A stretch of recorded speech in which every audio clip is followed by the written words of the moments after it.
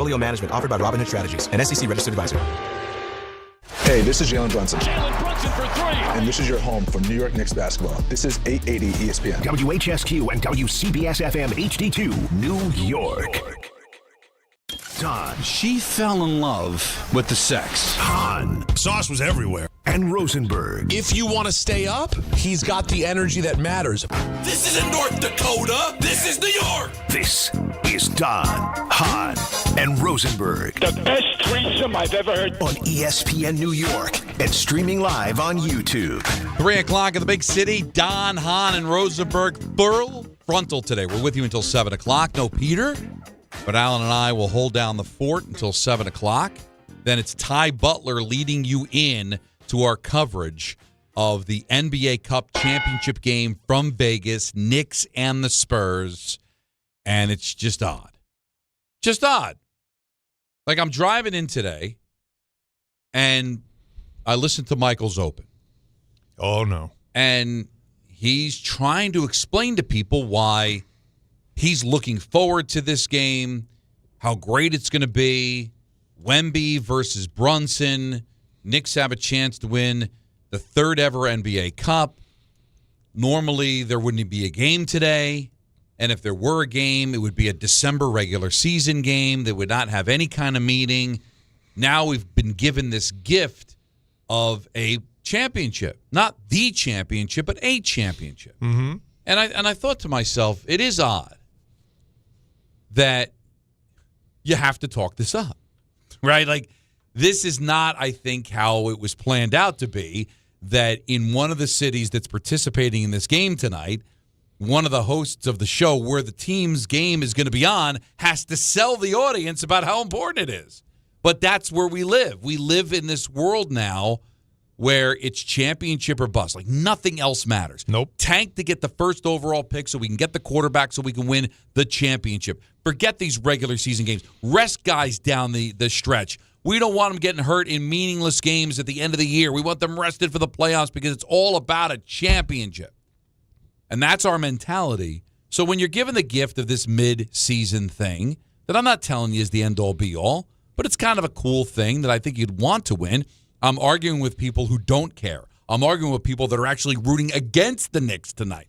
It is odd. We touched on it a little bit yesterday, but I'm just wondering what the pulse is as we are now hours away from this game. Are you watching? Are you hate watching? Are you at the edge of your seat hoping they win the game? Are you chewing your nails down to the bone hoping somebody doesn't get hurt? I mean, what are your emotions going into this game tonight? Yeah, I think the last part you said is something I was thinking about today when I was listening to that back and forth about, like the winning and losing and what matters and what doesn't matter, and the idea of the Knicks winning this would be so typical, or the Knicks losing this would be so typical, right? And I stopped and I said, no. The typical thing will be someone gets hurt. And that's nobody wants that. The league doesn't want. Like, that's the scariest part. It hasn't happened, and you don't expect it to. But that, to me, is the only thing that if you want to be negative about it, that's your concern because it doesn't count. This game, the Knicks will go into this game 18-7. Right. They will leave this game 18-7, regardless of a win or a loss. Right. Doesn't matter. They will go into the game Thursday in Indiana on a winning streak, regardless of what happens tonight. Okay? So those are all the things that we know. But to have like this problem with it that I don't get. Do I love it? I'm not saying I love it. Am I like watching it like you said? Am I at the edge of my seat and all? If there's 2 minutes to go and it's a close game, might lean forward because it's a good game, right? Yeah. And there's something on the line. But am I going into it with this great anticipation? Are there watch parties like and stuff like that? No. I'm just saying for people that don't get it, understand this. They've been doing this in Europe forever, soccer and basketball. This happens all the time. They have these in-the-season separate things that they play for, little trophies and little things to play for. And if you don't understand it, anybody that played high school basketball, you'll know what I'm talking about. This is the time of year, high school basketball. What do we have, everybody? What do you remember when your non-league schedule, before your league schedule really kicks in? What do we have? Christmas tournaments, holiday tournaments. Mm-hmm. We all do this. 4 teams go somewhere, And 4 teams, they'll play each other on Friday night, and on Sunday afternoon you'll play in the championship if you win on Friday night. And that's it. And you know what you get? A plaque. Do you get a banner? Do you get a plaque? It doesn't matter. But you win. So we're keeping score, and at the end of this little thing, this little tournament, somebody's going to be the winner. And I'd like to win. So that's all that matters. If you're a fan of your team, you care about this game tonight because it's the culmination of a bunch of games that were played that lead to one team that didn't lose. One team. And you want that to be your team. After that, we move back into the regular scheduled programming. That's it. So look at it that way. If your team is playing, do you remember the ECAC Holiday Festival St. John's used to play all the time? Mm-hmm. Oh, yeah. Did it matter? No. Oh, listen, but I did it matter called if they some won? of those games. Yeah, but it mattered if they won. Right. That was the first time I did a television play-by-play. I love it. For the Holiday Festival. I did both games of the doubleheader. I think it was. Who was playing? It was Rutgers. I gotta look it up. This is going back over a decade ago. Oh yeah, and then St. John's would play Fordham. Yeah, right? It was always local. And it was Rutgers played somebody like maybe Iona, something Wagner, like that. Wagner, And it was a doubleheader, and you did both games. MSG had it. Yeah. And it was fun. One time I did sidelines, and Mike Raspino did the play-by-play. Crispy. And the next year I did the play-by-play, and John Rothstein worked with sideline. And it was a lot of fun. So just think of it that way. Yeah, it's just that. Yeah, I'm going to take you. So I'm going to go there. All right, let's go. Okay. Because I remember my dad telling me about this, and I looked it up today just to get through everything. This is very similar. Okay. To the very first Super Bowl. Okay? The very first Super Bowl was not called Super Bowl I. No. It was called First World Championship Game, AFL versus NFL. And there were people, especially on the NFL side, why are we playing this game? We just won our championship. Now I got to play this fugazi game against this yo-yo league. Fakaka league. And then Green Bay goes in and says, okay, they wiped the floor with Kansas City. The next year they wiped their floor with the Oakland Raiders. And then it became a thing when the Jets won. And then it became the Super Bowl and all that. Wasn't that the first one that was called Super Bowl? The third one? The third one was called the Super Bowl. Right. So it wasn't the Super Bowl. And I looked it up. The game was at the Los Angeles Memorial Coliseum. There were 62,000 people there. So tons of empty seats. Yeah, it seats what? It got I think it the holds, Coliseum sat what, 90? It holds over 93,000 people. Okay. How much it held in 1967, I'm sure it wasn't 62,000 people. Yeah. So there's 30,000 empty seats at the building, okay? The television audience for the game for then, now it was on both CBS and NBC, so it got a monster number. A total of 51 million people watched, which, considering what ratings were back then, it's probably not that many people, right? Because you could be the number one television show now. 30 years ago, it would have gotten you canceled. Right. The numbers they were different. Yeah. The point I'm making is that in the very beginning of the Super Bowl, it was like the NFL team was like, we already won our championship. This is some sort of an exhibition. And then it grew into becoming the game that it is today. Yeah. I don't think the NBA Cup is ever going to grow to that because it's never going to surpass going to win a championship. But is it possible that, because we're only in the third year of this, that hey, this could still age well. And then 10, 15 years from now, this is something that's coveted, and you may look back and be one of those teams that won it as a big deal. Remember when the Green Bay Packers walk off the field beating Kansas City, you're like, all right, we already proved we were champion. We did it again. But now it's aged to where that's bigger than their NFL championship because they won a Super Bowl that wasn't even called the Super Bowl at the time. It's never going to get to that level. But could it grow into becoming something bigger? So why not have your name listed among the champions? Why not go out there and win the damn game? You got to play it. You're going to watch it because it's your favorite team. Why do we get so caught up in all of the conspiracy theories? Because that's how we are. We are now. Because it's now, and as we were discussing ways to put the fans in it and make the fans care, because all anybody's pushing, and I feel like now it's too much. If I'm the league, I don't love this. Is that everything's about how much money the players are getting. I don't like it either. Michael was talking about that too. Because that should not be the angle. But it's becoming it because it's the only way you can prove that the players care. Why do they care? Well, the money's on the line. And then there's people who think $500,000 to somebody making $40 million a year is nothing. When I remind people, it's not about how much. It's the fact that money's on the table. Because if you've ever been in these environments, and I have, a guy will put $20 down on the court in practice and say, I'll make 5 here before you make 5. Right. And then the guy puts throws 20 down on the court. And you know that's like the most important 5 shots they're ever going to shoot that day. Because you know why? It's not about how much. It's the ego. I beat you, and I got your money. That's all it is. So it's the same thing. If you ever been to the park and people are putting if NBA players could for one game bet on each other, I'm betting on me and I'm putting $500,000. I get $500,000 if I beat you. You don't think that now it matters? So that part is different than the players and how much money they get to have because they already have a ton of money. Why do they need more? That's just about ego. But I do agree, though, that in the future the NBA does have to consider how do you get fans to care more? Right. Is do what we talked about yesterday. Do some incentive so fans are invested in this thing and they benefit from it some way. But, if the players show like they care, fans will get caught up in it.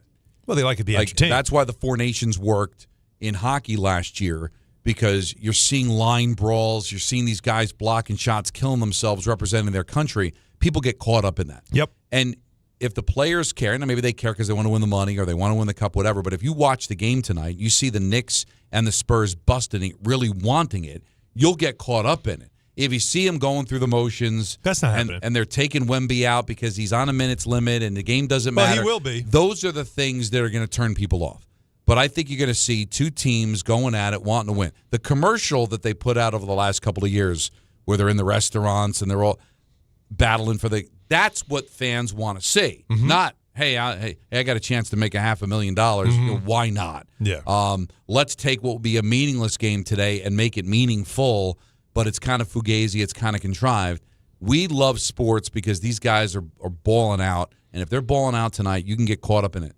So let's see what they bring to the table. Let's see how bad. I'm not going to blame you for not caring. And again, I think your level of I think if you're treating this like an actual championship, then I think something's wrong with you. If you're hate watching or not going to watch at all, then I'd have to question how big a fan you are. That somewhere in between is the answer of, hey, this would be kind of cool. But if we lose, am I going to lose sleep? Am I going to cry on my pillow? Am I going to call in sick the next day to work? No, of course not. No. But you know what? On December 16th, we got a Knick game. It's the biggest game the Knicks have ever played on December 17th or 16th, right? It's the biggest game they'll ever play in the regular season. All right. And Knick fans are crazy, right? They love their team. And I've been saying it. I don't think you should go take the 7th Avenue tonight. Mm-mm. And I don't think you should be, burning jerseys if they lose. But just have some fun with it, man. Why not win it? You've come this far. Why not take it? Yeah, and that's all it's about. But it is odd. And that's what you're expecting. Now, and that's all it should be about. And by the way, because I called a friend of mine in the league, because we've been talking about this, and this notion about the banner.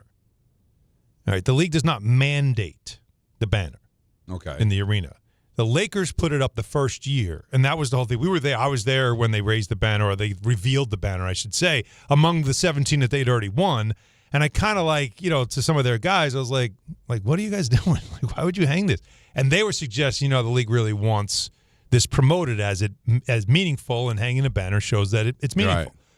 But I wanted to make sure, because I said, there's actually some consternation here in New York about if the Knicks win this game, they're going to have to hang a banner next to the 1973 World Championship banner, and that will feel like, something doesn't fit here. That doesn't belong there. And I was told, no, it is not. It's not mandated. The team could certainly do it, and they could also choose to just hang it in their training facility. They don't have to put it in the arena if they don't want to. But it's probably the right thing to do. But it's not mandated. But if the commissioner of the NBA strongly suggests, you probably want to do it, right? But here's the question, Don. Again, remove the fan thinking, and you be an owner or a team president. Does that banner represent anything to you? Yeah. I think it represents something. It's success in some way, doesn't it? It's success. Yeah, that's all it is. It's success. We were the best at this in the NBA. Hang it. Yeah. I think that's, again, if I'm looking at it strictly from I'm an owner or I'm a president of basketball operations and we just accomplished something, I would probably say, no, I want it up. Do I want it next to 73? Probably not. No, but I want it somewhere. It's not going to be as big as the championship banners, and there's not going to be, a huge ceremony where they're bringing back the 94 team, they're bringing back the 99 team. The game's delayed an hour and a half because it's a big they're not doing the reunion of the 25 you're going to show Cup champs. You're going to show up to that game and maybe the banner's already up. But it's going to be there right next to if you go to the Rock, right? The Devils have the 87-88 Patrick Division playoff champ because they win the Patrick Division. What? But they won or the Knicks have those, the division champs, division championships, or they throw up, some consecutive sellouts or whatever. There's banners. Yeah. I was in Ottawa the other day, and they got they retired Chris Neal's number. Chris Neal. Wow. Just because Because he just beat people up for a decade. Mr. And they Senator. love him. But that's what they want to do. They put the banner up. So what? Yeah. What do you want to look at? I know they've got the pinwheel. They've actually have a very attractive roof compared to some places. It is a place your eyes do go up. Catwalk or whatever. But if you ever travel around, and Alan and I are lucky enough to do it in the NHL and the NBA respectively, that when you walk around the arenas and you take a look at the banners and see some of the banners, I'm like, yeah, really? Yeah, that guy's numbers are tired. How about attendance record? Yeah, different things. Attendance champions. I've seen that. Yeah, I forget what arena it is, but there's like an attendance champion, meaning they had the most total audience of any other team in the league. Or the number of consecutive sellouts. They have that. Yeah. We've got the Garden already's got a banner for Billy Joel for consecutive nights at the Garden. That's another. The consecutive sellouts for Harry Styles. And what's the other one? The one that Mike Brownshire loves and Bob She's a Fish. The Fish one. Oh, yes. Yeah, that's that one too. The Baker's Dozen. That's 13 what it is. straight sellout. Right. Take a look at some of the banners, and they may not mean anything to somebody out of town, and it maybe won't mean anything to Knick fans, but it's going to be there. Yeah. Right? Yeah. So get over it. But they have to still win it. And I tell you what, one thing we know we're not talking about, this matchup. It's kind of compelling. It is. Wembanyama is probably not going to start again, and he'll be in a minutes restriction because he have to be. He's, by the way, calf strain he's coming back from. We all know when you hear calf strain, what do we all do? Oh, yeah, right? Achilles. And not that guy. So in a game that doesn't mean anything, they're going to be extra cautious with him to make sure that he's fine. He looked pretty good against the Thunder. But so there is opportunity here. But it is amazing when you think about it. He's 7'4" or 5. I forget what the latest is because he continues to grow. And he's great. And then there's Jalen Brunson, who's 6'1", and he's great. Don't you find that to be a compelling matchup, right? So you have that.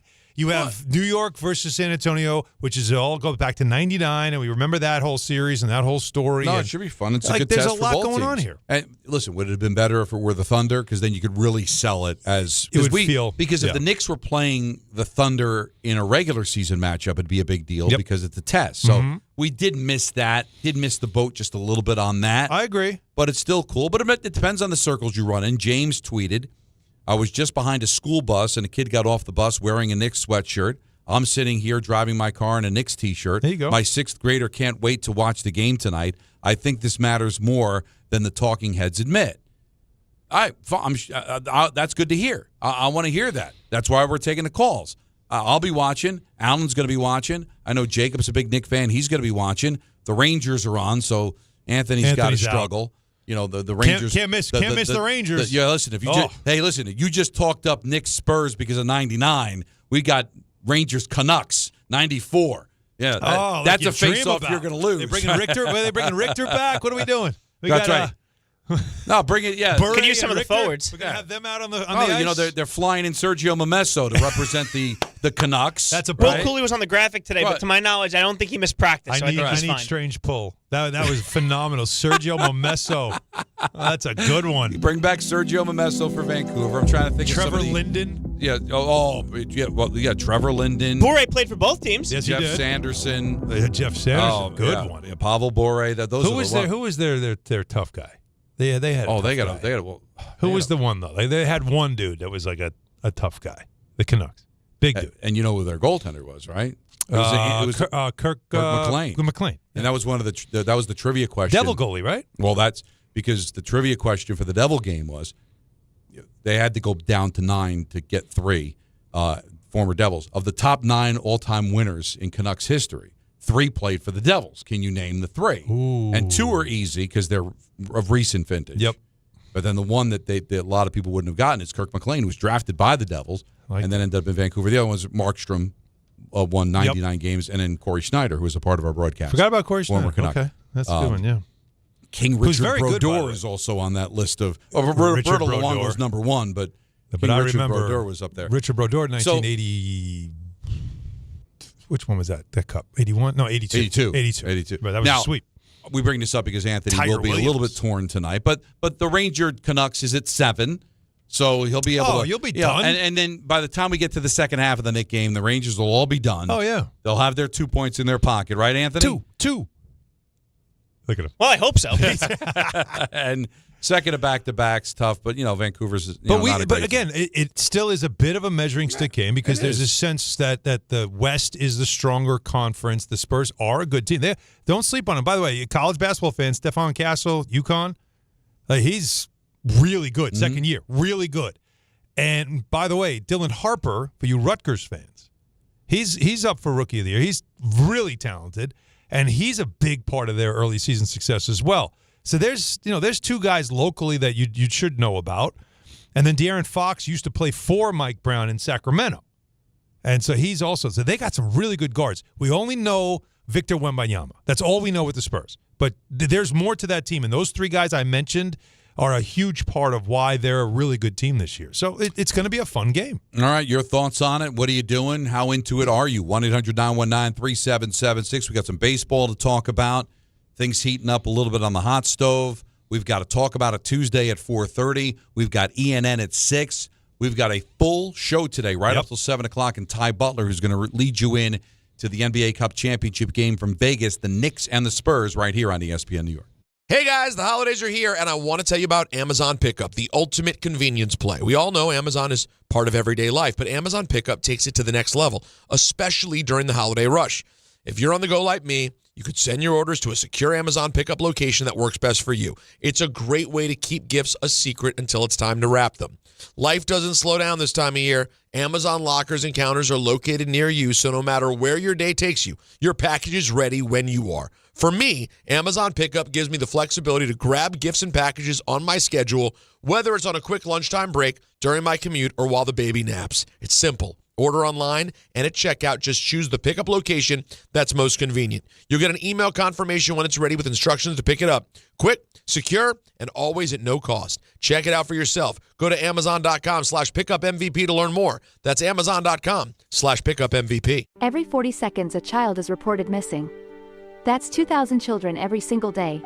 It's a heart-wrenching reality that we can no longer ignore.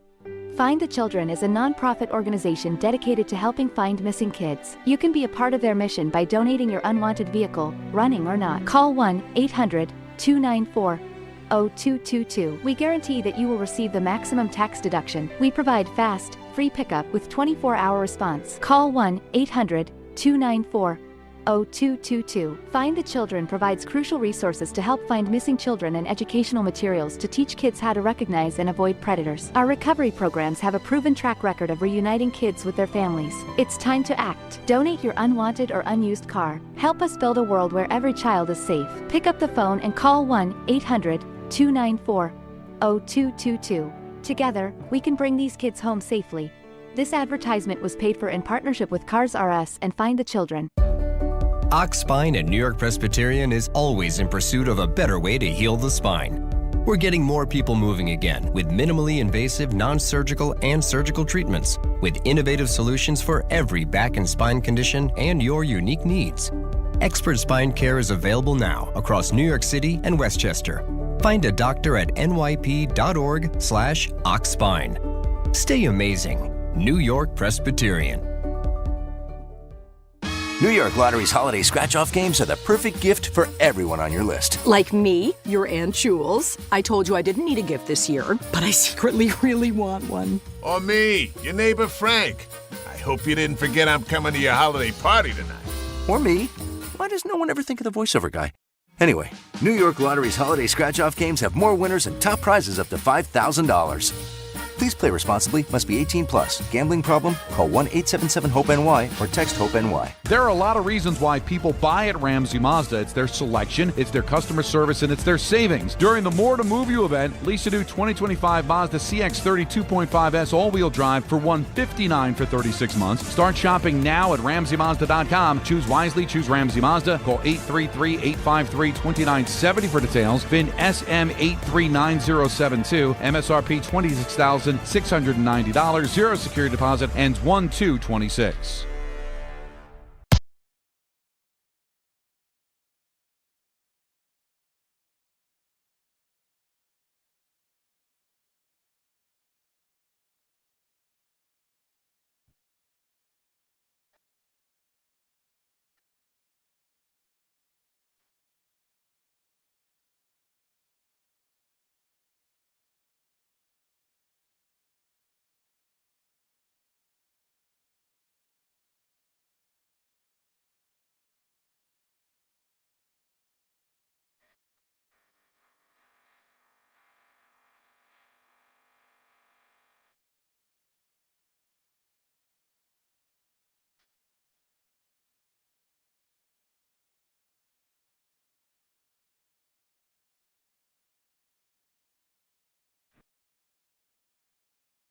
Too much on your list this season?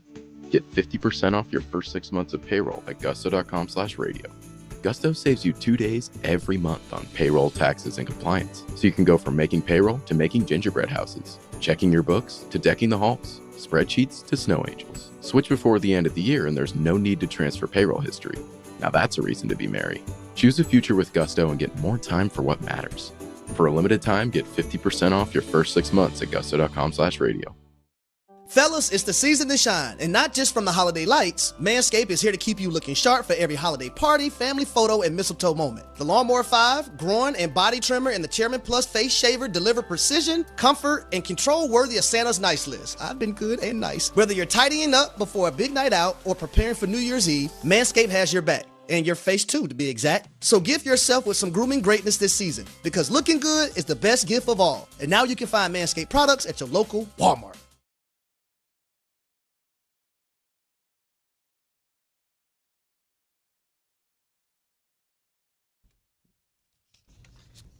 Game Time is brought to you by Tullamore Dew Irish Whiskey, because when it's game time, Alan.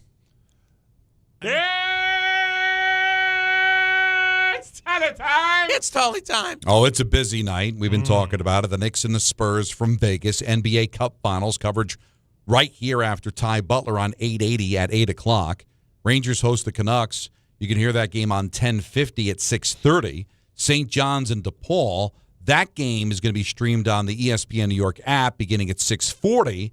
And the Detroit Red Wings are facing off against the Islanders, and that'll be at 7 o'clock.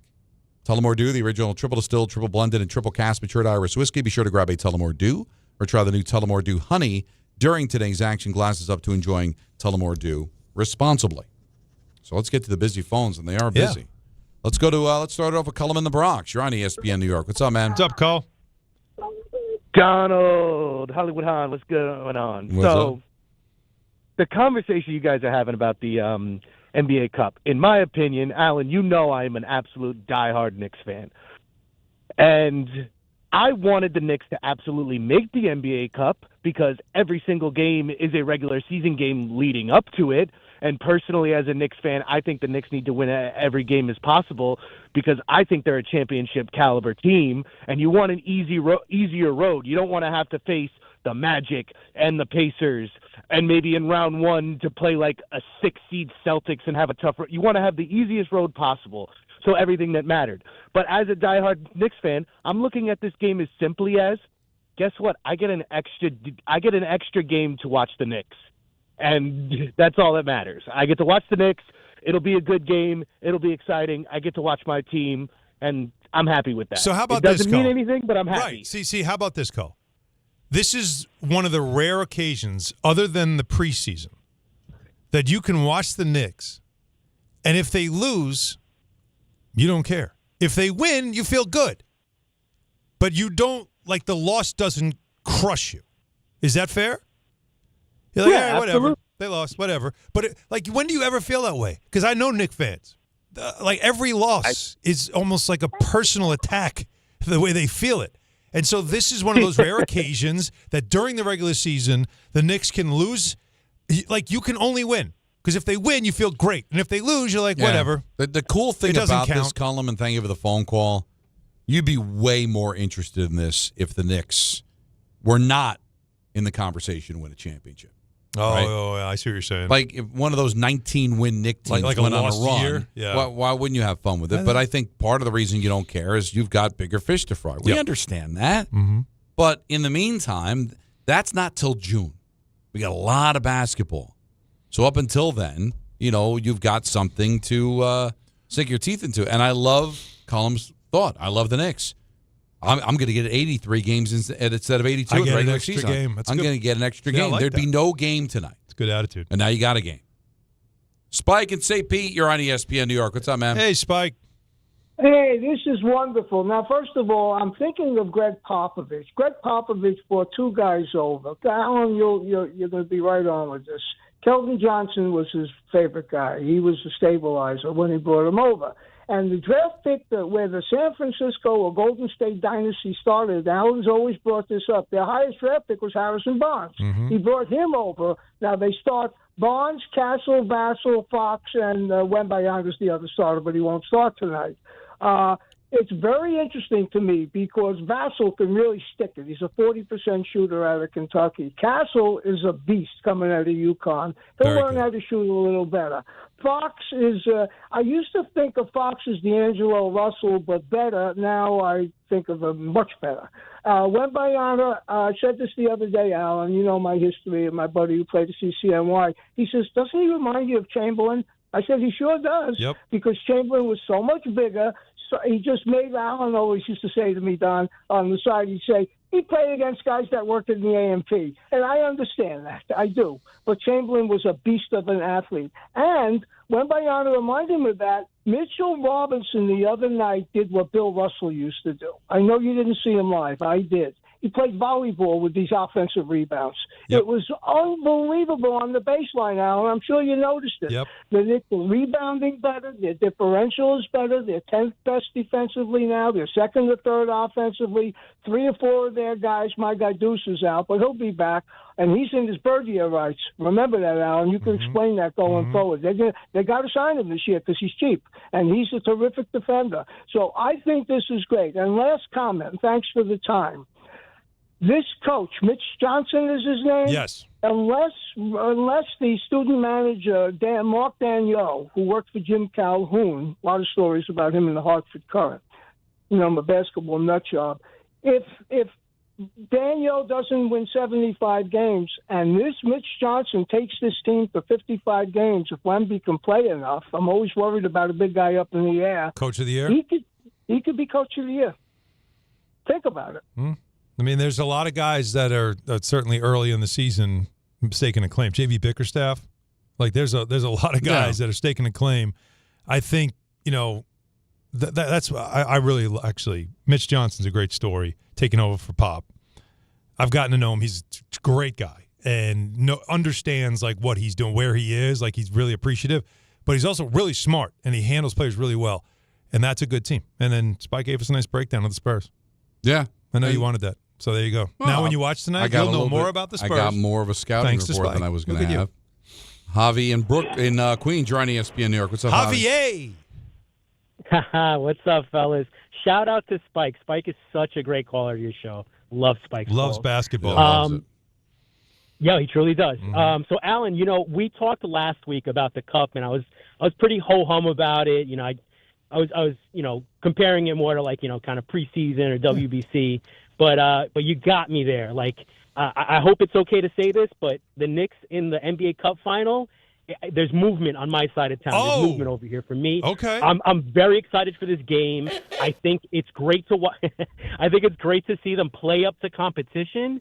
And I just, it's like gravy. Like if they lose the game, it doesn't really count for anything. But if they win, a lot of glory and a couple of extra bucks for these guys. But I have a prediction and I have an idea for future cups.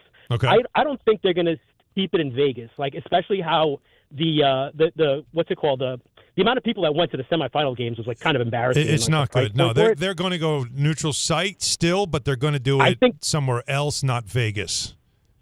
I think they're going to go to Abu Dhabi or Dubai for the final, since Emirates is all Who up in said this. that yesterday? And I did. You did? Yeah. That's I think so. I think they're going to go international with it, and then you get a much bigger buy-in. And I think a better reward than the money is you add one pick to the first round. You give the NBA Cup winner the 31st pick in the first round, or you give them the first pick in the second round. Because I think those picks are actually very, very valuable. Even if it's the first pick in the second round, I think that there's a lot of value to that. Pick 32 instead of it just being or money. 31. You do something right, exactly. Javi, it's not terrible. I mean, it does incentivize a little more. Players get money, coaches get money, but have it for the franchise. You earn a pick 31 suddenly is slotted in, and the winner gets it. The runner-up's going to want something, so maybe it's pick 31 and then pick 32 to the runner-up, or I don't know, something like that. Could you imagine, though, if they did this, Don, where the semifinals are now on the higher seeds home court, right, whoever's the better record, and then the winners have to go to, either London or Paris. Those are, the NBA goes to those cities. They've been to Milan. They've been to Abu Dhabi, obviously. Can you imagine if they just rotate it? Adam Silver does have an NBA Europe in the back of his mind. You know what? You can't schedule a game Knicks Pacers in Indiana 2 days later like they have right now. Yeah. It's bad enough they're going to have to hop on a plane after the game in Vegas and then go to Indy for the game Thursday. So what if they did this? What, for the All-Stars? No. Well, I still say that's how they should have done it, but they're not. But could you see that? A rotating European cities hosting NBA Cup championships, knowing you're going to get crowds. You're going to fill the place. Yeah.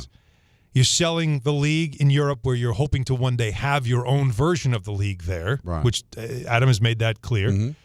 And what's the difference? What's the time difference? No, time difference is not a big deal. The only reason I brought up Saudi Arabia is not the interest of the NBA going there. It's what if Saudi offer, $3 billion, then you might have no choice but to just have to take it because it's just so much money. Mm-hmm. Now, we talked about interest among the fans, but Karl Anthony Towns, there would be great value in the Knicks winning the NBA Cup. I think the Cup is big for us just for the energy it brings to our team, to have the opportunity, one, to win it, and then God bless we are to win it, do our part. I think it brings great energy to the team, a great mojo. It also brings that feeling of winning. It's no matter if it's the Cup, NBA Finals, winning anything, winning any game, when you get that feeling of winning, it's addictive. And, obviously I want us to have that mindset where we're addicted to the next championship, if we could win this one. So I think this is a great start for us to understand the standards needed to win at a high level, at a championship level. Also giving us that feeling of, there's nothing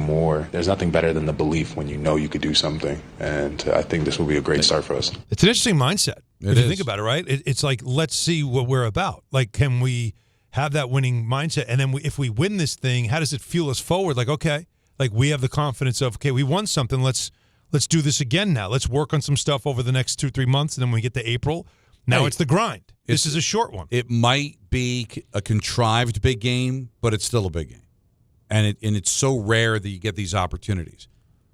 Coaches will come up with bulletin board fodder to get you excited about a game.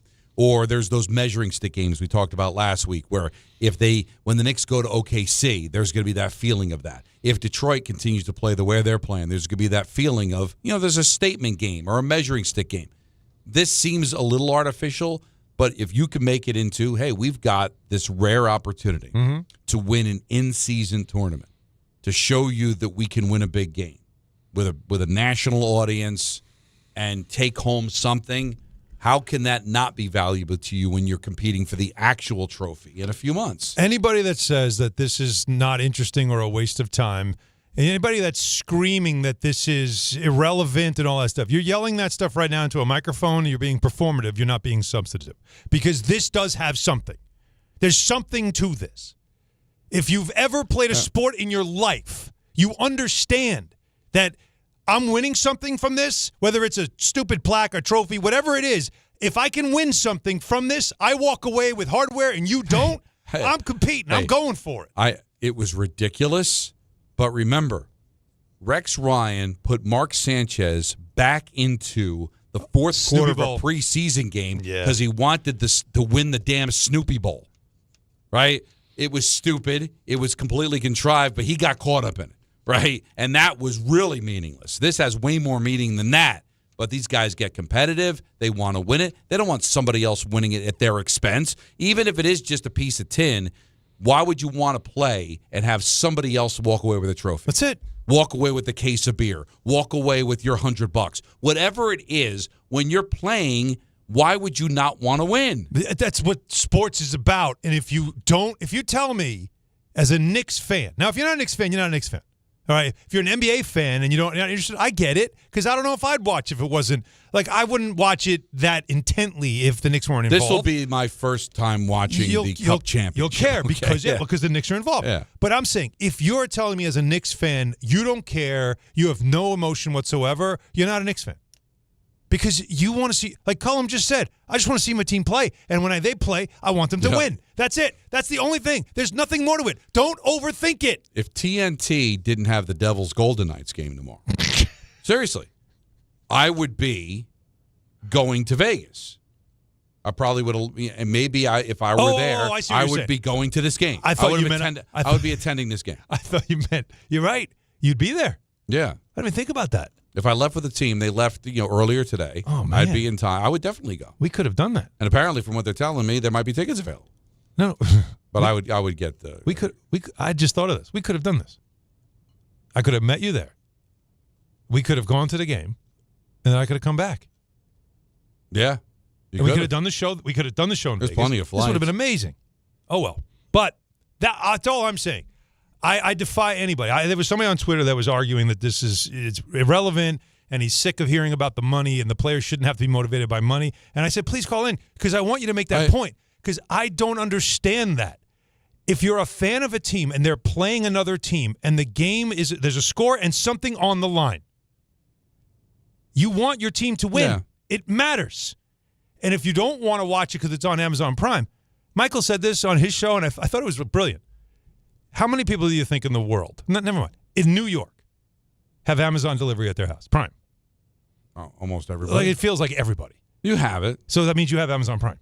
But that means you can watch it. I know, but there's a stigma to apps to a certain demographic. I'm sorry. Of people. What else is going on tonight? That's right. The Rangers are playing. Yeah, and that's going to knock Anthony that's out of it. the box Anthony's for at least out. the first. But you can catch the second half. Out. But there's a lot of other things going on there. But people do get down on the app thing, right? Because again, you just said it. How about down are they on Thursday Night Football? You're a Jets fan or a Giants fan? Your team is garbage. Thursday night, though, I'm sitting front and center. They complain, but everybody's But I'm not watching. watching this. Yankee fans complain, and yet they still get packages delivered. That's and right. They just don't. Yankees have 20 games on this. You got it. Oh, but you I may can't not know watch you this. have No, it, I'm not watching but you have it. Give me a break. Or you can listen right here. We got coverage. We have Ty and Monica. You don't have to. You don't have to watch. You can listen. Don, Hahn, and Rosenberg take you up until 7 o'clock, and then it'll be Ty leading you in to the Knicks and the Spurs right here on ESPN New York. If you've been injured on a construction site, then you need a lawyer who knows New York's unique labor laws. At the Parisman Firm, they have decades of experience handling construction accident cases and a proven track record of delivering huge results. Their team has already recovered nearly $1 billion for hardworking New Yorkers. From scaffold accidents to slip and falls and equipment failures, they've got your back. Call the Parisman Firm now at 718-WORKERS. That's right, 718-WORKERS, because your case is their cause. Get the justice you deserve today.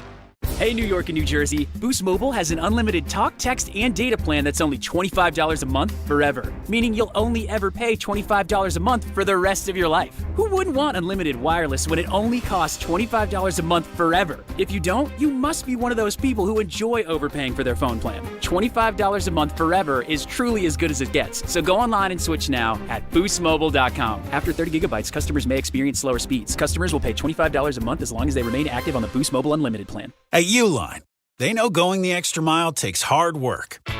For companies pushing to go further, Uline will go the distance with you. 24/7, they answer the phone to get you the shipping and industrial supplies you need. Business can move fast. Unexpected large orders, adverse weather, new safety guidelines, and changing economic trends. Uline works hard keeping 41,000 items ready to ship, minimizing detours on your way to the extra mile. Visit uline.com. Finding great candidates to hire can be like, well, trying to find a needle in a haystack. Sure, you can post your job to some job board, but then all you can do is hope the right person comes along, which is why you should try ZipRecruiter for free at ZipRecruiter.com/ESPN. ZipRecruiter doesn't depend on candidates finding you. It finds them for you. Its powerful technology identifies people with the right experience and actively invites them to apply to your job. You get qualified candidates fast. So while other companies might deliver a lot of hay, ZipRecruiter finds you what you're looking for. The needle in the haystack. See why 4 out of 5 employers who post a job on ZipRecruiter get a quality candidate within the first day. ZipRecruiter, the smartest way to hire. And right now, you can try ZipRecruiter for free. That's right, free at ZipRecruiter.com/ESPN. That's ZipRecruiter.com/ESPN. ZipRecruiter.com/ESPN. ZipRecruiter. Getting more as a MyLowe's Pro Rewards member is easier than ever with the Lowe's app. Download it today and earn 500 points the first time you log in. Plus, your digital wallet helps you scan, save, earn, and access what you need to manage it all in one place. Download the Lowe's app and take advantage of your Pro benefits today. Lowe's, we help, you save. Valid 12/1/25 through 1/7/26. Offer valid for first login per organization only. Loyalty program subject to terms and conditions. Additional restrictions apply. Visit Lowe's.com/terms for more details. Subject to change.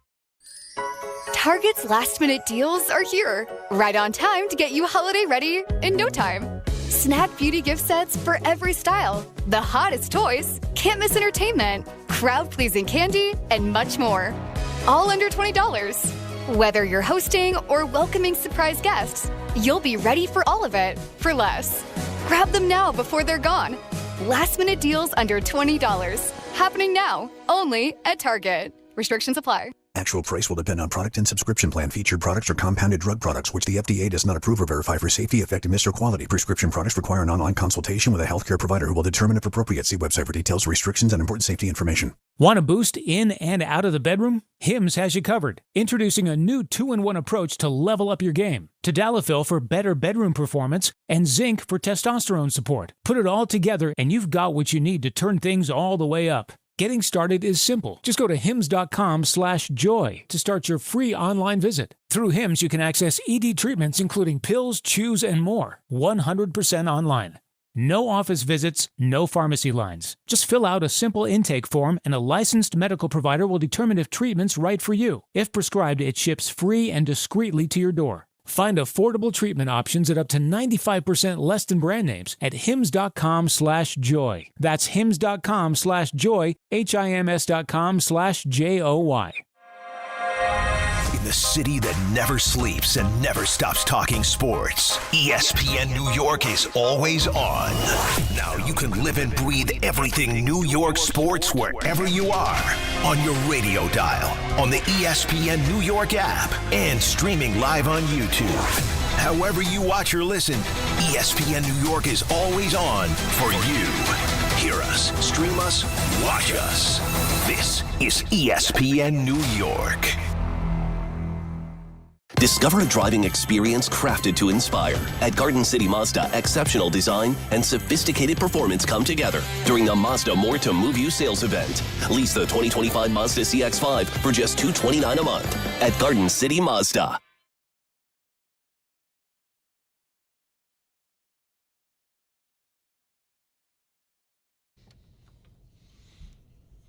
Where do you stand on a little REO?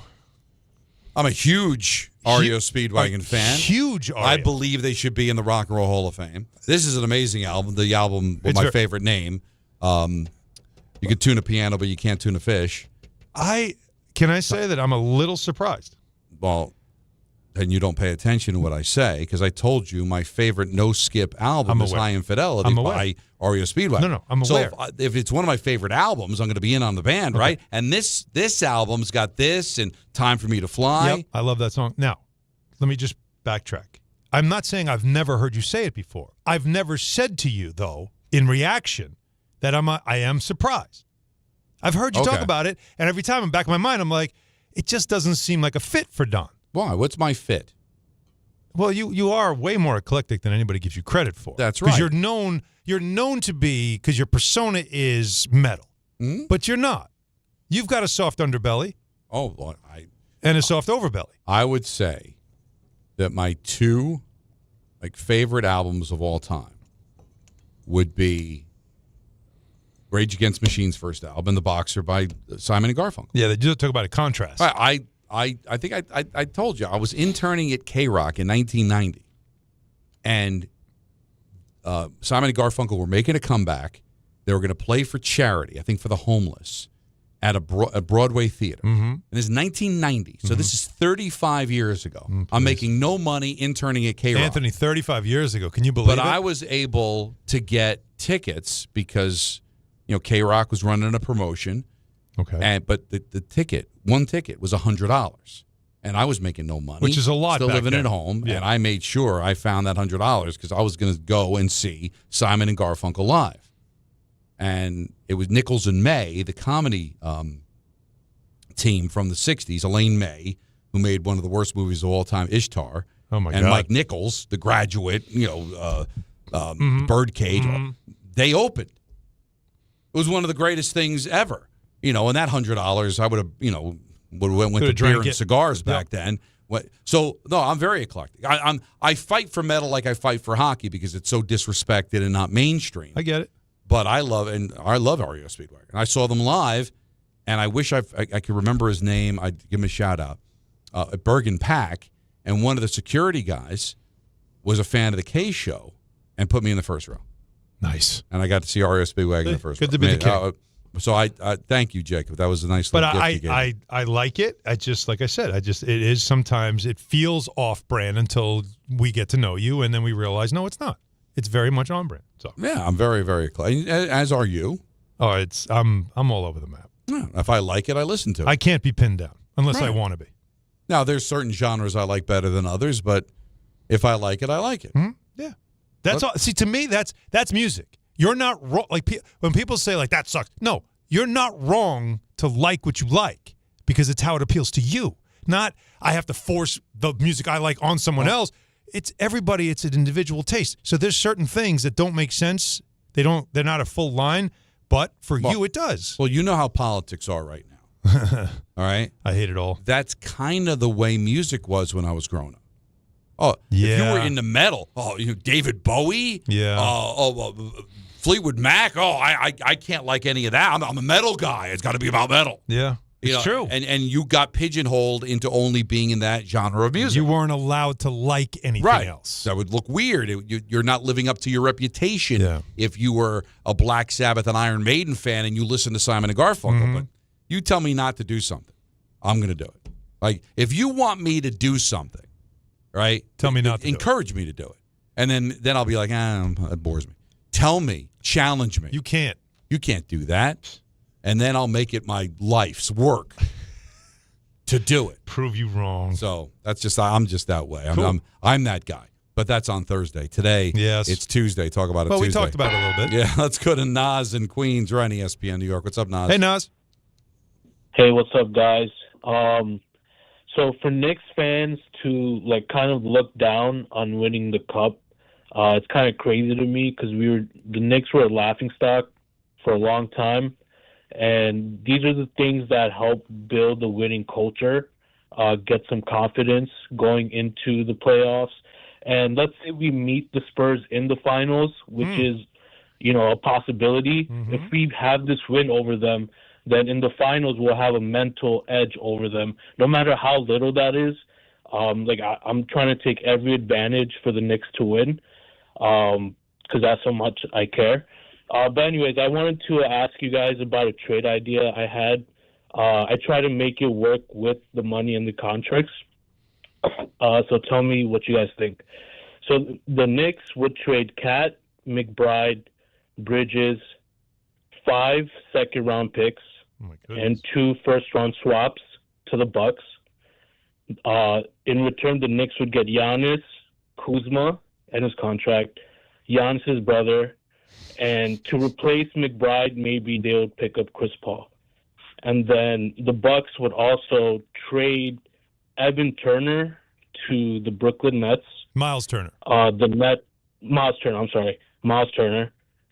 And they would also get 2 first-round picks back for Evan Turner.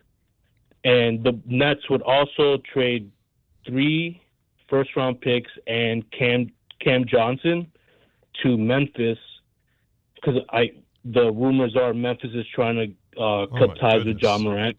This would be great. So let's say this is sports. This is so Nas 1, 2, 3, 4, 5, 6, 7, 8. That'd be a record trade. Like that's almost. Remember when I told everybody? And thanks for the call, Nas. But remember when I told everybody that this is going to be an incredibly complicated trade to make, and during the regular season it would be. This is what I mean. That's very complicated. It's almost unnecessarily complicated. So, E for effort, though. That's a lot, man. You wrote it all down. I was trying to keep up. But once he got to John Moran, I was like, okay, I'm done. Like we're all over the map. And he kept saying Evan Turner.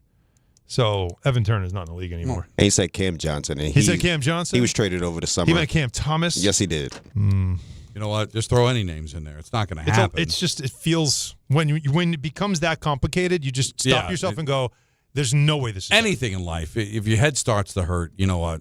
Tap out. Yeah. I don't know if I want to trade guys like Deuce and Bridges anyway, but okay. Flavio in Brooklyn. You're on ESPN New York. Hey guys, hey Don, hey Alan. Hey Flavio, you got a 12-player trade to offer to us here? So I was thinking about a trade, but after that call, I was like, you know what? Scratch that. I'm not going to even bother. So I'd rather talk about the NBA Cup. Yep. So I was telling Anthony Busick that I heard on the podcast a couple of days ago that John Winthrop was rooting against the Knicks. If you're a Knicks fan, and me personally, like I could never root against the Knicks.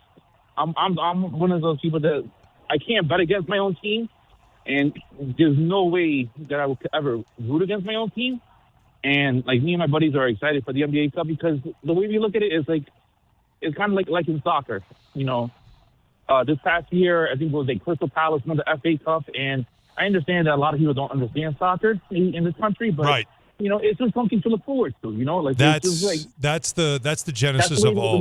No, you're absolutely right, Flavio. Yes. Meanwhile, we have John Winthrop here, and we have not asked him.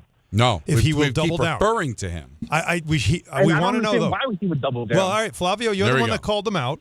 So Flavio called you out, John, because the other day you revealed that you don't want the Knicks to win this game. So do you still feel that way? Or you hate watching tonight because you don't want them to win? Come on, John, make the right decision. No, I still do feel that way. I don't want to see them win. And whether they raise a banner or not, I can't have that be the first championship I see. I know I saw the Rangers in 94. Though. None of my teams have ever won. I've been on this earth for 43 years. I don't need an NBA Cup to be the one.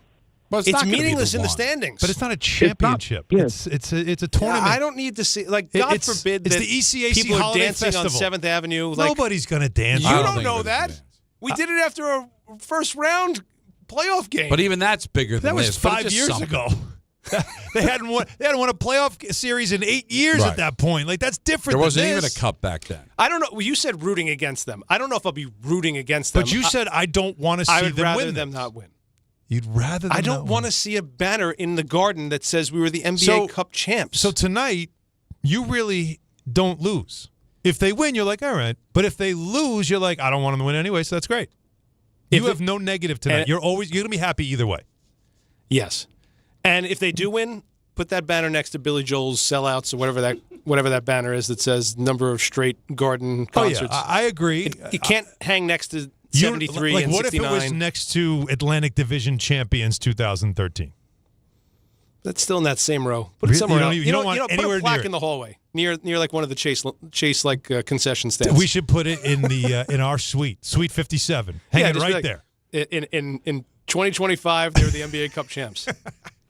So all right, so you're staying with this. You really don't want to see them win tonight. I tell you what, if it was the Thunder that won, I probably would have in the moment been rooting for because I do think it's going to be the Thunder. Okay. Come June. All right. The team that has to be beat, and I would have said, let's see how we stack up, but no. All right, John. He's on the record. I want to talk some baseball, but I also want to dive a little deeper into these. I don't want to see a banner.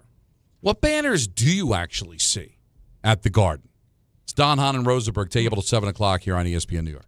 Listen up, New York. It's football season, and you should be out there enjoying every play, every tailgate, every moment. But if you're dealing with neck pain, back pain, joint pain, or sciatica, even getting off the couch can feel like a challenge. That's where Dr. Jay Shaw at Sandwell Pain comes in. He's one of New Jersey's top pain specialists, Ivy League trained, double board certified, and dedicated to getting you back in the game. Here's the difference. No surgery, no scars, no long recovery, no pain medication. Just precise, non-surgical, image-guided procedures that get real results. Dr. Shaw treats everything from neck pain, back pain, migraines, nerve pain, and chronic joint pain. And he builds a custom game plan that's right for you. Same day or next day appointments are available with offices in Woodbridge, Livingston, and Inglewood. And yes, most major insurances are accepted. So don't let pain keep you on the sidelines this season. Go to SandwellPain.com to call, text, or book online. Relief is closer than you think, and it starts today. 880 ESPN, WHSQ, and WCBS-FM HD2, New York. A Good Karma Brands radio station. New York Lottery's holiday scratch-off games are the perfect gift for everyone on your list. Like me, your Aunt Jules. I told you I didn't need a gift this year, but I secretly really want one. Or me, your neighbor Frank. I hope you didn't forget I'm coming to your holiday party tonight. Or me. Why does no one ever think of the voiceover guy? Anyway, New York Lottery's holiday scratch-off games have more winners and top prizes up to $5,000. Please play responsibly. Must be 18 plus. Gambling problem? Call 1-877-HOPE-NY or text HOPE-NY. For over 100 years, Slomin's has been your trusted partner in comfort. When it comes to home heating oil, we deliver more than just quality fuel. We deliver peace of mind. With price protection, automatic deliveries, 24/7 service, and up to 30 days to pay your invoice. Our dedicated team is just a call away, ensuring you stay warm and comfortable all winter long. Slomin's, New York and New Jersey's largest heating oil provider, proudly serving our community for generations. Give us a call today at 866-GET-HEAT or visit oil.slomins.com. Caffeine doesn't have to be bitter or boring anymore. 5-Hour Energy shots are bringing the flavor and the energy. One of my personal favorites, Strawberry Banana, is giving smoothie vibes in a compact caffeinated shot. Whether you like your energy sour, fruity, or tropical, with 17 flavors, there's something for you. And yeah, it's got as much caffeine as a 12-ounce coffee, but zero sugar and no crash. Big flavor, tiny bottle, tasty caffeine done right. You can grab yours in store or hit up 5hourenergy.com or order on Amazon today. Wendy here. If you're looking to add a star player to your financial roster, you should take a look at SoFi's personal loans. SoFi's got some amazing moves that would be a valued addition to any team, like low fixed rates when you consolidate your debt, no fees required, and as soon as same-day funding. View your rate at SoFi.com/roster to get started. Loans originated by SoFi Bank, N.A. member FDIC. Terms and conditions apply at SoFi.com/roster. NMLS 696891.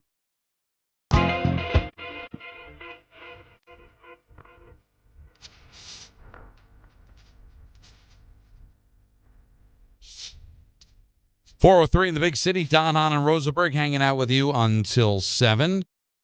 Peter's out. He'll be back after the first of the year. I thought I had it, and now it's bothering me, of the list of all the banners at the Garden. Oh, I could go through them. I don't know if you could. Wait a second. Now, never mind the retired numbers. Stand by. You know the retired numbers. But besides the retired numbers, for the Knicks, you take a look at some. It's odd, and I would stare at them all the time when I'd be at the Garden. All right, Donnie. All right, and this 69-70, 72-73 World Championship banners. Okay, the exact same size alongside. So you've got those two banners. Then you have the Eastern Conference Championship starting in like 1950. Well, to be specific, the 50-51 Eastern Division champions. Ah, yes, that's right, because it wasn't conference. And they did that in 51-52. Because they went to the finals. 52 and 53. Right. And that's with the old logo with the Knickerbocker bouncing the basketball. Father Knickerbocker, Right. right. So then you go and have the Atlantic Division Championship, 70-71, 71-72, 88-89. Right. 92-93. 93-94. Right, which is silly because now you've got a banner for the Atlantic Division Championship, and then you have another banner for the Eastern Conference Championship. Because they went to the finals that year. But why is that silly? Because the Atlantic Division is you won it during the regular season. You finished first. Understood. Okay. But it's still... And then 98-99 is the Eastern Conference Finals champion. Oh, I'm sorry, the Eastern Conference Championship. Right. That's the only other banner. And then... Oh, and then there's the 13 Atlantic Division, right? Yes. That's the last one. Yes. Now, they could win the division this year. They could. They're in first place. And if they did, that's the thing about it. Even if they don't win the NBA Cup, the next banner that could go up could be a division banner with this for this season if they win this division because they're in first place now. Now, you take a look at the Rangers. They've got their Stanley Cups. Yep. But they also have 2014-15 regular season champions because they won the President's Trophy. Metropolitan Division champion that same year, which is redundant because if you win the President's Trophy, of course you won your division. You were number one in the league. So you don't like that one? Well, I don't mind it. I'm just saying. So the NBA Cup's going to bother you. You go to Madison Square Garden, you see all these banners. Billy Joel, 104 consecutive sellout at the Garden. Yeah, the Baker's dozen for Fish. Right? That's a good point. The Holtzman was at 613 wins.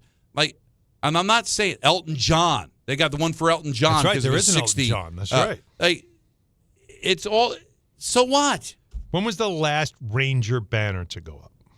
Was for winning the Metropolitan Division in 23-24, and then they won the regular season championship that same year. Presidents. So there's two banners. Okay. But they put regular season champions. They don't put President's They didn't Trophy. put. Now, why would they do that? I don't know. 23-24 they put up there. Okay. So All those right? are the last ones. So that's a lot of banners. So really, would you notice it? Well, that's what I'm saying. You've got all kinds of banners. All right. Is it going to – because John's argument was I haven't seen a champion. Nobody is saying this is a quote-unquote championship. You won the NBA Cup. You didn't win a championship. You won the NBA Cup. You compete for a cup. It's a midseason tournament. You won it. Nobody's going to call you the champions of the cup. Well, the NBA will. Well, but that's it. But you can't – when you're having a conversation about your team winning a championship, and John Winthrop, who was just in here, is our pinhead suit. Program director of the radio station. Big Knick fan, big Ranger fan, big Jet fan, big Met fan. All right? And the only championship that he has seen in his lifetime that he actually saw was the 94 Rangers. Mm-hmm. So you think you're having a conversation. So, John, tell me about the championships you saw. I saw the 94 Rangers, and I saw the Knicks Cup championship in 2025. Like, no, he's not going to throw it out there because it's not a championship, but it's a cool thing to have. Can I also point out that when you get to the finals, you're called Eastern Conference champions. Right. Do we say, hey, they were champs that year? No, they just happened to win the Eastern Conference, and they called it they called the Eastern Conference you're championship. a cup champion. They don't say you're the Eastern Conference Finals winner. No, you're the Eastern Conference champions. Right. So they say it, but it doesn't mean that's what it is, right? So this is the same thing. You accomplish something. It is, what does it mean in the grand scheme? Nothing other than what Karl Anthony Towns said, which I thought was pretty poignant, which is as a team, you want that vibe that we are winners. But I can't make you care. If you don't care, I get it. You don't care. Right. Because you might still be watching the game because your favorite team is playing, but you can care less or couldn't care less about any of that. But to root against them, well, that just to me is taking it. To ever see your team in this particular spot, because what are you gaining? Like, even though I disagree with it, if it's helping a draft pick or getting a coach or a general manager fired, that's one thing. You're getting something for that. Mm-hmm. What are you getting for the loss? It's not going to be.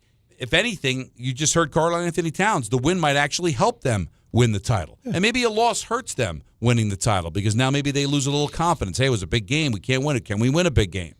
We couldn't win a big game the last time we faced a big game against the Pacers in the Eastern Conference Final, and now we're facing a big game against the Spurs. We lose that. I don't want a narrative to get created that we can't win big games. Is it in some way, and this will help us transition to baseball, what I was saying when like a team makes the wild card in baseball, you're not in the playoffs yet. You're in the postseason, but you're not in the playoffs. No. You're earning your way in. It's the same as the play-in in the NBA. If you're a 10 seed, you're not in the playoffs. Then you're in the postseason. Right. You got to win to get the seed. Then you're in. Same thing with the wild card. The wild card teams are playing each other for the right to get into the playoffs. Yes. That's all that is. Yeah, that's it. So would you agree? It's sort of the same thing. To make a wild card is not like something to celebrate. You don't put a banner up saying we made the wild card that year. No, that doesn't count. Make the playoffs. Win a playoff round. Like if I win the wild card round to advance to the division round, I don't put up a banner saying wild card champion. Some might. You don't, because all it did was earn you a way into the playoffs. That's all it is. You win a round, then you could say that. Then you could say that you won a playoff series. I'm wondering, have there been teams? I bet you definitely when there was only one wild card. When it was one game? No. When remember, because there was one wild card and they played a game. I'm talking about when they first brought the wild card in. Yeah, where you played 95. the same series the divisional winner did. It just you played the worst divisional winner, and there were people that didn't care whether they won the wild card or the division because it didn't matter. You're still going to be playing a best of 5 series anyway. I bet you there were teams that made the playoffs and put up a banner the next year that they were a wild card team. Oh. I don't hold me to this. But isn't it the same But thing? I believe, Yankee fan, somebody tweet me, call me. The Yankees won the wild card in 95. Yes. They were the first ever American League wild card team. Correct. I think they had some sort of a pennant or a banner representing that the next year. I'm not saying they rose at it. I'm not saying they had a ceremony. But for some reason, I think going into the 96 season, they had something to signify that they were the first ever American League wild card team. I'm sure it's gone now because that led to 4 championships in 5 years, and then it just became tissue paper at that point. The Rays put up wild card berth banners. Okay, that is true. But did the Yankees at some point, whether it was a pennant or on a pole or some sort of something signifying they were the first American League wild card team in 95. Because remember, that was also a streak of time. They hadn't gone to the playoffs since 81. So it was kind of, at the time, you laugh at it now with all the championships they had, but for some reason I remember something in the beginning of 96 where something that signified they were the first American League wild card team. Check that out. Okay. But since you brought up baseball, and a ton of people want to talk about the NBA Cup, we're going to continue taking your phone calls all day. We've got the Talk About It Tuesday coming up next. We got ENN at 6, led by Anthony Pusick. Take up until 7 o'clock, and then Ty Butler. Free agency's been kind of a dud in baseball. There's been a lot of speculation, not much really to go on. We're waiting on Bellinger. We're waiting to see any other free agents that might be able to shake loose. Rumors here, rumors there. There was a big tease because we had the winter meetings and something was going to happen at the winter meetings. Nothing really happened at the winter meetings. Explain to me how this is good for baseball. It's not. When the other sports say free agent starts at 3 o'clock, free agency starts at midnight, bang, 12 hours later it's over. Everybody has already signed, at least the big names anyway. You have a frenzy. Everybody goes nuts. And then, all right, everybody go back to their corners, and then we get ready for the season. Mm-hmm. Isn't that better than sitting here all winter long just waiting for something to happen and nobody talking about your sport because nothing's going on? And then you tease them by saying, winter meetings are coming, and Jeff Passan is there, and Nightingale is there, and they're all going to go, and they're all going to be coming back to us with info, and then nothing happens. Mm-hmm. All we get is the stupid limericks from Boris. And now we're sitting here getting closer to Christmas, and nothing. And by wouldn't the it way, be better to just say December 1st, it's on, and just have a day? Michael always would say, no, I'd rather have it for the whole winter. What are you doing? You're dragging your feet. Nobody cares. Donnie, so the NFL has the legal tampering period, right? Mm-hmm. Then you have the official beginning of the new league season, and that's when free agency really does begin. So all the legal tampering stuff that you hear about then comes to fruition. Bang, bang, bang. All the signings that matter. Yeah.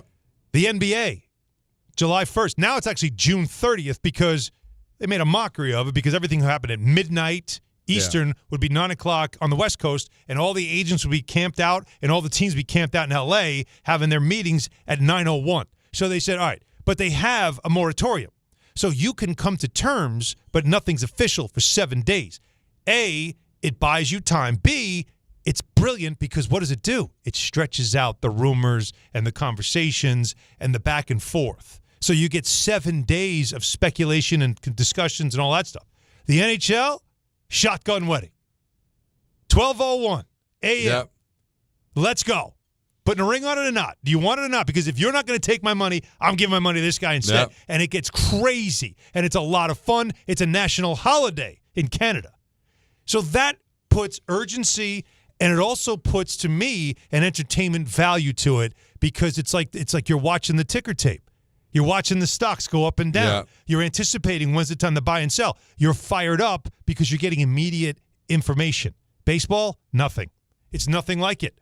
It starts out with this idea of you know who the players are, you know who the teams are, you know who the agents are.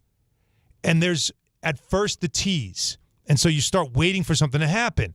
And you'll get one or two things to happen, but then it gets quiet. And then what happens is the holidays come. And the worst thing for baseball is that when the holidays come, a few things happen. Number one, people are distracted. Number two, football takes over. Football takes over. And you're now secondary. And number three, a lot of people in sports media take time off. Yeah. So you're not getting the hot story anymore. Right, because we were talking about this, because you're done on Friday, right? So you're going to take the 2 weeks off which is tradition. I agreed to work that Monday. Because you're a saint. If on the 23rd, nothing will happen on the 24th or 25th. Or the 26th, 27th, anytime leading into that week, Bellinger signs with the Mets or Yankees, not having your main hosts on, listen, should Major League Baseball care about that? Yeah, they should. Yes. Because the reason why we take off that time is because it's a dead time. Mm-hmm. Even during a ratings period, it's called the holiday book. No one cares. Nobody wants to win the holiday book. So you know what? Everybody gets a chance to take off. Get your vacations in during the summertime. Get your vacations in during the holiday book. Get the time in with your family while you can, because when we hit January, we know it's 100 miles an hour So when your football. team signs somebody, don't you want to know that all the hosts on the sports stations are around, that everybody's, all the ducks are in a row so you can get the most attention possible The for right this. reporters are available, the everything. You want all of that. But you also, to me, want a beginning and an end. You want bookends. You want to understand that the prime signing time is in this window.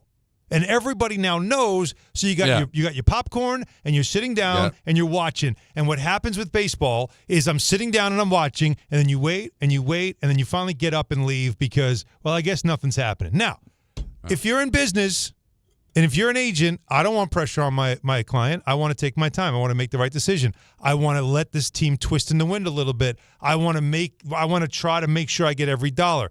So I understand you don't want the urgency because a shotgun wedding is not necessarily the best way to make a decision. But it's really not good for the product. No. Because in the other sports, it works. Yeah, Michael's argument always was, don't you want to have the whole winter? God, no. I'm sorry. You can't be arrogant enough for that. As you said, you got the holidays. You've got football. Playoff football. There's a lot of things going on, and you don't want to have to be secondary. Because imagine, Bellinger signs with the Mets or Yankees in a year where maybe the Jets or Giants are getting ready for a big playoff. I know, stop laughing. It's at some point we may get back to that. And it's like, why wouldn't you want that moment? And you could strategically put it. You could look ahead of time. This is the day. And you pick days that in major markets there isn't that much going on. You do it like on a Tuesday or Wednesday, so you don't have to worry about football getting in the way.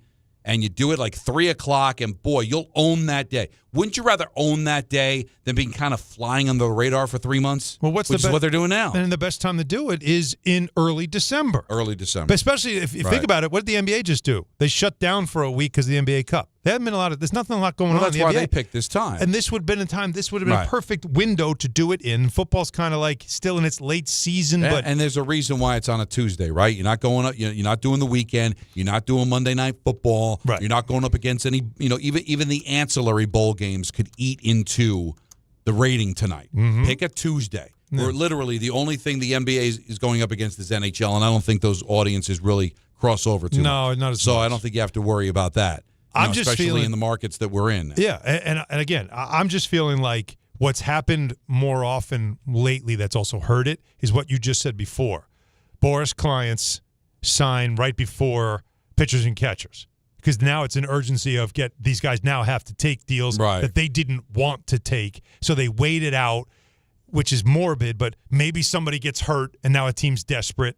That's a real thing. No, so if you don't get offers that you like, you wait it out.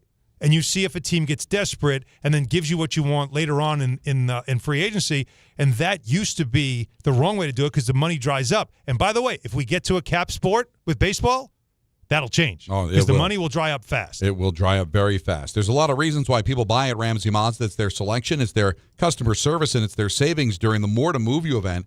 Lease a new 2025 Mazda CX-30 2.5S all-wheel drive for $159 for 36 months. Start shopping now at RamseyMazda.com. Choose wisely. Choose Ramsey Mazda. Call 833-853-2970 for details. VIN SM839072. MSRP $26,690. Zero security deposit. Ends 1/2/26. Don gives good VIN. Let's go to Al in the Bronx. You're on ESPN New York. What's up, Al? Hey, gentlemen. How are you? Good. Okay, so I'm just a little frustrated with New York sports, the attitude. I'm listening to a guy like John that it's a bad thing to win. Why would it be a bad thing to win? Knicks fans have watched our team suck for so long. Let's just enjoy seriously, let's just enjoy the cup. These guys are, and I don't want to take too long here. These guys are used to playing tournament-style basketball. Hahn said it from the time they were in AAU. So so there is something to this for these guys. These guys are into it. If the players are into it, the fans should be into it. That's all I had to say, gentlemen. Well, I with you. The other thing that John didn't get to, that we talked about a little bit yesterday, is the whole perception. Oh, fans are going to say, "Oh, well, that's the only thing the Knicks can win." And then if they lose it, what do you think fans are going to say? Oh, you can't even win that. Right. Why do you worry about what other people think? You're a sports fan. You're a Knicks fan. You shouldn't expect other people to get it. Well, I'd rather you criticize me for winning than losing. Exactly. You're out there, went all the way to Vegas. Last I checked, Vegas is not around the corner. You went out there, you beat the Orlando Magic, which was not nothing, and it was a game that counted in the standings against a Magic team you might have to face in the playoffs come springtime. And, hey, the Thunder might have been waiting there, and that would have been a big deal. But who knows? Maybe the Spurs will be there come June. You don't know. But to be a part of something cool, if you don't like it, fine. But to sit there and root against them, I don't know. I think you're miserable. Coming up, talk about it Tuesday. Let's talk about it. Then plenty of calls on the baseball, on the basketball. We'll get into hockey a little bit later on. Anthony's got a great ENN that he's cultivated for 6 o'clock. Take you right up to Ty Butler as he's going to be all over Knicks and the Spurs, which will start at 8 o'clock right here on ESPN New York. Do you have trouble getting in and out of the bathtub? Are you afraid you'll slip and fall entering or exiting a tub? Safe Step walk-in tubs can transform your bathtub from an area of concern to a calming refuge. Call them today at 1-800-731-4558 and save $1,600. Safe Step walk-in tubs and showers are proudly made in Tennessee and offer an ultra-low step-in, avoiding that difficult climb over a traditional bathtub wall. They also offer a variety of therapeutic benefits that may help soothe your aching muscles and joints, increasing your mobility, boosting your energy, and improving your sleep. Safe Step walk-in tubs are designed to easily fit your existing tub space and are often installed in as little as 1 day. Just dial 1-800-731-4558 today to save $1,600 and receive a free shower package. That's 1-800-731-4558 for a free no-obligation consultation and to save $1,600. Safe Step walk-in tubs. Safety never felt so good. The holidays are here, and Amazon Pickup is your MVP of package pickup. Need that perfect gift like a brand new jersey for the big game? With Amazon Pickup, you can grab your order from secure Amazon lockers or counters near you on your schedule at no extra cost. It's fast, it's easy, and it keeps your holiday surprises tucked safely away. So whether you're running from work or heading to the holiday party, Amazon Pickup makes holiday shopping worry-free. Find your nearest Amazon Pickup location at amazon.com/pickupmvp. That's amazon.com/pickupmvp. When you're streaming Stranger Things on Netflix, hurry! Okay, wait! Don't take slow for an answer. Switch to Optimum Fiber for the fastest, most reliable, and most consistent internet speeds, starting at $25 a month. And this holiday season, get Netflix and so much more on us. Call 888-4OPTIMUM or visit Optimum.com today. Whoa, did you see that? Optimum, don't take slow for an answer. Netflix subscription required. Terms apply. See Optimum.com for details. This is Rick Brunson, the assistant coach from the New York Knicks. I'll be driving to our games this season in style in my new Jeep Gladiator from Princeton Jeep. My friends at Princeton Jeep gave me all-star treatment, and you can expect the same thing. Just mention I sent you, and they'll treat you like family. Princeton Jeep has tons of inventory and great deals on new vehicles. Visit Princeton Jeep at 1045 State Road in Princeton, New Jersey, or online at PrincetonJeeps.com and tell them Rick Brunson sent you. This college football season, show your school spirit every time you pay. Introducing college-branded Venmo debit cards. Rep your team on and off the field with custom school designs that let everyone know who you root for. Whether you're tailgating, grabbing snacks for the watch party, or celebrating a win, you can unlock 15% cash back at ESPN, 1 free year of Perplexity Pro, and more. This college football season, score more with the Venmo debit card. Get yours now in the Venmo app. Learn more at venmo.com/collegecard. Max cashback varies. Terms apply. The Venmo MasterCard is issued by the Bancorp Bank, N.A. No gift? No problem. With Target's last-minute gifts, the holidays are a breeze. You can score on the hottest toys, beauty must-haves, chocolatey stocking stuffers, and much more. And if you need it now, no worries. Swing by any Target store today and snag all the stocking stuffers and gifts for the most magical season yet. Step into the holidays, check off everything on your list, and save big on your last-minute gifts. Only at Target. Restrictions apply. Now let's take a look at the traffic with Brandy Scott. Thanks so much, guys. Still a great ride at the inbound George. No big delays for both the upper and lower decks. But if you're getting on the southbound West Side Highway, you're jammed there heading toward the 79th Street Boat Basin. We've got a crash out there in the left lane. Best of it's the outbound George, southbound Deegan and Henry Hudson. Cross Bronx westbound, just crawling from White Plains Road through to underneath the apartments. Outbound Lincoln, your best ride at 15 to 20. Outbound Holland, around you 30 to 40. No relief on the FDR southbound over by the 59th Street Bridge. Still have a broken down van in the right lane. You're packed there from the Triborough on down. Staten Island Expressway westbound. Some solid delays heading over to the West Shore from the Verrazano on through. This report is sponsored by the New York City Department of Transportation. Speeding ruins lives. Drivers, watch out for pedestrians and cyclists and slow your turns to less than 5 miles an hour. I'm Brandy Scott on 880 ESPN New York. Texting enrolls you in recurring automated marketing text messages. Consent not required to purchase. Message and data rates may apply. The team's looking good this season. I think so. Man, I miss playing football. Ever since I turned 40, I just can't find that fire I used to have. Think it could be lower testosterone? What do you mean? I was feeling the same way. After 40, the body has less testosterone, and men lose their edge. That's why I take Nugenix Total T2. That's the testosterone booster, right? Yes, but Total T2 is their brand new formula that skyrockets nitric oxide levels in as little as 3 hours. Since I started taking it, I've been lifting like when we played for Coach Carter. My energy is way up, and it even spiced up things between me and the missus. Are they still giving out complimentary bottles? Yep, just send a text. Text AREA to 42424 for your complimentary bottle of Nugenix Total T2, the next generation testosterone booster. Text now and we'll include a bottle of Nugenix Thermo X, our newest, most powerful fat burner ever, absolutely free. Text AREA to 42424. That's AREA to 42424. These statements have not been evaluated by the FDA. This product is not intended to diagnose, treat, cure, or prevent any disease. Sometimes you just can't take it anymore. You're done. I'm done. This is Let's Talk About It Tuesday. Hang up on this idiot! With Don, Hahn, and Rosenberg. Talk About It Tuesday is driven by Ramsey Mazda. So do you want to start or do you want me to start? No, I'd like you to start. Now, it snowed on Sunday. And I had to clear my car off. You know how I feel. How much did you guys get in Jersey? I would say at least 6. Yeah, I brought out the tape measure. Went out on the deck, 7. Yeah, it was more than I was expecting. They were saying 3 to 5. So I had a 9:30 meeting to be at the Rock for, because we meet 3 hours before face-off. And you had a game Sunday. So that means I got up at like 7 a.m. because I wanted to see what the snow was going to be like, and because I'd have to shovel and get out in time to be able to get to the Rock, which is like a 45-minute ride for me. And I see this, oh my God. So I shovel out a path for myself because I didn't have a lot of time, and I clean the car off. And it's not easy. I've got an SUV. So I got to get out the big broom and make sure that as much of the snow that I can reach is off the roof. Why? Because I don't want to get a ticket, and I don't want to be throwing snow in the face of somebody driving behind me. All right? Now, it's not an issue day of, because there's not many cars on the road, and most people are just going really slow. Sunday morning. Because I was on the turnpike. It was tough.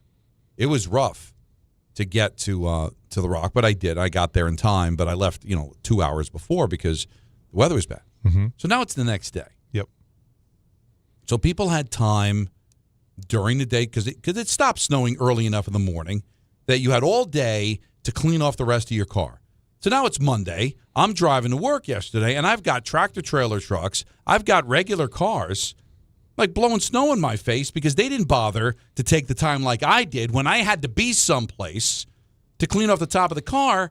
I mean, that's dangerous, man. I felt like I was in a blizzard driving behind some people. And at one point, you can say, well, Don, why don't you just go around the car? Okay, I got a car in the fast lane in front of me, spitting snow at me, and I got a tractor-trailer. And the tractor-trailer, I get, that must be really hard. And maybe they came in Monday morning, they've got deliveries to make. You're not reaching up They up should there. do something about it. But then that's that. So I'm in a blizzard for like 6 miles because I can't get around these cars. Dude, I took the time up against it on Sunday to clean off the top of my car. Now, if one of your cubes is about to explode, maybe you didn't have time to do it, but why do I have a feeling that it was just you're too lazy, you didn't think, I'm just going to clean off my window, and everybody else, because that's the way it is now, I've got someplace to go. You could die. I don't care. As long as I get to my Mahjong game on time, that's all that matters to me. I mean, it's dangerous, and it is illegal. You can get a ticket for that. But, of you course, never do, though. I don't see anybody pulled over for it. No. I'll get pulled over for it the one day I decide not to do it. But I don't think I'm better than anybody. All right? I don't. So if I was able to take the time during the blizzard to clean off the top of the car, when it would be completely understandable, hey, I got a game to go, I got to go back in the house, I got to shower, get my suit on, get to the Rock, I still did it. So what's your excuse for not doing it a day after the storm is over? And you're flying 70 miles an hour on the turnpike, throwing snow all over the place, and then sometimes, especially when it's really cold like it was yesterday, where it sometimes just comes off as snow, and sometimes chunks of ice come flying at you. It's jarring when you see it, too. You ever see it like one big piece just come flying off a car, and it like starts to spin in the air, and then it shatters, like it just all of a sudden plummets to the street and shatters. You realize it's snow and a little bit of ice, but still kind of jarring, and if it hits your windshield, forget it. No, it's dangerous, it's careless, and it's lazy. But it's really lazy. We're in an area where, the give or rip level is zero. Nobody cares. And, so I got the SUV, and luckily I'm 6 feet tall, but I still needed the broom. And what I'll do is I'll go right to the front, take the broom, and shove it all through the back. And the thing is, what also makes it difficult is now I had to shovel around the car to get to the car. Of course. Now I got to shovel again to get rid of all the snow that I just took off the car. But I did it, and I'm not better than anybody. Why didn't you do it, punk? You ever try leaf blower? You have a backpack leaf blower? Like a pretty high-powered one? I do not. Okay, I do. And I tried it. Because when the bushes, when the snow gets on the bushes and it starts to pull the branches down, like it's not good, like arborvitaes and, and green giants, like it's not good for the bushes. So you got to knock off the snow. So I saw somebody doing it one time, and I'm like, does that really work? So I threw on the backpack blower. Okay. Right, fired it up. And I'll tell you what, now it creates a big blizzard of snow, but it works. Cleans off all the bushes. And if you try it on the roof of your car, I wonder if it'll work as well. Probably. I haven't tried it on the car, but it's something to think about. Now, I'm going to go there. Okay. And these are people that I like and respect. Oh, no. But there are people with snowblowers.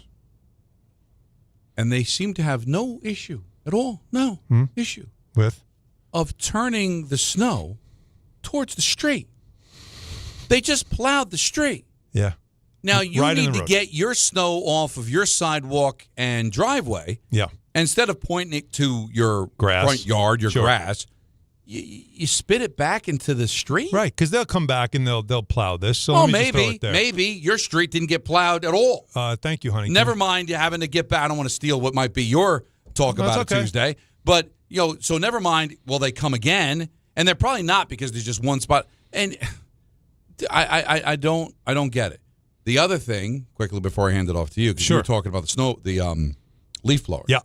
I don't know if this was AI. I saw it today on social media. Somebody with a flamethrower.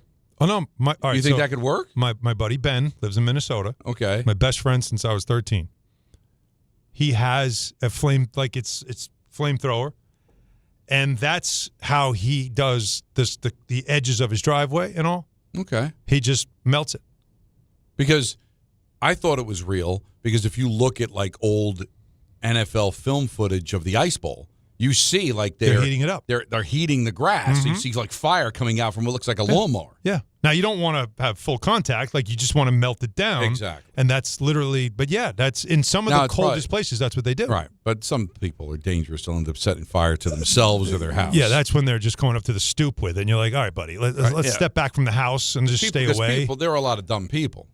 There are a lot more dumb people than I thought. I wanted to just get that off my chest. Yeah, I'm glad you did. No, that's a good thing to get off your chest. I really have nothing to add to it, because that's that's something we all should be talking about now, because this is going to be a very wintry winter. Does that make sense? It sounds like this is the beginning of what could be a very long, we're going to get a lot of snow. winter. Yeah, that's what the forecast has been. The almanac has told us this is going to be a very snowy, cold winter. So be ready. We're going to have to probably take care of snow a lot. But so the only thing I could add to it, because it's frustrating, because as you know, I'm very much home improvement, very much hands-on DIY. Like, I like to work around my house. It's my favorite. It's my zen. Mm-hmm. But I suck at taking care of engines. Okay. So I have a snowblower, and I couldn't start it, and it drove me crazy.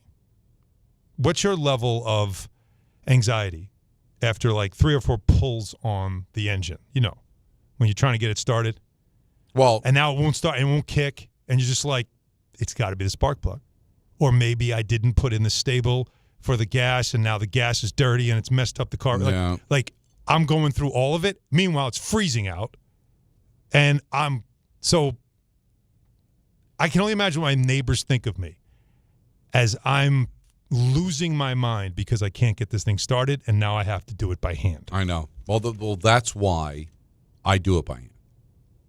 That's why? Because I've got the snowblower, but then and something I forget, because because Nancy's big on siphon the gas. Like when winter's over, don't leave the gas in there. Get it out. Or put in stable. Right. So what I end up doing is I start it and then just let it run out of gas. I'm not siphoning anything. Yeah, but you never know when. You don't know when you're done, though. That's the problem. Like, you could use the snowblower throughout the winter, and then suddenly you don't know the last time you're taking it out of the shed. You don't know. I try to wait until we're in that zone. All right. So did I put gas in it? Then you could turn the gas line off. I did that. All right. Is it the spark plugs? Because what I have the electric one where I could plug it in and it just hit like almost like a barbecue. I have the same thing. And then that doesn't work. And then you got to pull. And you asked my level of anxiety. Well, on the 5th pull, I'm probably pulling the rope completely out because now I'm done. So the aggravate. So I'm like, you know what? I know this shovel doesn't need spark plugs, doesn't need gas. Yeah, but you know what it needs? It needs that ticker you have on your chest, and you got to be careful. You know what? But me trying to start the damn thing is going to give me a heart attack faster than shoveling the snow on my driveway. So no. I know that shovel is going to work. So I'll let you know a secret. I ripped it out. Yeah, of course. The cord, it's out now. So the only way I can start it now is to plug it in, is to use the plug and use the plug in the electric starter, but it won't kick. Can't get the plug out because for whatever reason now, I I was like the amount of cursing that came out of, like, seriously, I was the father in A Christmas Story when he's battling with the burner. Yeah. Right? That was me. And I'm thinking to myself, my neighbors must think I'm a psycho now. I lost my mind, and I had to calm down from it. No, I get it. So that was a good talk about it Tuesday. I feel better about it. And Danny on Long Island is going to piggyback on mine. You're on ESPN New York. What's up, Danny? First of all, the line from The Christmas Story from Ralphie was, "My father worked in profanity the way other artists worked in oils and clay." A true master. It is such a great line. It's so absolutely, absolutely spectacular line. The way others worked in clays and oil. Don, before I get to my actual question on talk about it Tuesday, I agree 100%. If I was not a chop buster when I was a police officer, but I'm driving down the road. I can't stand these people. I would have my broom on me, and I would pull over a car and say, "Do it so I clean it off." I wouldn't give you a ticket. But now that we're at the top, there's people that called pothole or porthole drivers. They make a circle so they can see out. No side views, no nothing. It's absolutely dangerous. You have to clean off your car, and there's no excuse for it, and you're 100% right. My actual question for the day is, in the overall scheme of the season, who has a bigger game today, the Knicks or the Islanders? Well, how big is the Islanders' game? Like, what is the at give Detroit? Me the, Listen, the way they've been playing some of these tougher teams, Tampa Bay a couple of times, and now Detroit on the road, and they're getting. I think they have the second best record in the conference now. They do. They do. This is. I mean, I'm just saying for like talk about growth of a team and development and believing that you're as good as anybody. This to me is a very. I mean, it's only one of 82, of course, but I think this is a big game, just like it's a big game for the Knicks. I agree with what the Knicks player said, Kat. You want to win. You want to win the game, prove to yourself. And same thing with the Islanders. And I think they're both. So I will be watching the Islander game actually. But if I was rooting for the Knicks, if I was watching it, I'll probably watch both. I'd be rooting for them to win. The entire thing about the banner. I just want to say one thing. People make something important because they're trying to make money out of it. And then they're trying to put the importance on me. I don't have to think it's important. It's not making me any money. It's not. I like the championships. I'm not rooting against my team, but I could care less. Right. It's a money making thing. All right. So here's two things. Number one, it is actually an interesting game, Don, because the Islanders have 41 points, the Red Wings have 39. If the Islanders lose, the Red Wings could move up and tie them as far as the standings in the conference. So that's one thing to keep in mind. A win makes it 4 in a row, gets them to 20 wins. It's really starting to build. But the idea that somebody created something to make money off of, isn't that what sports is? Pro sports is literally creating something to make money off it and to tell you should care about this, which is why I always think it's funny how here in the States we get things backwards. The regular season is 6 months, and that's irrelevant. The 2 months after it is the only thing that matters. So you could be the best team for 6 months, and no one cares. But if you're the best team for 2 months, that's the greatest thing in the world. That's ass backwards. But it's sold that way, and we consume it as such. Well, because everybody wants to add playoff teams to make the regular season more meaningful. Right. So that teams that had no shot now have a shot. Mm-hmm. But what they've done is make the regular season irrelevant for the other half of the teams that now don't need these games because they know they're going to make the playoffs. So for those ancillary teams, like the Islanders, the regular season's important. It really they weren't guaranteed a playoff spot when it started, right? But for teams like the Avalanche, teams like Carolina, I know I'm going to the playoffs. So in the Florida knows eventually when they get Barkov back and they get Kachuk back, they're going to go to the playoffs, right? But you keep adding these playoff teams, so that means that for a large percentage of the league, these regular season games have become meaningless. Yeah. And the NBA has been forced now to come up with this cup because to make their regular season a little bit more exciting. But there's other aspects to it I want to bring up when we come back. Don, Hahn, and Rosenberg, we're going to take you up until 7 o'clock. We've got 6 o'clock, we got ENN, and then Ty Butler at 7 is going to lead you into our coverage at 8 o'clock of the Knicks and the Spurs in the NBA Cup right here on Let's talk about it Tuesday, driven by Ramsey Mazda. Sure it's was. the experience of driving a new Mazda and buying a new Mazda from Ramsey Mazda. Choose wisely. Choose Ramsey Mazda on ESPN New York. 1-877 Cards for Kids. KARS Cards for Kids. 1-877 Cards for Kids. Donate your card today. 1877 Cars for Kids. KARS Cars for Kids. 1877 Cars for Kids. Donate your car today. Ready to get rid of that old car? Donate it to Cars for Kids. Call 1-877-CARS-FOR-KIDS to reach a friendly live agent. Donation's super easy, and your car can be picked up as soon as tomorrow. Call us now, 1-877-CARS-FOR-KIDS. That's Cars with a K to donate your car today. 1877 Cars for Kids. Donate your car today. Hurry! It's your last chance to donate for 2025. Last chance! Donate now for a 2025 tax deduction. To help those who want to be helped, but may not be able to afford it. That's what PGA Tour winner Grayson Murray had envisioned for a foundation before he sadly took his own life at just 30 years old.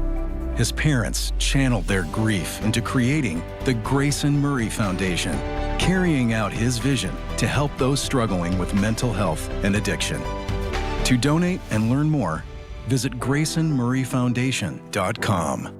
If you've been injured in an accident that wasn't your fault, then you need a lawyer who knows New York's unique personal injury and workers' compensation laws. At the Parisman Firm, they have decades of experience handling all types of accident cases and a proven track record of delivering huge results. Their team has already recovered nearly $1 billion for injured New Yorkers. From construction to car accidents and slips and falls, they've got you covered. Call the Parisman Firm now at 718-WORKERS, where your case is their cause. Get the justice you deserve today. Friends, it's football season, the best time of the year. You should be out there tailgating, cheering on your team, and enjoying every Sunday. But if you're dealing with neck pain, back pain, sciatica, or nerve pain, even getting off the couch can feel like a challenge. You don't have to live like that. There's help. Dr. Jay Shaw at Sandwell Pain is New Jersey's top pain specialist. He's Ivy League trained, double board certified, and is dedicated to helping you get back in the game. Here's what makes the difference. No surgery, no scars, no long recovery, no pain medication. Just precise, non-surgical image-guided procedures that deliver real results. Dr. Shaw treats neck pain, back pain, joint pain, migraines, nerve pain, and sciatica with a plan that's customized for you. Same-day and next-day appointments are available, and with offices in Woodbridge, Livingston, and Inglewood, relief is always close. So don't let pain keep you on the sidelines this season. Visit SandwellPain.com to call, text, or book online. Most major insurances are accepted. That's SandwellPain.com. Relief is closer than you think, and it starts today. Discover a driving experience crafted to inspire. At Garden City Mazda, exceptional design and sophisticated performance come together.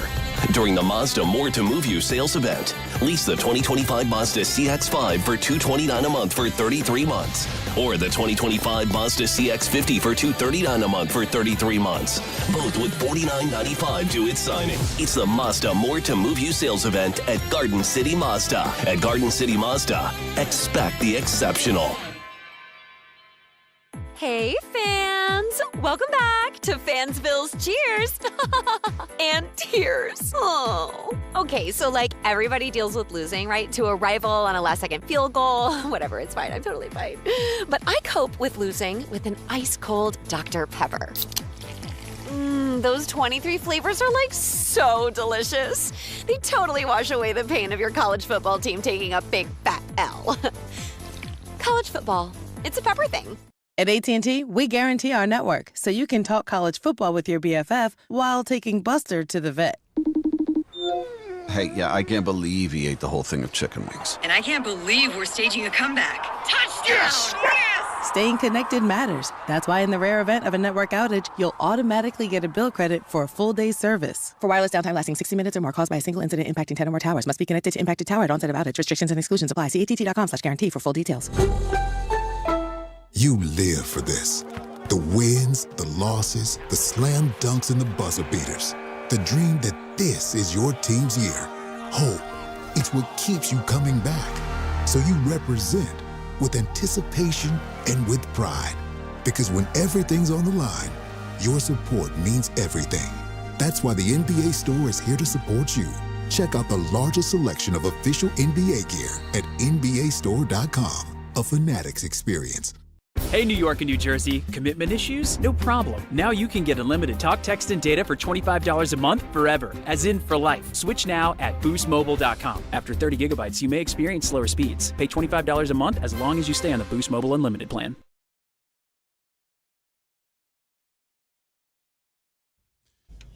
You know, there's a lot of reasons why people buy at Ramsey Mazda. What It's are their they? selection, it's their customer service, and it's their savings during the More to Move You event. Lease a new Mazda 2025 CX-50 2.5 S Select with all-wheel drive for $199 for 36 months. Start shopping now at RamseyMazda.com. Choose wisely. Choose Ramsey Mazda. Call 833-853-2970 for lease details. VIN SN 385912, MSRP $32,795. Zero security deposit, ends 1/2/26. So they want movement from you, right? More to move you event? More to move you. So they want do you get movement when you come see our cars? Now, what Danny was saying about the meaningful game for the Islanders. Listen, it's December. The Islanders have proven they're a good team. You shouldn't get that upset if they lose this game tonight. Plus, they're in second place. Detroit in the Atlantic Division's in third. So the Islanders aren't thinking about a wild card, so they shouldn't really care about Detroit at this point. But Danny thinks it's a big game, so it becomes a big game. Like, that's how it is for fans. Like, there are certain times during the course of a regular season where you're like, man, this is a really important game. You want to get this one, you know? It's tied at 1 in the third period. You know, this is a big third period. You want to get this one, you know? Like this game tonight for the Rangers, I don't want to speak for Anthony, it's become a pretty big game, right? You haven't been good at home. You just lost to the Ducks last night, and now you're taking on a Canucks team that's not very good. They just traded their best player away. Apparently, looking at the morning skate, some of their best players, like Brock Besser, not in the game tonight, possibly. You got to get 2. So now that becomes a big game. So maybe to the rest of the world, it's not. Well, why is this a big game? It's the middle of December in hockey. Why would it be? Because for Ranger fans, tonight's a big game. For Islander fans, tonight's a big game. And, you know, for Karl Anthony Towns, he thinks this is going to be a stepping stone to possibly winning the title. So it's a big game for the Knicks. So it's all in the eye of the beholder, Alan. Of course it is. It's all what it matters. What it matters to you. And that's why I said, it's like we were talking about music before. It's like, if it moves me, I don't care if it doesn't move you. What the NBA wants is just more people that it moves than not moves. That's what they're trying to do till eventually it becomes something Right, I'm sorry. Well, I'm saying eventually it becomes something that the majority of the people care. Like, one reaction I'm getting here is it's an exhibition game. The players don't even care about the regular season game. Stop hyping this nonsense. You don't get it, Robert. You don't get it. It's not hyping nonsense. It's discussing something about a team that people care about. How am I hyping nonsense? I'm not hyping anything. It's a significant game for a team that is trying to prove it can be a winner. You're saying it's nonsense because you don't give a damn about it. That aggravates me, the whole, like, we're not hyping anything. It's a game. And what else is going on tonight? They're keeping score. The winner gets a trophy. Okay. Do you want to win it or not? So, Robert, if you were in a competition with somebody for a trophy, are you like, I don't care, I don't want a damn trophy? Okay, then you're a loser. Because most people are competitive people that if there's something on the line, no matter what it is, I'm fighting you for it. But I will tell you. That's all this is. I pray this doesn't happen. But if somebody gets hurt in this game, don't speak that into existence. Tomorrow is going to be unreal. Morbid. And people will curse this cup till kingdom come.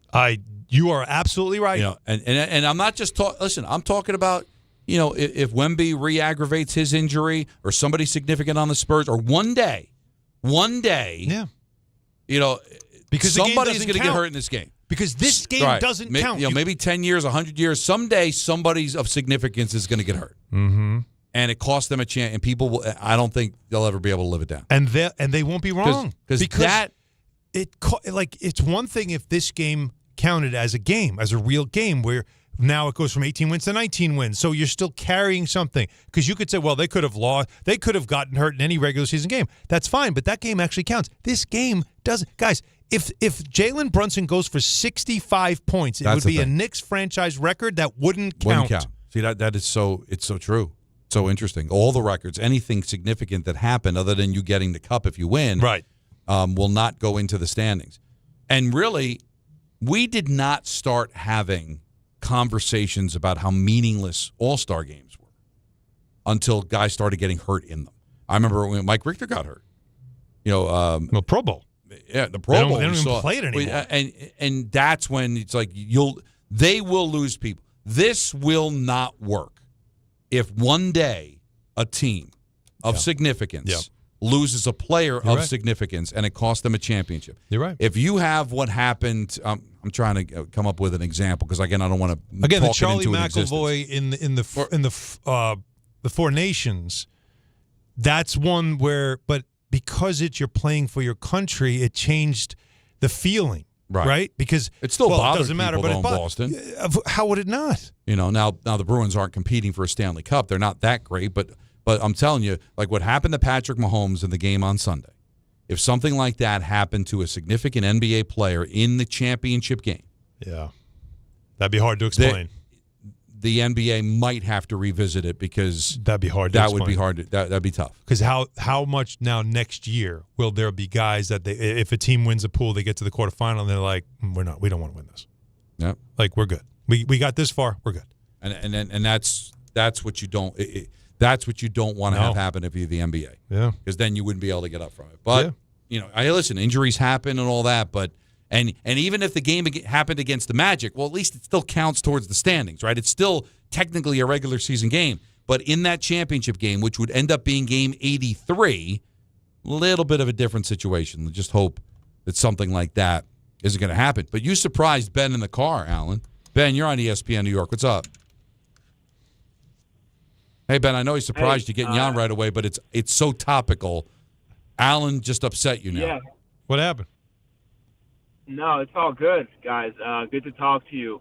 Look, I don't understand why the stats from this game don't count. Why is that any different than a regular postseason? I understand it throws off points per game and those types of things, but why can't Adam Silver or whoever just say the stats from tonight, they do count? Because you can't. What happens is that only 2 teams get the extra game. Everybody else in the league plays 82. You get 83. Which then is like this unfair, like I get an extra game, I can end up with more points in the season, right? And I got the extra game out of it, so it's like an unfair advantage for a team. I get that. That's what I understand that, and that's fair. Because why should you get an extra game, right? As a team, remember. However, if Brunson broke the Knick record for points, since it doesn't involve anybody else in the league. Couldn't that still? I'm trying to figure out if that would be recognized. Couldn't that still be recognized? But would it be with an asterisk? Because first of all, let's go. Records are records, right? Does it? If a franchise is saying this is the most points scored in a game and they want to own it as such, I don't think anybody argues. But the answer if he went out there and broke the rec for points, I mean, he scored 110 points. Whatever. You're telling me that would not be the record?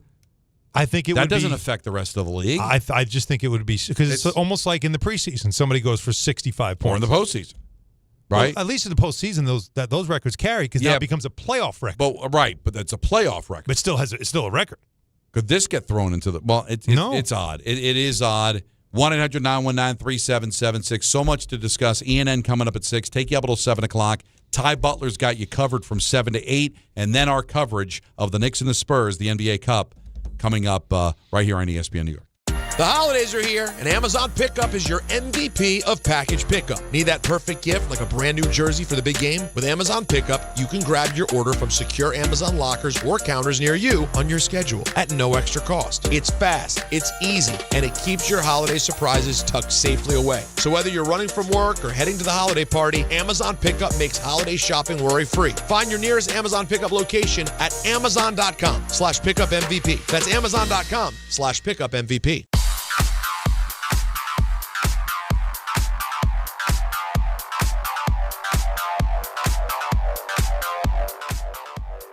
And now let's take a look at the traffic with Brandy Scott. Thanks, guys. It's a gridlock alert day, and we've got the Rangers home tonight at MSG. Might want to consider using mass transit. Not an easy ride right now heading into Midtown. West Side Highway southbound. Still have a crash in the left lane by the 79th Street Boat Basin. Slow crawl there from the inbound George. Not much better on the FDR southbound. They picked up that broken down car by the 59th Street Bridge. Now we've got a new one in the 90s. Delays go back onto the Harlem River Drive. Inbound George about 5 to 10 for the upper deck. Cross Bronx East eastbound keeps you jammed heading toward Castle Hill Avenue. A collision out there in the right lane. Best of it's the outbound George, southbound Deegan and Henry Hudson. Outbound Lincoln, your best ride 15 to 20. Outbound Helena Run you close to 40.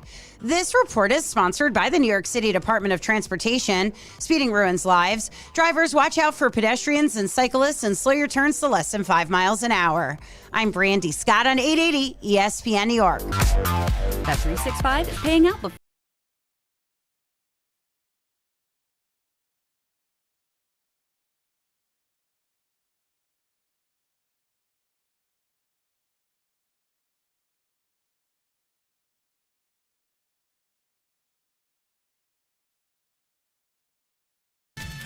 Gambling problem? Call 1-800-GAMBLER. 21 plus only. Must be physically located in New Jersey. T&Cs apply.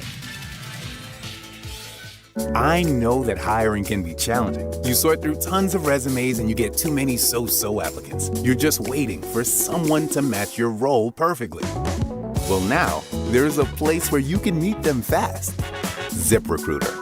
Need to hire right away. Start your search for strong candidates. The right fit awaits. Build your team. Build it sooner. Meet your match on ZipRecruiter. Just head to ZipRecruiter.com/ESPN right now to try it for free, and you're on your way to meeting your match.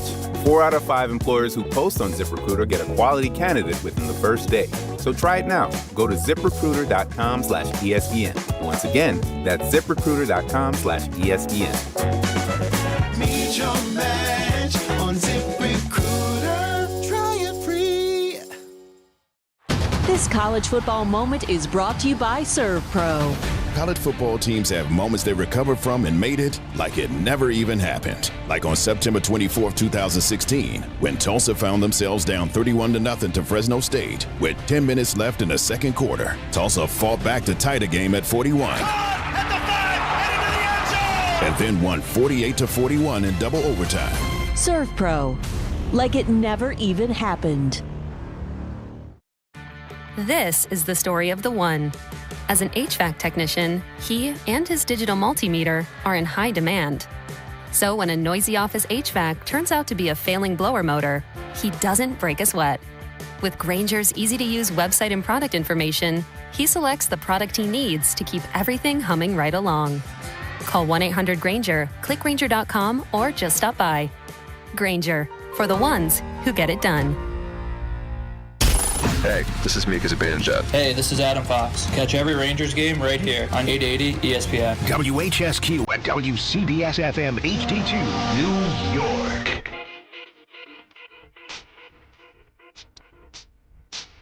Game time is brought to you by Tullamore Dew Irish Whiskey, because when it's game time, it's Tully time. It's Tully time. I mean, we went from not much last night to just a whole bunch of stuff tonight. On a cold winter's night, sit in front of the TV or the radio and experience a ton of sports, including the Cup Championship between the Knicks and the Spurs. And that coverage will begin right here on ESPN New York after Ty Butler at 8 o'clock. The Rangers, they're going to be on 1050 against the Canucks. That coverage will begin at 6:30. Dan Grosso will have the pregame for that. St. John's will be on our air as well. They're taking on DePaul. You can hear that on ESPN New York's app at 6:40. And we were talking about the Islanders and the Red Wings. They'll be playing coming up at 7 o'clock tonight. Tullamore Dew, the original triple distilled, triple blended, and triple cast matured Irish whiskey. Be sure to grab a Tullamore Dew or try the new Tullamore Dew Honey during today's action, enjoying Tullamore Dew responsibly. All right, we talked about the baseball and the lack there of any kind of signings or anything. Polanco signs with the Mets. That happened over the weekend. I do find it interesting. I don't want to call out Michael Kay, but you are? But he's an example of this, where you say, well, Steve Cohen's sitting on $23 billion. So why doesn't he take advantage of that and spend all the money? Why are you pinching pennies? And then they sign Polanco for $20 a year, and it's like, well, I think that's too much. Well, what's the truth? Should he spend the money or not? Like, again, Alonso wasn't re-signed not because of money, but because they didn't want to clog up first base for the next 5 years, or more importantly, their DH position for the next 5 years. They think they could do better, and we'll see if they can. But you brought up a great point off the air. We didn't get a chance to talk it on the air. Polanco is going to basically replace Nimmo's numbers, not from center field because he's not a center fielder. He's a shortstop. He's a second baseman. Might convert to first base because of his bum knee. But they're hoping that his offense will replace Nimmo's offense that just went out the door. Right. The problem that everybody's doing is that because the talk is that they think he could play first base, which he's never played at the major league level, that his offensive production, like how do you replace that at first base when that's what Alonso gave you? And it's like, you're missing the point. His numbers, if you look at them when he's healthy, is Nimmo. Right. But he is a better defender as an infield defender, although with that knee, I'm sure they don't want him playing short. They don't want him playing second. They don't want him having to move and maneuver. They're thinking he can cover ground at first, and that it's like, I mean, they take catchers and make them play first. They take DHs. Oh, yeah. It's not like first. Doesn't always work. Didn't work for Mike Piazza. No, but I'm saying, they have used first base as a place to put people who aren't plus defenders. And they're trying to get somebody that can do it and plus. And they think they can get switch hitters. That's what, right. And that's the other part. Is the offense, I think, speaks for itself. The concern is the defense. But I think people were making the wrong parallel. This is the guy replacing Alonso? No, not in offense. They still haven't gotten the guy to replace Alonso. You need somebody that's going to protect Soto in the lineup. Mm-hmm. Now, I don't know if it's Bellinger, to be honest with you. I don't know if Bellinger's that guy, although Bellinger did hit behind Judge. Right. And so he's already kind of done the protect the batter kind of. He's a very selective hitter. His numbers are very good, and he's a plus defender. So you have to see what happens with Bellinger. The Tatis stuff, smoke, there's fire, so keep an eye on that.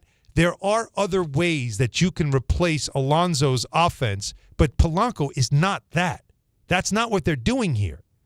They're doing a short-term fix in an area where they know they're going to need somebody there.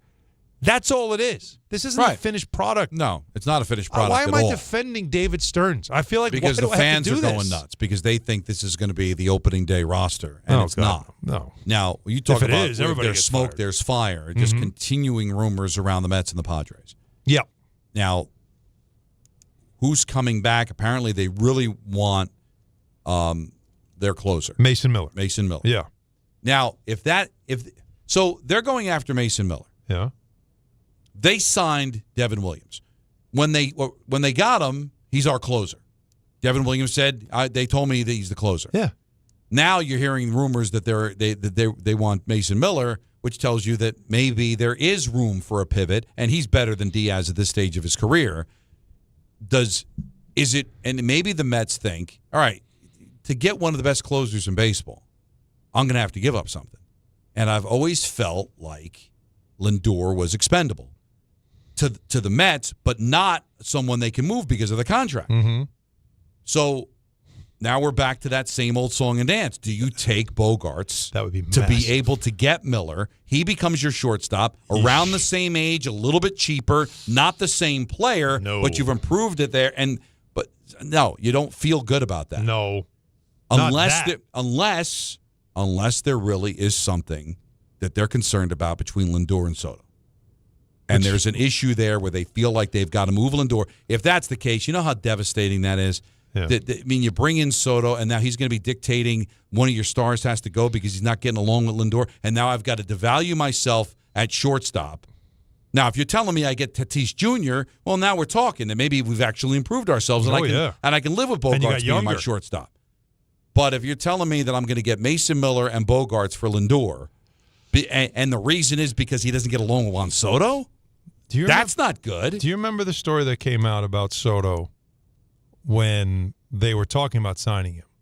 And they talked about the lineup and his concern about the lineup. Right. That was one of the things, I think it was a passing story. Whoever wrote the big story that gave you the whole breakdown of all the things that went down. And it was that Soto had concerns about the lineup, which is what prompted them to then sign Alonso, because they didn't have another protect him in the lineup back. And so you could tell that Soto, he might not be like a big voice guy in the locker room. He might be a guy that sort of keeps to himself. But he definitely is aware of everything around him and everything that involves him being at his best. Yeah. And I who's to say that he doesn't have a say?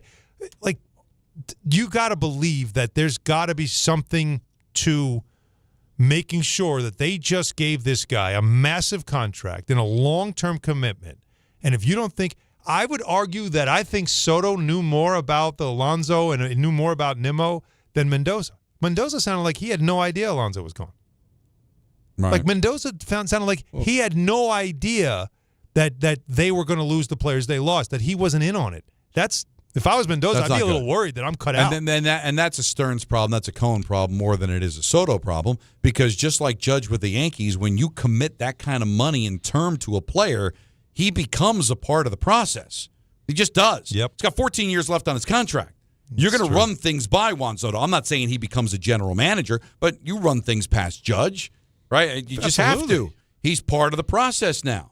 So if you're David Stearns and you find out that Soto and Lindor don't get along with each other, and it's an issue. Soto doesn't love him. Who's gonna lose the face-off? Lindor's going to lose the face-off. Yeah. Plus, you get rid of a big contract. So there are benefits to it, but I don't want that to be the sole purpose. If I can get Tatis Jr. from San Diego, I'm good. I could do that. But if it's strict Lindor to San Diego for Bogarts and Miller, as much as it improves their closer situation, I don't. Back end of the bullpen would get really good, which was a major problem. But what it also, like, to me, isn't it funny how a year ago there was this sense of this big victory of landing Juan Soto and what it would mean for the Mets. And did you had no idea that a year later Juan Soto would be the reason why the core that you were in love with is no longer there. Yeah. Because he came in, spent a year, and went, these guys aren't winners. We got to do better. Right, and Lindor's coming off a tough year defensively, and we know how important run prevention is. And he's not getting younger. Now, I don't know that Bogarts is that much better a defender than Lindor at the stages of their career. Physically, can he stay healthy? Yeah, so but if they think Miller's the guy, and then that's a pretty good 8-9 combination of Williams and Miller. Yeah. But they could say that with Devin Williams. If you have a previous relationship, you can say, you're our closer for now. Now, we might do some other things that would make you the setup guy. And Devin Williams was still happy enough to say, I'll come, right? Because if it doesn't work out, when they can't make a deal for Mason Miller, then you are a closer. So I don't think they lied to him. I think they kind of just like, that's how we're going to sell it as this, because we don't know. Because if they went like, well, we'll see how it goes. If you're the Padres, you're like, well, now you're stuck. Like, so you don't ever want to reveal all your cards. If I have a chance to improve, I am going to try to improve, and that would be an improvement. How big of a concern is it for you if it starts to feel like Juan Soto's fingerprints are all over a lot of these moves to reconstruct the clubhouse? How much does that bother you as a fan? It bothers me because I don't want players to dictate, because I don't think players make for good general managers. Mm-hmm. And that's what they're kind of becoming, is like, I don't. But is Stearns the type that's going to just take orders from a player? I think you're going to lean on, you're going to listen to his input, and maybe if it matches what you feel, you might have said, I didn't like the clubhouse, I didn't like the vibe, that player's numbers are declining, and so now Juan Soto doesn't like him either. All right, that's the last box I need to check. That's the way it is. Like if I'm leaning towards this, and then Juan Soto says, yeah, I think that's a good idea, well, then I'm going to do it. Yeah. If Juan Soto's making demands, I have a problem with that. Right. If Juan Soto's not saying anything and the Mets are so scared of him, they're like, we've got to do something, otherwise he's going to speak up. I wouldn't like that either. Mm-hmm. I want, part of the process is one thing.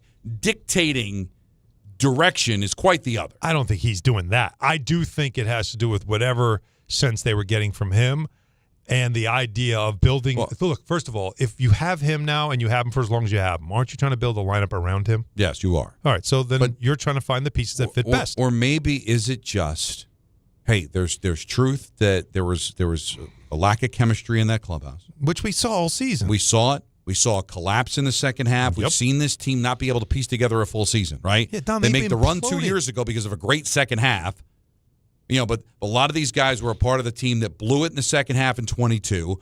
Blew it in the second half this year. Epically blew it this year. And so, hey, I need to change the construction. And what have we always said leading into, before Juan Soto was here, the leader of this team was Lindor. As much as Alonso was a great player and everybody loved him and he was a fan favorite, the leader was Lindor. Yeah. And if you've got problems with the clubhouse, then you have to have a problem with the leader, right? Mm-hmm. And so if Lindor ends up getting traded, I'd like to err on the side of maybe they know a little bit more than we do. Maybe it's not about the numbers or run prevention, is that something's going on in that room. If I'm David Stearns, I didn't trade for Lindor. I didn't give Lindor a 10-year contract. Yep. I think I could do better at shortstop, just like I think I could do better at first, and I could do better at center. Mm-hmm. Now, the fans are going to flip out because we don't know what the pivot is. Obviously, if they get Bogarts back, I know who the shortstop is. Yeah. And you mentioned the fact that, Polanco can play short, so if Bogarts did get hurt, we have a shortstop that can play. Even though his knee's a little wonky. So you're starting to see at least the foundation of what it might look like. But I still think it's going to take a little time. But they've said you'll see it on opening day. So let's see what the rest of this winter is going to present. Keep in mind, too, Polanco had some huge hits for the Mariners in their run, right? Mm-hmm. Oh, yeah. He came up big in the postseason. Now, did he have big regular season numbers? No. But you kind of like the players that when it means the most, they play their best. Just keep that in mind, right? I think that's important. Another guy also, just like Simeon, that is this clubhouse, he's not a big voice, but a well-liked, well-respected, guys, not going to cause trouble, more or less a unifier, good personality type of person. I do think there is more of a drive to do that, which feels like they're trying to turn the soil over in that clubhouse. Yep. Clearly, that's what they're trying to do. And I'll say it again. If I'm Mendoza, I'm a little concerned because this happened under your watch, that this all fell apart under your watch, which tells me you might be a little too soft with your players. Might be. You might not have a good feel for the room, and you might have one more year, and I might need to get another manager if I don't feel everybody's on you're notice. the right guy. As much because that was an epic collapse, Don. As much as we all love these he had players, no answers. It's not leading to anything just yet. So. Yeah, I hated to see Alonso go. I would hate to see Lindor go. I like those players. But they haven't won anything, and I'd like to see, does he think he can do better? And like I said, I keep saying it until the day it happens. If it doesn't work, I'll be the first one there online to rip. Oh, absolutely. But let's see what this looks like. And we don't even know if there's anything, but something seemed to be brewing between the Mets and the Padres, and it's probably something to keep an eye on. We had a caller who was on hold. We lost them. I'm not sure why.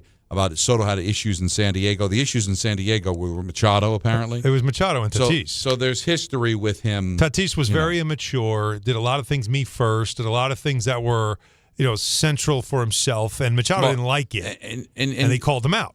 Michael brought this up because Michael's done a lot of work with so a lot of Met fans didn't like it, but Michael's connected, and he was the one that said about Soto being grumpy, whatever the word that he used.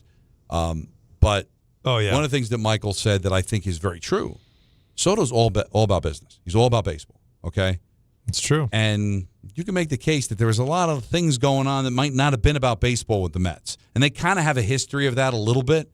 So, and that's the Yankees are always very buttoned up. Maybe he likes that, and maybe he's like, maybe the reason he's not getting along with players is something that Stearns may look and say, I'm on the same wavelength with him. I need you to be what about he baseball. doesn't like, I don't like either, because there's a lot of goofing around. There's a lot of things that aren't working, and you guys haven't won anything. So when we get down to it, you're not winning, you collapsed, you haven't been able to put a full season together. Maybe that's one of the reasons why. Yeah. And we're I not don't want talking a bunch about of jabronis in this clubhouse. Yeah, exactly. You know what I mean? Like I want guys that are about it. That I want you to be baseball nerds. It's all you care about. It's all you want to do. And that all this other stuff, we can have fun, but it's more fun to win than anything else. If you had a choice, a lot of Mets fans, and I'm curious how this would be answered. If you had a choice to go back in time, do you want the core of your team to stay together, or do you want Juan Soto? You can't have both. Which one would you want? Well, I mean, as a Met fan, he doesn't sign with you last year. Right. And everybody stays. Is that what you wanted? I want to build a team around Juan Soto. I mean, I like the core, but what have they won? Now you could say, well, what does Soto want? Well, he won a World Series as a kid. He went to a World Series the year before he came to the Mets as a key piece. All right. So, and he's one of the best players in baseball, and he is the best player on the Mets.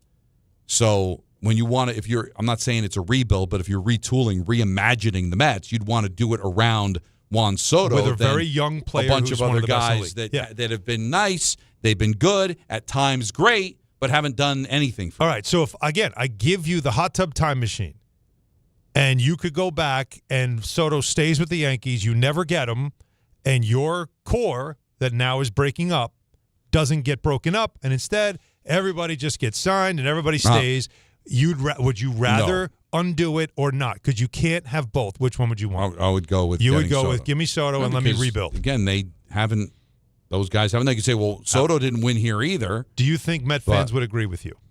Well, based on how they've reacted, I don't think so. But climb aboard. 1-800-919-3776. We got a full show till 7 o'clock. Jimmy is in Montclair. You're on ESPN New York. What's up, Jimmy? Hey, how are you guys? Good. Good. Hey, two quick things. One with the Mets and Soto, and one as a double season ticket holder. So with Soto, there was an interview that he did, and I completely forgot the name of the media outlet that he did it for, but it was in Spanish, and he had mentioned that he knew about Alonso not coming back before anyone did.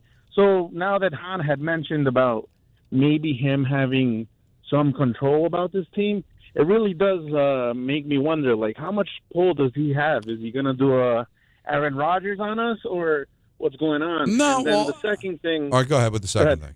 Sorry. No, go ahead. The second thing is, Don, as a double season ticket holder for a while, who do we have to keep in net now? Because it's like Markstrom can't stay healthy. Allen, he has his games here and there, and I mean, Pesci's back, Hughes is back, but still, it's a problem. It's been a roller coaster this year. I'll answer that in a second. Can I give you the outlet? I can give you the quote. Because I know exactly what you're talking about. So, yes, it was a Spanish TV station. And his interview, he said, quote, before the news came out, we already knew what was going to happen. Like I said, I always keep in contact with the team, end quote. Yeah. That's pretty telling. Well, but also, he signed with the Mets, and he was concerned about his protection in the lineup. So before he signed with the Mets, I'm sure he or his agent said, what's the plan with Pete Alonso? He's a free agent. Are you bringing him back? Who's his agent?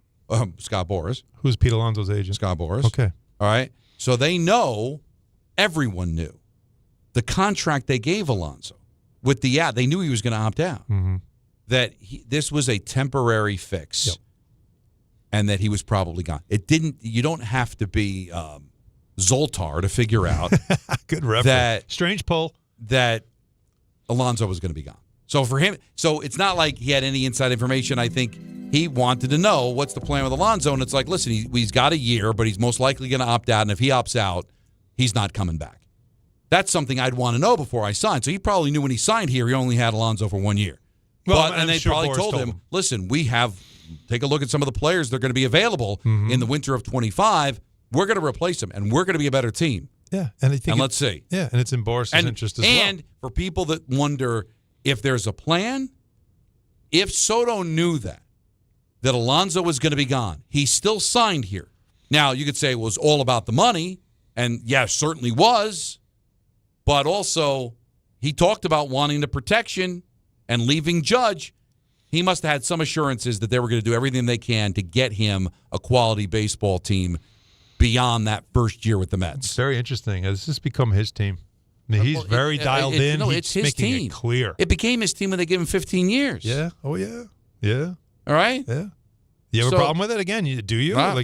I'd rather have the player who's locked in for 15 years who's also locked in on my team. Doesn't go into the offseason, disappears, and says, well, that's not my job. That's his job. Whatever they do. No, I want the guy that's like, what's the list of players? Who we get? That tells me that he's invested. I kind of like that.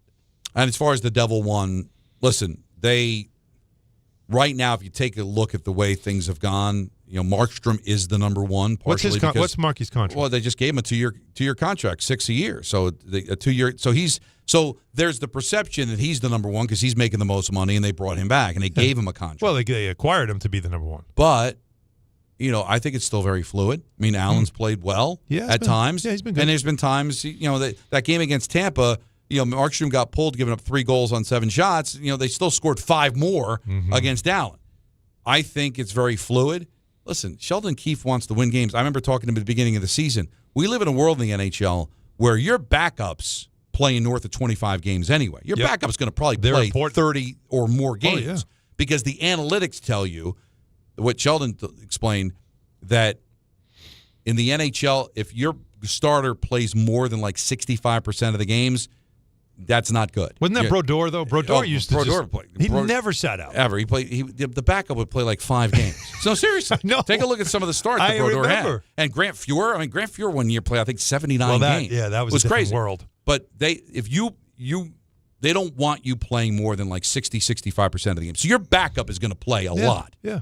And if your backup's better, your backup then becomes the number one. I don't think that they're completely sold on, well, it's got to be Markey that's the starting goaltender. If Allen starts to play well, it's whoever's hot. It's of course. Yeah. But even hot, like there'd be times like, oh, God, Brodeur needs a rest, man. He's played like 20 straight games. And then he'd go out and shut the Sabres out. I was like, well, you got to bring him back. He just made 25 saves and shut the Sabres out. Like, that doesn't happen. It's true. So they're both going to play. Wasn't Henrik like that too? Henrik never wanted to sit out. Henrik didn't want to sit out. Never either. wanted to sit. But here's the money line from Keefe, the head coach of the Devils the other day. He's like, good or bad, don't focus on the performance of the goaltender. It's all predicated on how they play in front of him. Allen won the other night because the Devils played great against the Ducks, and they won.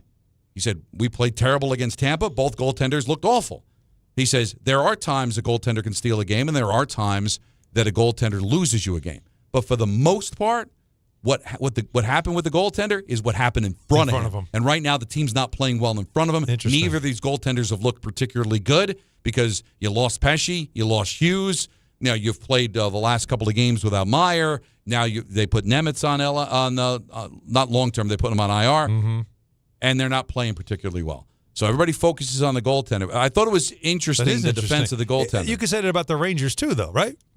Because we know Shesterkin is one of the best in the league, but there are times he looks awful, and you see how frustrated he looks at times. It's not. I don't think he's frustrated himself.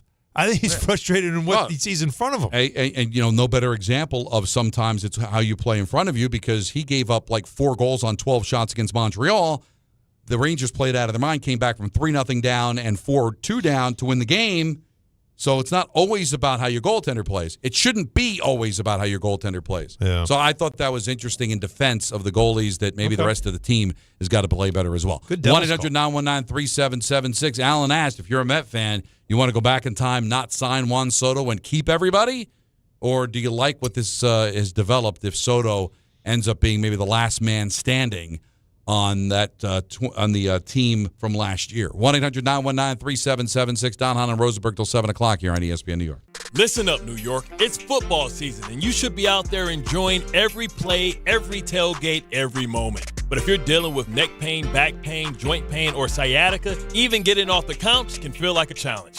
That's where Dr. Jay Shaw at Sandwell Pain comes in. He's one of New Jersey's top pain specialists, Ivy League trained, double board certified, and dedicated to getting you back in the game. Here's the difference. No surgery, no scars, no long recovery, no pain medication. Just precise, non-surgical, image-guided procedures that get real results. Dr. Shaw treats everything from neck pain, back pain, migraines, nerve pain, and chronic joint pain. And he builds a custom game plan that's right for you. Same day or next day appointments are available with offices in Woodbridge, Livingston, and Inglewood. And yes, most major insurances are accepted. So don't let pain keep you on the sidelines this season. Go to SandwellPain.com to call, text, or book online. Relief is closer than you think, and it starts today. There are small risks in life, like giving a kid a football to play with in the house. Whoa, watch out for the... Okay. And then there are big gambles, like giving a kid a lottery ticket. Never gift a lottery ticket to a person under 18. Learn more about how to gift responsibly during the holidays at playresponsiblyny.com. Please gift responsibly. Must be 18 plus. Gambling problem? Call 1-877-8-HOPE-NY or text HOPE-NY. 1-877 Cars for Kids. KARS Cars for Kids. 1-877 Cars for Kids. Donate your car today.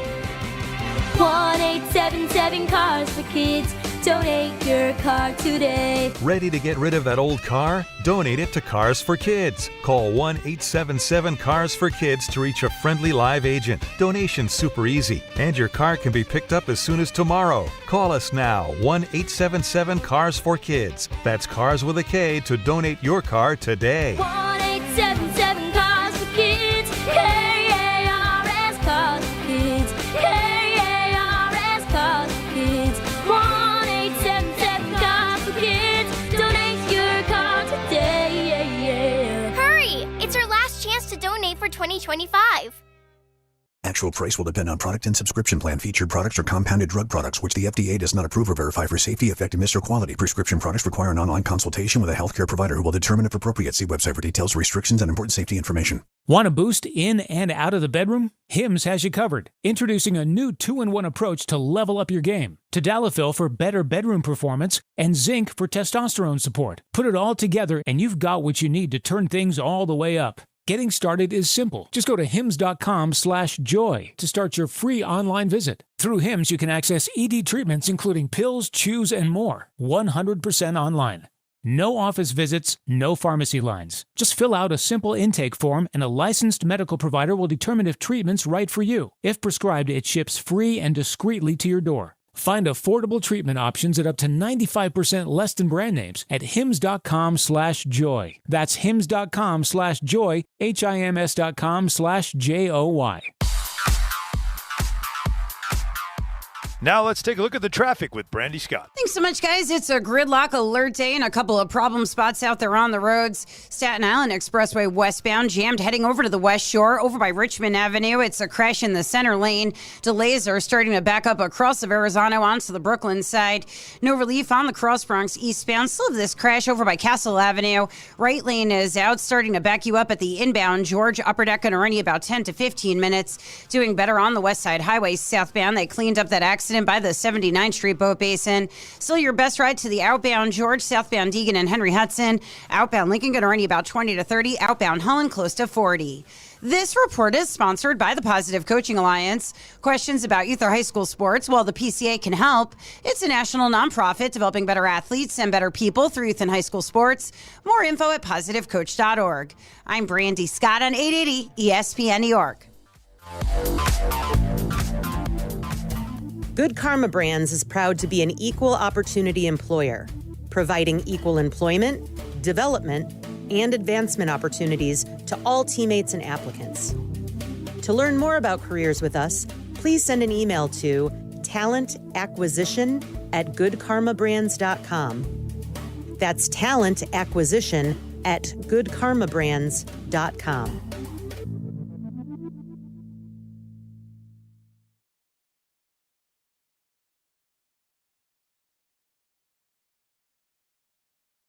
Joe Schoen continuing to dig his own grave Younghoe Koo has been waived by the Giants. So yeah, well, another kicker. He missed 2 field goals. Listen, the games don't mean anything. No, but it does. You missed 2 more field goals. I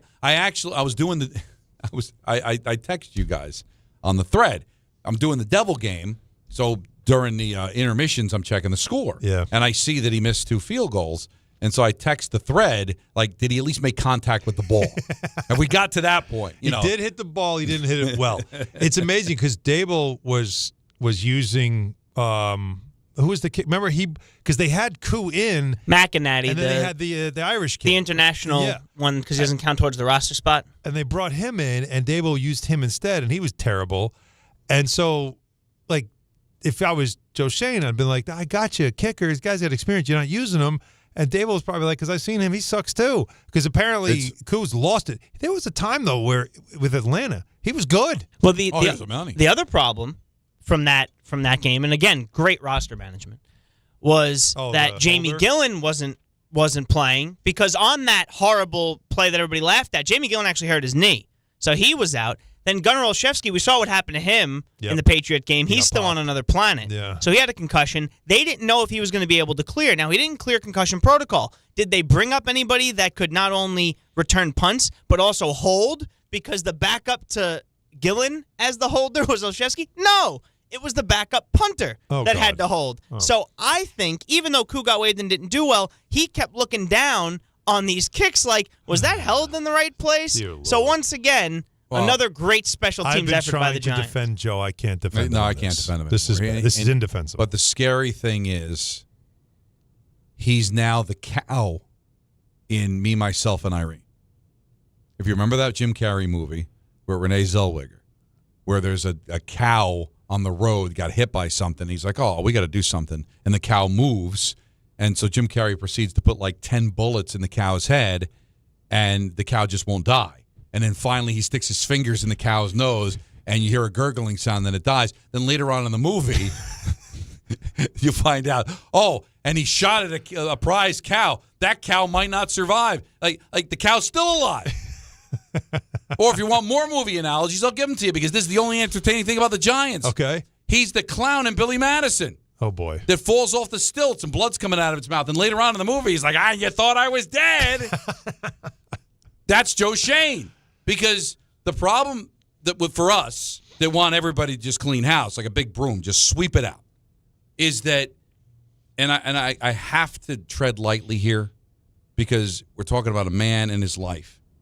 The thing that kind of scares me is, what shape is John Mara in? He's with his cancer, that Joe Schoen might be the decision maker because there's nobody else to do it. And as John is fighting with his cancer battle, and we hope he wins it, and that should be his sole focus, because what good's a football team if you're not alive? But at the same time, like, is Joe Schoen going to keep his job because there's nobody else there to let him go?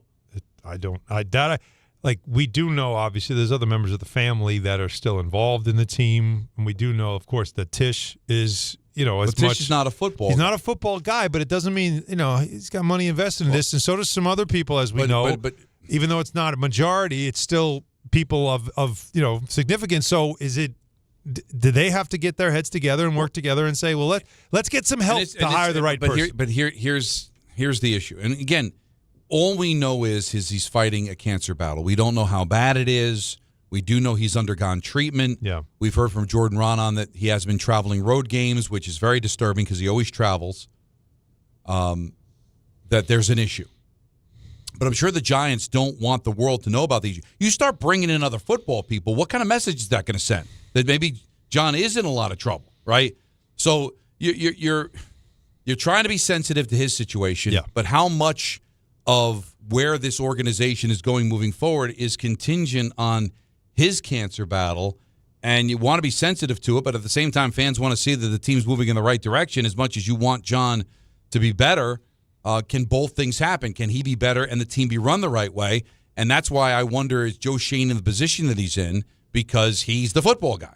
He is the guy that's going to handle this. John trusts him, but you're not winning games. You haven't won a game since you let Dable go.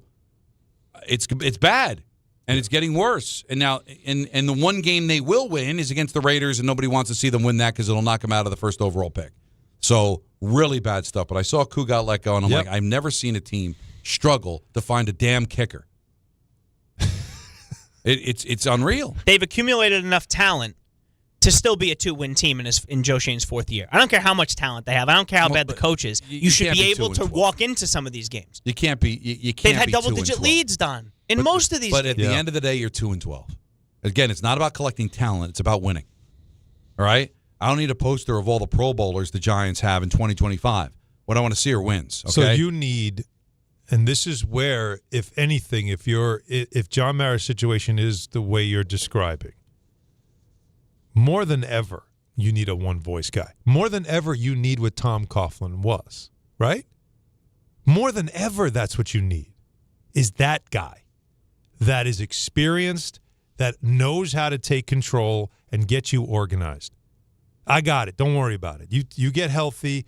I got this. I know what we need. I'll set this up. I have all the experience in the world. I'm going to bring in people with me who know how to do the job, and we're going to get this done. And that, for better or for worse, might be Mike McCarthy. Yeah. For better or for worse, that's what it might be. They've got to get this hire so right. It's unreal. Yeah. It's unreal how much they've got to get this right. It's desperate. There are a lot of reasons why people buy at Ramsey Mazda. It's their selection, it's their customer service, and it's their savings during the More to Move You event. Lease a new 2025 Mazda CX-5 2.5S all-wheel drive for $229 for 36 months. Start shopping now at RamseyMazda.com. Choose wisely. Choose Ramsey Mazda. Call 833-853-2970 for details. VIN S07755503. MSRP $30,920. Zero security deposit. Ends 1/2/25. We got a tweet from William J. Mazza who says, please listen to Ken Rosenthal when he said that Lindor and Tatis are not in any talks. The Padres are trying to shed payroll. So, okay, there's that from Ken Rosenthal.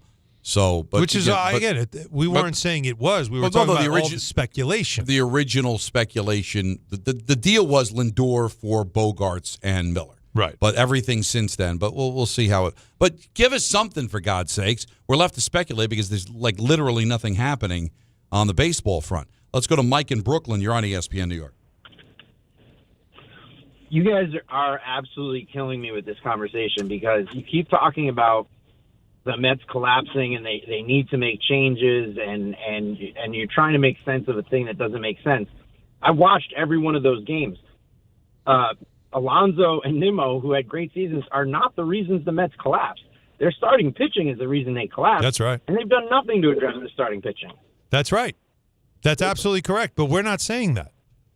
We're not saying that they were the reasons why the team collapsed. We're saying Juan Soto has clearly a connection to what's going on. He just said that. I am in contact with the team all the time. He knew this was happening. I'm talking about how they want to rebuild around Juan Soto. That's what they want to do, clearly. That's what's happening here. So I'm not saying that those guys are to blame. What I'm saying is this was an epic collapse. I said it was Mendoza that should be worried because you're overseeing this. But Mike, what I'm at least saying is that nobody is saying that Pete Alonso's a bad player. It's just that he was movable because his contract was up. Like Nimmo was movable because they found a trade partner. They wanted to change what they can change.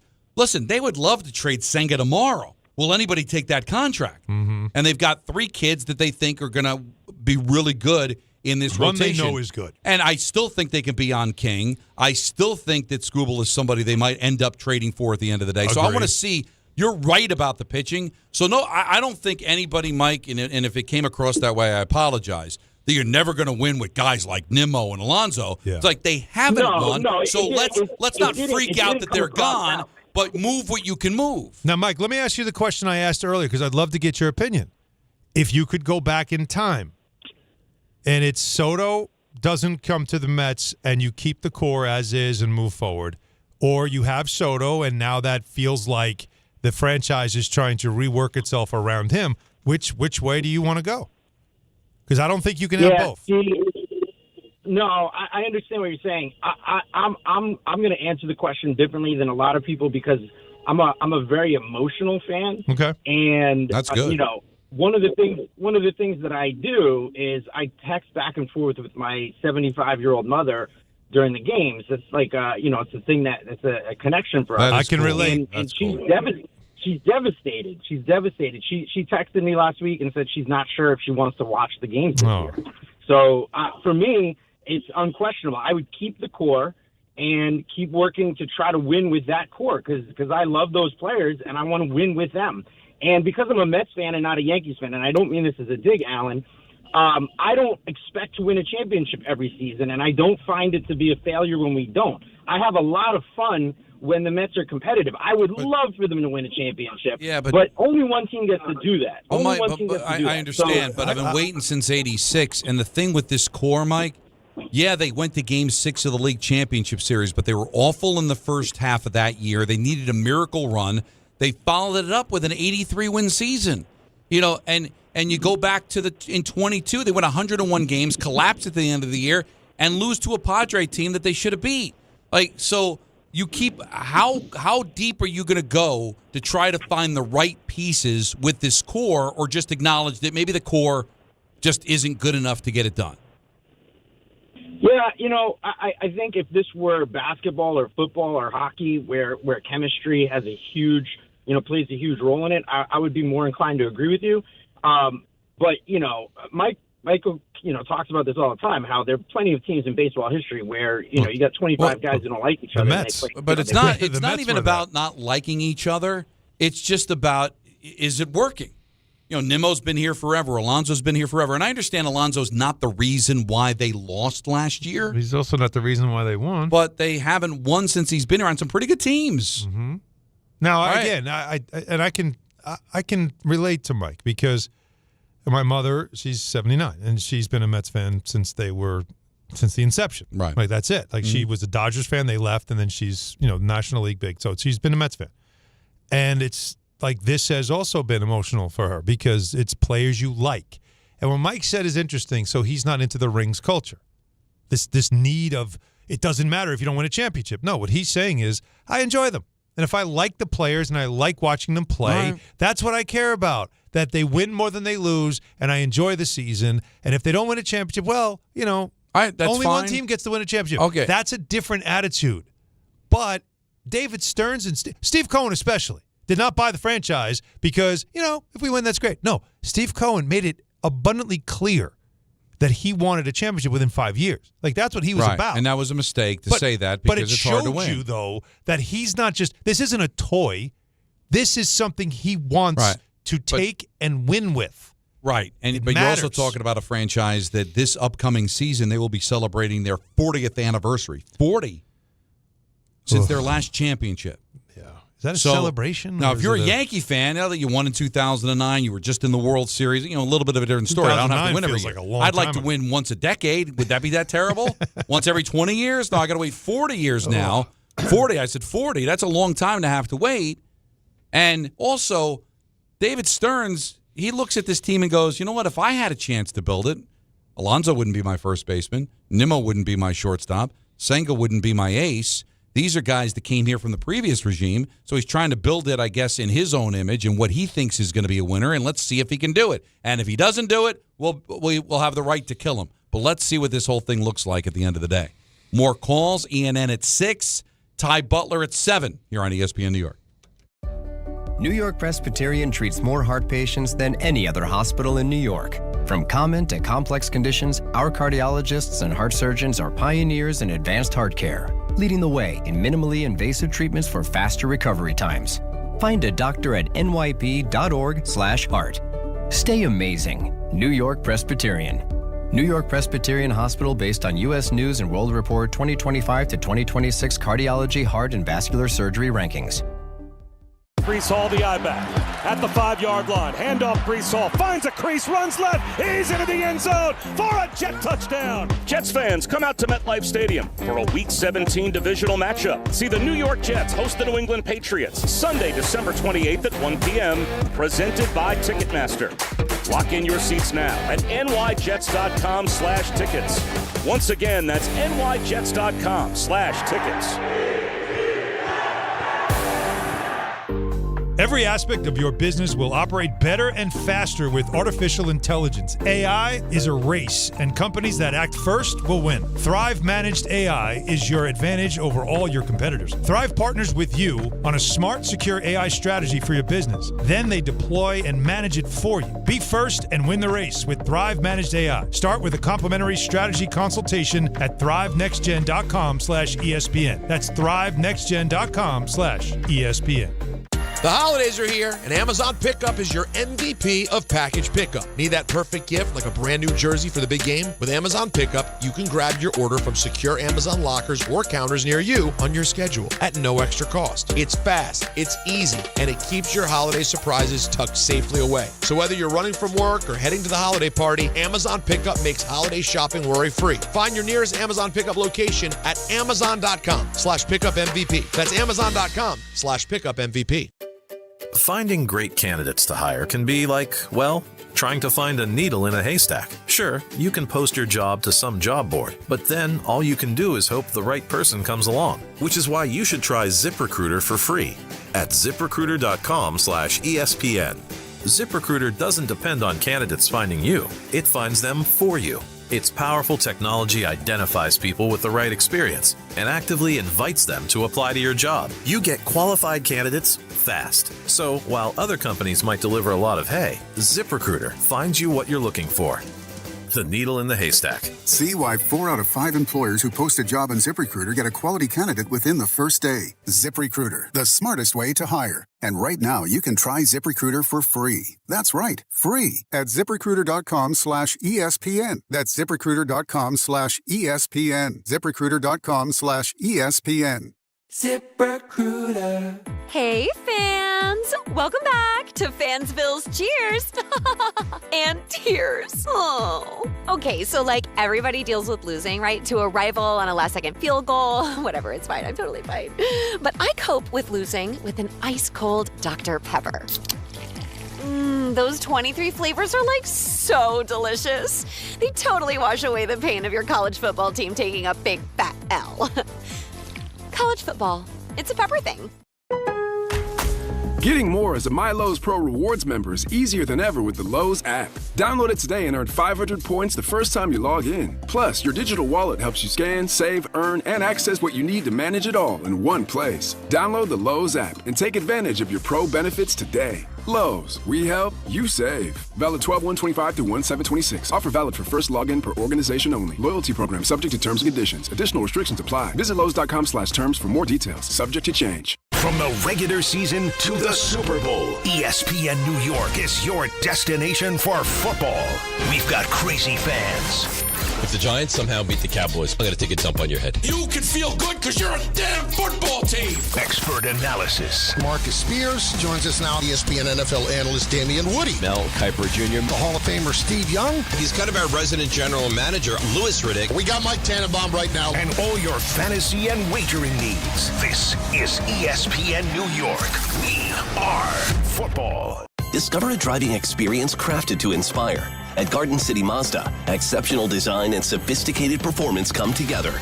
During the Mazda More to Move You sales event, lease the 2025 Mazda CX-5 for $229 a month for 33 months. Or the 2025 Mazda CX-50 for $239 a month for 33 months. Both with $49.95 due at signing. It's the Mazda More to Move You sales event at Garden City Mazda. At Garden City Mazda, expect the exceptional.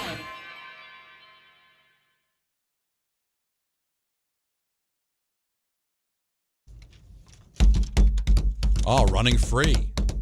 Paul Di'Anno, lead singer of Iron Maiden. So he's kicking it a little old school, Jacob. I think if I got married again, why? And when I say that, I mean to say that Nancy and I renew our vows, right? Oh, okay. Which we could have done in our 20th anniversary, which was this past September. So maybe our 30th, Jacob, since Joey Salvia, who DJ'd my wedding 20 years ago, is in Dallas. Maybe you could be the DJ at my wedding. I think you'd get it. I think you would. I wouldn't hate that. That's high honor, by the way. Yeah, I wouldn't even give you a list of songs. I would trust you. Wow. How about that? Wow. You know what? That's a lot of pressure. I don't know if I can live up to that. Now, how Wait much a would second. you? He just said that he trusts That's the your highest honor. ear.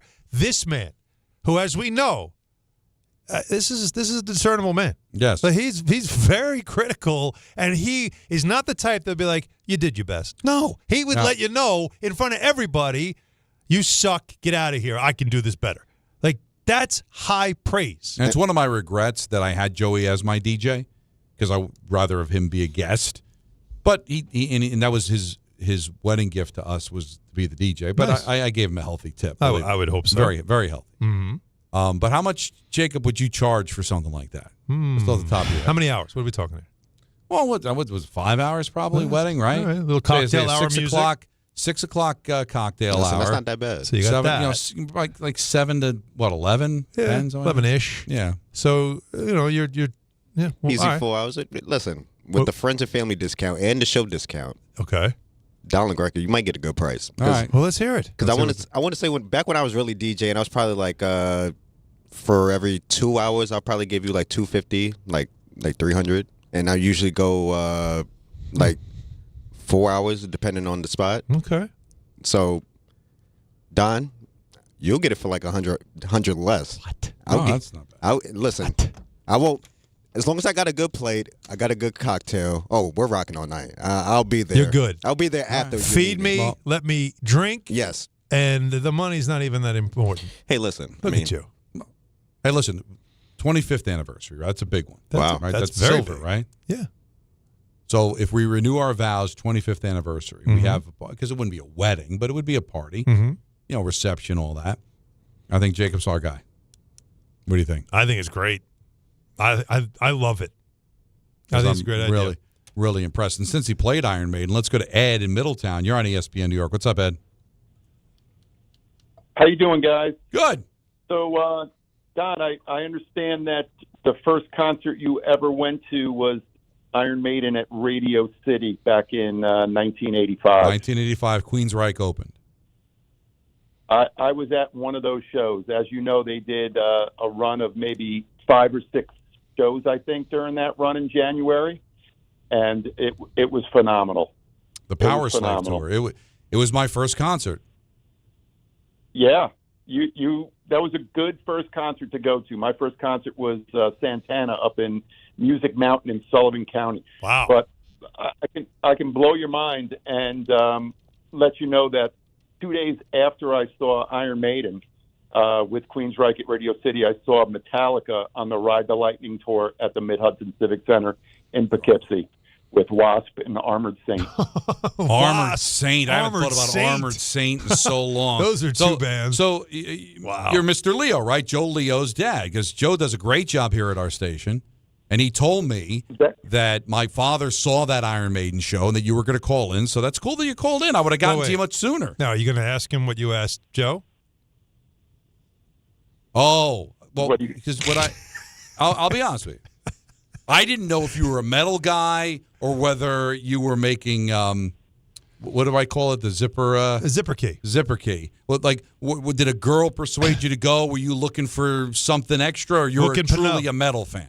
Oh, no way! I was all in. I was an all-in metalhead back in the day. And when did you meet Joe's mom? In 1986. Okay, so after we went to high school. We went to high school together. So she's seen Metallica a few times. We actually saw Iron Maiden in Dublin in June. We took a special trip to go see that tour. He's in. Now the thing is, it's like, wow. Somebody I work with, a friend's dad, is into the same music, but then Joe blew my mind. I'm actually a year older than you, Ed. So that bothers me that one of my colleagues at the station has a dad that's younger than me. What we need, though, we need a picture from the 80s of Ed, who must have had glorious metal hair. Yeah, please do that. Give Joe a picture of those days. I had beautiful hair then. I was at the show where Richard from Manhattan was at. I met Peter, but I didn't get an opportunity to meet you two guys. So I was with as you refer to him on the station, Joe Leo. I don't think you could say just Joe or Leo. It has to be Joe. Leo. But thanks for calling, man. That's awesome. I really appreciate it. Yeah, we need to call it something. What? When somebody, because the syllables are just the way it flows. You always say their full name, not just because. It happens in hockey all the time. Usually when it's a single syllable first name, it's easier. But not all the time. Maybe it's just me. Joe Schoen. Joe Schoen, absolutely. You always say Joe Schoen. But that's the syllables, like Joe Leo. But sometimes, there's the Columbus Blue Jackets captain. Right. Is Boone Jenner. I always say Boone Jenner. I never just say Jenner. When I'm calling the game, for some reason, I always say his full name. Why? And that's not it's 3 syllables. But sometimes, but there's got to be a name for that. Somebody tweet me or call it. What do you call it when you have to say the person's full name? That's interesting. I've never thought about that. But think about it in sports. There's always some guys that you just have to say the whole full name. It just doesn't work just saying the last name. I'm trying to think of another, especially a famous one, where you had to say both names. I can't think of anybody. Well, famous, Eddie Murphy. You always have to say Eddie Murphy. Right? I guess so. Well, you'll say Carlin. You don't have to say George Carlin. Right? Yeah. But you always have to say, there's no other Murphy. So what would you confuse them? I was only thinking sports. So if you're taking it into all that. I never thought, we all have a friend that we call by their entire name. We never just say their first name. Then you have some friends that you always just refer to by their last name for whatever reason. And that's also a common thing. But well, let me know, or maybe we can invent Matt Ryan. There you go. You always say Matt Ryan. You always just say Ryan. You never just say Ryan. Ryan steps, but no, Matt Ryan. Matt Ryan. Everything's Matt Ryan. But that was fun. It's a great call. Joe Leo's dad called up to talk about, and the other thing I remember about Maiden, because you might not even remember this. That Power Slave, that was my album. I love that. 2 Minutes to Midnight. Yeah, Aces exactly. High. Like, that's I love that album. Remember back in the 80s, they had those studded bracelets? Yeah, I had them. Yeah. And Jimmy Stark, my friend, his was confiscated. They wouldn't let him into the Radio City Dangerous? with the studded bracelet. It's too dangerous? Oh, those were the days. Really, honestly, I probably had parachute pants on. The best. My shirt was probably from Just Shirts, where it was probably a white sweater with like a gray knit over it. You know what I'm talking about? No, I got to see the picture. I'm going to show you a picture. You didn't have. I'm going to show you what I look like. Do you remember the sleeveless shirt with the with the thermal long sleeve underneath that you would you'd do that? Oh yeah. That was the thing. I'm going to show you. And parachute pants, little bugle boys. I got my Facebook. I'm going to show you. I'll tweet it out. The picture of what I probably wore to the Maiden show. I don't have any pictures like that, but I'd love to see. ENN's next. Yes. Don and Rosenberg, ESPN New York.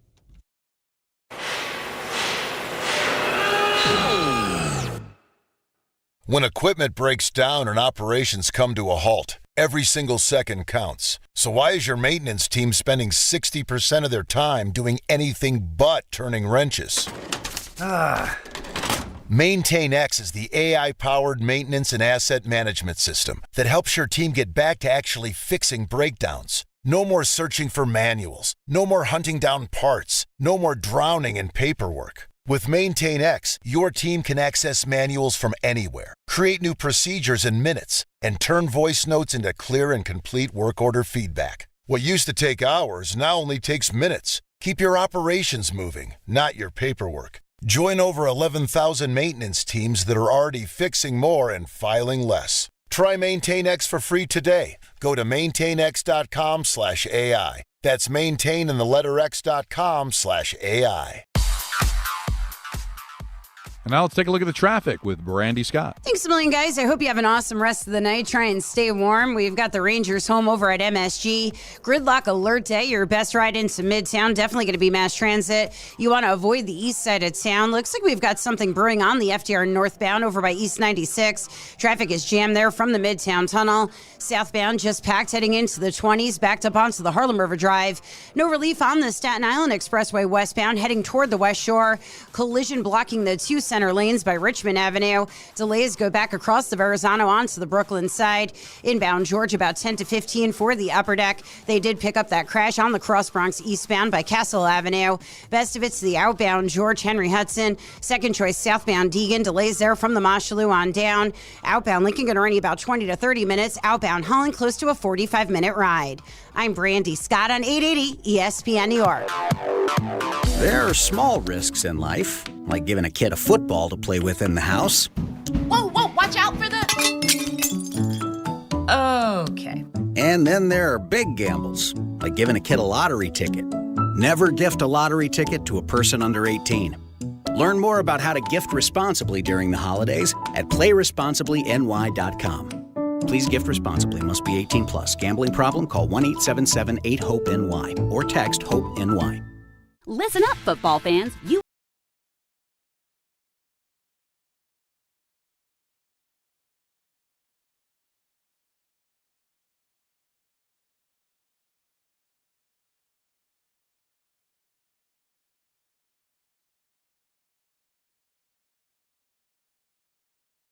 Ordinary at Bet365. Gambling problem? Call 1-800-GAMBLER. 21 plus only. Must be physically located in New Jersey. T&Cs apply. In-app only. Clinton Yates here, and the holidays are upon us, full of gatherings, toasts, and plenty of cheer. And if you're like me, you want every moment to shine. That's why I head to Total Wine & More, where you'll find it all at the lowest prices, from rich whiskeys and smooth tequilas to festive liqueurs and elegant champagnes. And if you're not sure what to grab, their guides will help you find bottles that impress. You'll always find what you love and love what you find, only at Total Wine & More. Spirits not sold in Virginia and North Carolina. Drink responsibly. Be 21. Hey, I'm Mike Slater. My dad passed away at the age of 63. It's out of nowhere. Had a stroke. Super hard, obviously, for the whole family, but my dad had life insurance. This is why I have life insurance for my family, for my wife and 4 kids. And the best place to get life insurance is ethos.com. lifeinsurance.com because you can do it in 10 minutes. And there's no medical exam and no blood test, just a few health questions. Get life insurance in 10 minutes so your family is protected. Ethos, ETHOS, ethos.com/play. 880 ESPN, WHSQ, and WCBS-FM HD2, New York. A Good Karma Brands radio station. This is an ENN special report. Now reporting... The very handsome Jewish man, Peter Rosenberg. We should talk some sports. Do what you want. It's ENN.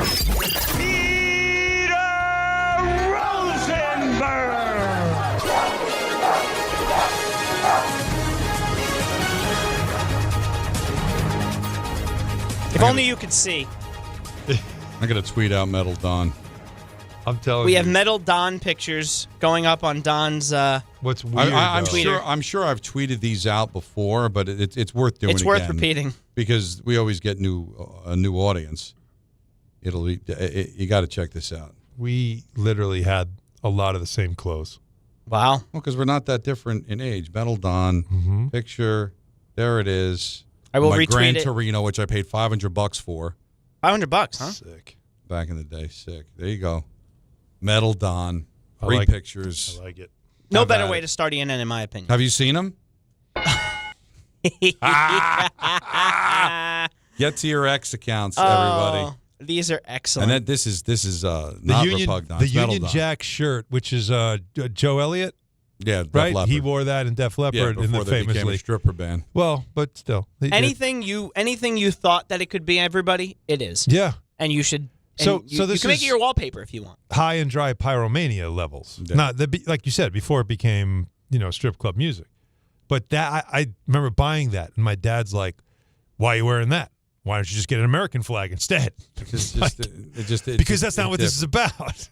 Also, now that I see them, people giving we got to give it the full name, Chris Paul. Yeah. The other one that has nothing to do with syllables. You always say Nikolai Habibulin. Yes. You never just say Habibulin. You say Nikolai. Nikolai Habibulin. Mm-hmm. Matt Rempe. That's when I. Matt Rempe. No, Matt Rempe's a good one too. It is a good one. And that's 3 syllables. Did you see his thumb, by the way? No. It's all messed up. Is it worse than Josh Hart's finger? It might be. Josh Hart's another one. Josh Hart. You're right.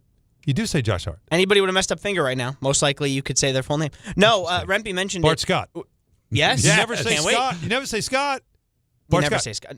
I wouldn't even know what to do with it. If anything, you would say Bart. Yeah, I would say I've said Bart to him before, but when you're talking about him, it's Bart Scott. No, it's always Bart Scott. Now, no, so we're gonna get derailed here, and I don't want to because it is ENN. Don't get there are no rails. And I want to say, ENN. We are not railed. I want to say that. I want to say the good evenings, but Matt Rempe mentioned that Johnston wanted to fight him last night, and he Right. took off his glove and showed him his thumb, and that he can't bend it the right way. Oh. What had happened was when he was fighting Reeves, which is where this all happened. I guess his thumb got tucked under his jersey in a weird way. And as Rempe described it after the game, I just kept jabbing, and I guess I just kept breaking the thumb over and over and over and over. Oh, and I didn't realize it until after the fight. Now it didn't even really hurt, so that's where he's at. This is the Michael K. What does he say? Want me to bite the head off? Remember that drop? He goes, good. I can picture this because he said, good fight to Reeves. And he goes, oh, that didn't look good. So Ross the boss showed some constraint. So Ross goes, you want to fight? And Rempe goes, oh, look at this thing. What am I going to do with this? And he said, all right. And he's not going to fight him. Anyway, good evening to Don. If your head starts to hurt, you know what? Tap out. Don again. I don't know. I think you're miserable. Don again. You could die. I don't care as long as I get to my Mahjong game on time. Is that real? Is that a drivable activity? Do people drive to go play Mahjong? Well, yeah, I would think, or they're driven. Mahjong games. I need to make Waldem his days. By a Mazda, I would imagine. Oh, Andy says don't be posting that kind of stuff when people are driving. The pictures of me with my parachute pants on. Oh, listen, it has to be. It has to be done. Alan, I brought out the tape measure. 7. No edit.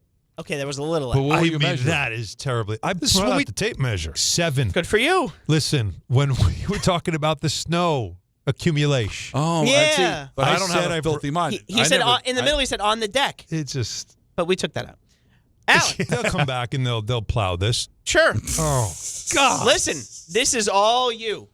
Me and Jacob made a concerted effort. We said, you know what? Let's start a roll on everything so we don't miss anything, and then you get moments like this. What's your level of anxiety after like 3 or 4 pulls on the engine. You know, when you're trying to get it started. It's not good.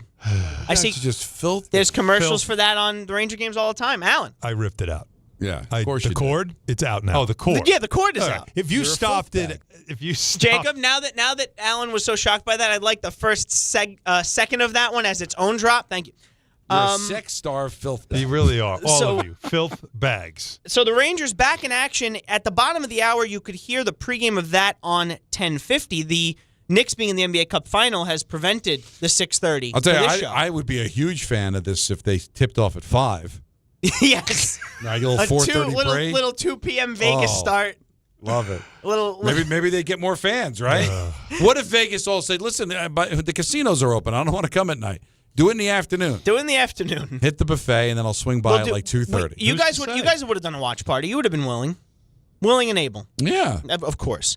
Now, so the Rangers are back in action. They're very rare back-to-back. Lost last night 4-1 to the Ducks. It was closer than that, but it was one of those games where I'm not going to say they played bad. They didn't score on their chances. Vincent Trocheck had a shot point blank, and it went off of the knob of the stick of the goalie on a power play. 5-on-3, they give up a goal. It hits Cooley's skate. Igor Shesterkin destroys his stick after the game because he was so upset. But the real story that was on everybody's mind wasn't even the return, I should say, of Chris Kreider and Jacob Trouba. It was that Mika Zibanejad was out because he was late to a team meeting. Right. And there are rules that Mike Sullivan has put in place, and he was late, and he said that he understood, and he wasn't mad at Mika. He said he's a great guy, a great person, and I know he's beat up about this. And let me tell you something. I know everybody thinks that, and you guys have mentioned this, that there are people that say, like, this game was really important and it mattered, and Mika had to play. If the 2 points that they lost in this game is the difference between them making and not making the playoffs, this was not a very good year for the Rangers. Yep. Standards are standards. Mika knows that, I'm sure, and I have no problem with him missing a game for this. He's back, and Mike Sullivan, clearly annoyed by all of this, said Mika is playing everybody else's game-time decision. So he's clearly having some fun with it now. Mika will be in the lineup tonight against the Vancouver Canucks, but really, the backlash, I was shocked that the Rangers and Sullivan got for benching. Backlash? Yeah. What's the backlash? Fans were upset. Linda Cohen also mentioned, and I think Ron Duguay even chimed in that, find this guy. These are important points. You have to have these points. Mika should play. Well, that was the conversation yesterday. I guess have no standard then. But wait a minute. Well, can I ask Ron Duguay and Linda Cohen, which I love, Ron. 2 people that I know friend of the show. very well. Love them. All right. I think both friends of the show. Linda came to the Sasso softball one year. Love her. But why not get mad at Mika? Like, why was Mika late for practice, whatever he was end up late for? Why can't you blame the player? Like, really, these are the rules. If I'm going to bend the rules for Mika, then how am I supposed to tell, Laba if he's late, well, that there's a double standard? Sorry. No, that's not the way this works. They're trying to change that whole mentality with the team. Rules are rules. He broke them. So if Linda wants to be mad, I get it. Those are important 2 points. This Eastern Conference is wide open. There might be some pretty good hockey teams that miss the playoffs because of the parity, especially in the Eastern Conference. If Ron Duguay's got a problem with it, okay. Have a problem with Mika. Why are you blaming the Rangers? Why are you blaming Sullivan? Why don't you blame Mika? He's the one that was late. And I would venture to guess that anybody on that team that would accept the responsibility of that and take it would be Mika Zibanejad. Yeah. He doesn't seem like a guy that's going to, roll his eyes and say, oh, well, I think he understands that there was a mistake made, whether it was through his fault or Snow or his own, whatever, and he accepts it, and he'll come out with his hair on fire tonight, which is probably good because the Rangers could use it. Get out your bingo cards. Mm-hmm. Because I'm going to use one of my classic phrases, things are not done in a vacuum. That's you right. can't have rules, and then the second the rule's broken, but it's Mika Zibanejad, and his best friend's coming back with the Ducks, and it's a big game, so we're going to bend the rules. I think it's fair to say that this Rangers core and the people that have been a part of this team have felt pretty comfortable over the years. For Mike Sullivan to implement something, and maybe it was implemented with other coaches as well, we don't know. But this is the first time that we've heard of a player on the Rangers getting scratched or something like this. I don't, in all the years that I worked with the Rangers, 20 years, I cannot remember a player being disciplined. But it's Mike Sullivan's first year. Listen, Matt Barzell was disciplined earlier this year. How'd that work out, Alan? Well, I mean, I know he's younger. No, but it's a great reference, though. I remember players not starting or the only time I can think of anybody being disciplined. I guess I could tell the story, and it's been a while. Why not? Statute of limitations. We'll find out. We have 20 seconds to dump, right? I was in Buffalo. Okay. And Sean Avery's family came into the room. like during the morning skate. And I see John Tortorella walk by, and all of a sudden John's head goes back like, and Schoen didn't play that night. Yep. So I can remember. But usually for, guys are getting changed. What are you doing? But, Schoen, and, he just... That's him. And Torts is Torts. Oh, yes. That's another one. Like it's always Torts. But no, look. Poor guy's never referred to as John. I believe the Blackhawks are also sitting somebody tonight because the player missed a meeting. I know Mika's been here for a long time. I know he's a veteran, but... And it was a bad day for it to happen. If it happened tonight, it's probably not nearly as big a story. But with Kreider coming back, Trouba coming back, a home game fan, he's a popular... But the rules are rules, man. Blame Mika. He was late. Blame Mika. Not the difference... By the way, and again, I'll say it again, not the difference in the game. The 5-forward power play has not worked, whether Mika's on it or not. That 5-on-3 shorthanded goal against would probably still happen because Trocheck doesn't score, and then they're all below the goal line, and that leads to the goal that ends up costing the Rangers in the end. I don't necessarily have a problem with this. I'm sure Mika will say that it won't happen again after the game. That's my guess. I don't know anything. I can't imagine that. I'm sure he's annoyed that he didn't play, but annoyed because of what happened, not because of what Sullivan did. So. All the way, Spittin' Chicklets was talking about this. Buffalo made some changes. Kevin. Yep. Adams is out as general manager. Why? Something happened there? Nothing happened there. That's the problem. Maybe Lindy Ruff might get bumped up to president, and maybe Torts makes a return. I can't think of a place better for John Tortorella than Buffalo. Talk about needing to smack some players around. I'm telling you. Right. Wake them up. Yeah. He would. He absolutely You think that's would. what they need? Oh, you kidding? Yeah, that's a dead stick over there. I'm serious. But it's been a dead stick for years, though. Yeah, because Adams has been there forever. They can't get it right. They just can't. It's a mess. They're going. This will be 15 years. They're going to tie the not Jets. making the playoffs. They're going to have the Jets will have company. And it wasn't it Eichel who was so disgusted, and they started getting frustrated with the fact that the building's dead. Which, by the way, and Don, you probably remember those days. I remember them well. It's a great building. When they're good, that building is insane. And I was there. And it's been dead. No, I was there in the beginning of the year. I was there the day after Thanksgiving, and it was sold out. All right. Because it's the day after Thanksgiving. It was a 5 o'clock start. And it was 2 degrees. But since COVID and the team's awful, that is a great hockey market, but people are I'm fed up. And it's the perception of the owner. They think that Pagula only cares about the Bills and doesn't care about the Sabres. He doesn't really care about the Sabres. It's a mess. But listen, I want Torts back in the NHL. Of course. NHL's a better place with him. That's all I have to say about that. Well, guys, breaking news. Not breaking news. This happened a long time ago. Alan Lazard, no longer a Jet. My question, Alan Lazard was still a Jet? Yes. Yes, he was. When I saw that, that's the first thing I thought was, he's still on the team? He was a healthy scratch in 4 games, and as we know, he was brought in when Aaron Rodgers came along. Is he the last Aaron Rodgers piece? Based on the article that Samini has said, it's the last tie to the ill-fated Aaron Rodgers era. Ill-fated. Interesting choice. Now, look, there are players on that team, but not people that Rodgers brought in himself. His guys. This is the last of the Rodgers guys on this team. Sad. And he was. Look, I'm telling you this. I don't expect this to take very long. I just wanted to let you know Alan Lazard is no longer a part of it. Okay. Did not know he was still a Jet. But and now he isn't. So we can continue thinking that he wasn't. Devontae Adams. Does he sign with the Steelers next? We shall see. Oh, that'd be amazing. Look, Valdez-Scantling got called up last night and he scored a touchdown. So DK Metcalf's touchdown was great last night. That was a bad beast game. Mode touchdown. That was a bad game for the Dolphins. Miami looked like I wanted them to look like at MetLife. Well, it's only a couple weeks late. That's what happens with the Jets. They were overwhelmed. They looked overwhelmed. Well, and then late in the game, they looked like they're not good. It was bad. Not good. No, it was solely poorly managed game in the fourth quarter. Tua really was awful. Aikman ripped them. Well, they've been eliminated from the playoffs, and today Mike McDaniel was asked, are you considering a change at quarterback? Well, I think the quarterback play last night was not good enough, and so for me, everything's on the table. We're in the process of game planning for the Cincinnati Bengals, so in that process, we're trying to determine who will give us the best chance to win, and I'll probably give you more clarity on that tomorrow, as we are, I think, 14 hours removed from the game. Anybody know the... Zach Wilson! And former Texas quarterback Quinn Ewers. Those are the two options. Wow, I'll talk about. What about Mike White? I don't know where Mike White is right now. Really, With those options, it's a shame for them that Phillip Rivers isn't available. Somebody said Cam Newton. Somebody said that when Mike McDaniel said they're evaluating all options, somebody said all and superimposed the Dolphins jersey on Phillip Rivers. And the other thing with, but he's their starter. Phillip Rivers, by the way, the starter for next week, according to Shane Steichen. So we're seeing more of Old Man Rivers. Let's do it. Yeah. I always think this one's dangerous. when he speaks, I keep thinking about that AI. I don't believe anything he says. That Mike McDaniel says? I don't believe that anything he says isn't AI. From like last year, he's a different duck. He talks like it's artificial. Yeah, he has a bit of a Max Headroom to him. Yeah. Well, they always said he was kind of an odd duck.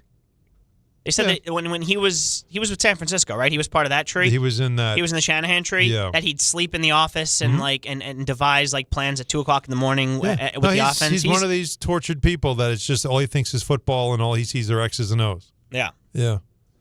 I have to get to this story because we thought that Biff Poggi alone with the name and the look and the accent was great. Well, here's what Biff Poggi said getting ready for the Cheez-It Bowl about the Sherrone Moore situation. It has been a tumultuous time and a lot of anger, and then first disbelief, then anger, then really what we're in right now is the phase of the kids, quite frankly, feel very betrayed, and we're trying to work through that. And I should apologize. It's the Cheez-It Citrus Bowl, of course. Because you think citrus, Cheez-Its, those go. Oh, absolutely. Now, what's weird is that he said that it was shock and betrayal.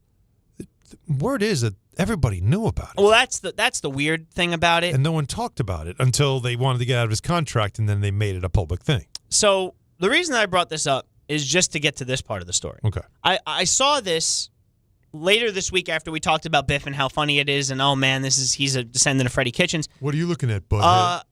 Biff Poggi does not need to do this. No? Biff Poggi doesn't need to do any of this. Do anybody want to know why? Why? I don't know why. In 1984, he graduated Duke University. Sorry, Peter. In a conversation with his father-in-law, he talked about investing in his financial future, so he started a hedge fund with a $25,000 loan. By the time he quit managing those funds full-time, the value of that hedge fund was hundreds of millions of dollars. Wow. Really? Nobody knows how much money Biff Poggi has, but the multi-million dollars he's made, he doesn't need to work. This is just fun for him. Imagine that. I'm just going to coach football and sit on my multi-millions from a hedge fund I made in 1984. Few people know this, but Don LaGreca also started a hedge fund back in right after he graduated. Right. And he doesn't need to do this either. He does it for fun. He does it for the love of the game. Yeah, it was a company called Trim Those Hedges. And I did that for a while. But how Did you invest in the Clippers too? When you now, Don, you've seen him now. You've heard him talk. Did you think hedge fund multi-millionaire I didn't get that vibe. is just doing this for the love of the game? But I thought Squirrel Hunter. But maybe he does that too. But that's he can the do thing. whatever he wants. Some of the best ones are the ones you don't even you don't realize they are savants. They just look like regular people, but they just somehow are amazing with numbers. Unbelievable.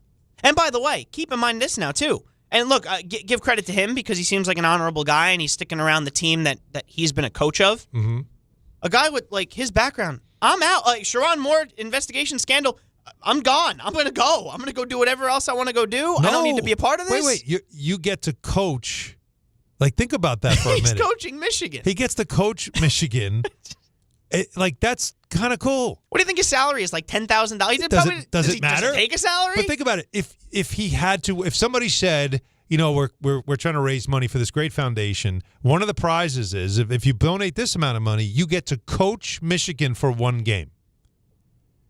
Right? Like it's amazing. He gets to coach Michigan one game. He will never coach another one.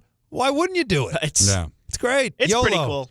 It's pretty cool. Now, we didn't talk about this. The supposed number one pick in the draft will be Fernando Mendoza. He's also a Heisman winner now. Yep. He won the Heisman this weekend here in New York, and the big story out of it wasn't really him winning, but Vanderbilt quarterback Diego Pavia not taking the loss very well. Went to social media. He walked in with his brothers like it was like the Jokic. It reminded me kind of what Nikola Jokic looks like when he's got his brothers with him, like bodyguards. Yeah. But he walked in all confident, was upset that he didn't win, obviously, has since apologized for what he said and the way that he handled it. And Paul Feinbaum on the Michael Kay Show never forgets. He says that it was a disgrace. I think it was one of the most disgraceful things I have ever seen. And not to get carried away. I mean, the Heisman Trophy is a revered trophy, but you can have fun. You can kid around a little bit. But what he did was completely out of character of any quarterback I've ever seen. Now, remember, his mentor and role model is Johnny Manziel. But even Johnny Manziel didn't disgrace the place the night he won it. Maybe years later he did. But, this is, as somebody who campaigned for him, who voted for him first, I'm embarrassed. And I think if you're an NFL GM, he was already a questionable quarterback because he's short. He doesn't have a lot of the attributes. He's tough. He was a meaningful quarterback this year. No way Vanderbilt would have won 10 games without him, but I would be very wary of him. That is an attitude problem, it seems like. By the way, anybody that is paying attention knows he's not really an NFL prospect. And Paul said, everybody Paul knows. said as much. And this isn't going to help. But the sense of he really ruined his chance in the NFL. He has, as Don would say, none chance. So this is just a character who's acting up, who you could tell has no character. This is the last shine that he's got, and probably just trying to get his, get some fame out of it. But it's despicable. So what was, because he had no chance at this anyway, right? Did he really think he was going to win the Heisman Trophy? He was a finalist. I know you're a finalist, but no, I don't think he was robbed of the Heisman Trophy this year. So was it performative and it just got out of hand? Don't you think it is? Maybe Rosenberg can get him in with WWE because that was you talk about heel. He's right. He's right there. He certainly has that. How about F all the voters, family first? Yeah, that was kind of odd. Those two always go together, right? Of course. Screw you, family first. That's what just does family have to do with anything? He's just saying words. Yeah, that's just being angry and saying a lot of words. But somebody got in his ear, thankfully, for him in that case, and apologized. Probably Vanderbilt. You just embarrassed us. Vanderbilt, his agent, anybody that. Again, agent. Well, What are we doing? I'm just telling you. Look, when he goes to the combine, which he will because he's a prospect. Yeah, and he throws the ball through a brick wall, we'll forget all about it. Or the first question. Kid just had a bad day. The first question he'll get in that 30 interview is, that Heisman stuff. Yeah, what was that Say about? You start 0-6 with our team. I was drunk. How you going to react to that? By the way, are your brothers coming? Do we have to bring them? Listed at 5'9". Wow. And when you're listed at 5'9", you're probably 5'5". Right. That's all right. So again, combine. What? Nick Saban, part owner of the Nashville Predators. How about that? Yeah. Who saw that coming? Predators chairman and majority owner Bill Haslam announced Tuesday the purchase made by Dream Sports Ventures LLC, an entity controlled by Saban and his business partner Joe Agresti. So Nick Saban now part owner of the Predators. Likes hockey. Likes hockey. Maybe he'll turn the whole franchise around. Him and Barry having dinner now, from my understanding. So we looked it up. He was born in West Virginia. So okay. I thought, is there ties to Tennessee? But maybe he just looks at maybe Agresti does. Wheeling, West Virginia, big hockey town. Is that right? Mm-hmm. Well, they had a minor league team. The Wheeling Nailers. Yes, Nailers. Look at you. Nice. I think that's a good way to end DNN. Look at you. That's it. That's DNN. Yeah. Nailed it. Wheeling Nailers. That's me. That's what I'll bring to you. 15 minutes of hockey. Right. Try and get the audience back for us, please. Nick Saban. Did you know that? How about that? How about that? All right, we got your calls. Last call, crew, 1-800-919-3776. We're leading you up to Ty Butler, who will then take you to 8 o'clock for the pregame of the Knicks and the Spurs, the NBA Cup on the line, right here on ESPN New York. Getting more as a MyLowe's Pro Rewards member is easier than ever with the Lowe's app. Download it today and earn 500 points the first time you log in. Plus, your digital wallet helps you scan, save, earn, and access what you need to manage it all in one place. Download the Lowe's app and take advantage of your Pro benefits today. Lowe's, we help, you save. Valid 12/1/25 through 1/7/26. Offer valid for first login per organization only. Loyalty program subject to terms and conditions. Additional restrictions apply. Visit Lowe's.com/terms for more details. Subject to change. Empower. Jen has ordered a decadent seafood tower, king crab legs, lobster tails, and a waterfall of caviar. Pricey? You bet. But Jen worked with Empower on her savings and investment strategy and planned for splurges like these. She got good at money, so she can be a little bad. Ooh, champagne. Empower. Invest well, live a little. Start today at empower.com. Past performance is not indicative of future returns. Investing involves risk. You may lose money. Advisory services are provided for a fee by Empower Advisory Group, LLC, EAG, a registered investment advisor with the Securities and Exchange Commission. OMG, those shrimps are really jumbo. Do you owe $10,000 or more in credit card debt or personal loans? With credit card debt at all-time highs, Debt Relief Advocates is urgently notifying consumers of debt relief now being made available, designed to aid consumers with out-of-control credit card debt. Those who qualify and enroll for this relief program will only have to pay back a fraction of what they owe. This is not bankruptcy or a debt consolidation loan. This is a relief program that credit card companies would rather you not know about, as it ends your debt nightmare and saves you lots of money. Consumers owing at least $10,000 in credit card debt or personal loans can now take advantage of this debt relief as the cost of living skyrockets. Debt Relief Advocates has established a relief hotline for you to call to learn what debt reduction you may qualify for, so don't wait. For this free information, call the Relief Hotline at 800-606-8737. 800-606-8737. 800-606-8737. There are a lot of reasons why people buy at Ramsey Mazda. It's their selection, it's their customer service, and it's their savings during the More to Move You event. Lease a new Mazda 2025 CX-50 2.5S Select with all-wheel drive for $199 for 36 months. Start shopping now at RamseyMazda.com. Choose wisely. Choose Ramsey Mazda. Call 833-853-2970 for lease details. VIN SN385912. MSRP $32,795. Zero security deposit. Ends 1/2/26. Some stages celebrate. This one tests everything. Every drive, every approach, every putt. Pressure builds. Resilience matters. And history waits for the bold. In June, the 2026 U.S. Open Championship returns to the Hamptons at the iconic Shinnecock Hills Golf Club. Experience the world's best golfers competing on one of the sport's most storied stages. Don't just watch greatness, experience it live at the 126th U.S. Open. Daily tickets are available now on SeatGeek. Whether you're shopping, gaming, or streaming this holiday season, don't take slow for an answer. Get Optimum Fiber for the fastest, most reliable, and most consistent internet speeds, starting at $25 a month. Call 888-4OPTIMUM or visit Optimum.com to switch. Act now and get Netflix, a 5-year price lock, and $100 back, all on us. Call 888-4OPTIMUM or visit Optimum.com today. Optimum, don't take slow for an answer. Terms apply. See Optimum.com for details.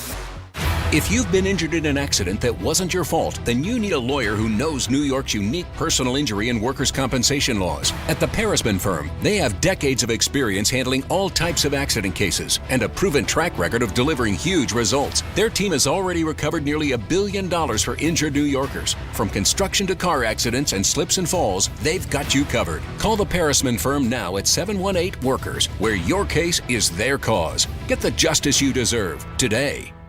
Too much on your list this season? Get 50% off your first 6 months of payroll at gusto.com/radio. Gusto saves you 2 days every month on payroll, taxes, and compliance. So you can go from making payroll to making gingerbread houses, checking your books to decking the halls, spreadsheets to snow angels. Switch before the end of the year and there's no need to transfer payroll history. Now that's a reason to be merry. Choose a future with Gusto and get more time for what matters. For a limited time, get 50% off your first 6 months at gusto.com/radio. Your ambition just met its match with Robinhood. Trade stocks and ETFs, options, futures, and crypto all on one platform. Get started today at Robinhood.com/yourmoney. Your money, your move. All investments involve risk, including loss of principal. Options, futures, and crypto trading carry significant risk and may not suit all investors. Securities offered through Robinhood Financial LLC, member SIPC. Futures trading is offered by Robinhood Derivatives LLC, not FDIC or SIPC protected. Crypto offered through Robinhood Crypto LLC, NMLS ID 1702840, not FDIC or SIPC protected. Portfolio management offered by Robinhood Strategies, an SEC registered advisor. I know that hiring can be challenging. You sort through tons of resumes and you get too many so-so applicants. You're just waiting for someone to match your role perfectly. Well, now, there's a place where you can meet them fast. ZipRecruiter. Need to hire right away. Start your search for strong candidates. The right fit awaits. Build your team. Build it sooner. ZipRecruiter. Just head to ZipRecruiter.com/ESPN right now to try it for free, and you're on your way to meeting your match. 4 out of 5 employers who post on ZipRecruiter get a quality candidate within the first day. So try it now. Go to ZipRecruiter.com/ESPN. Once again, that's ZipRecruiter.com/ESPN. Meet your match on ZipRecruiter. Try it free.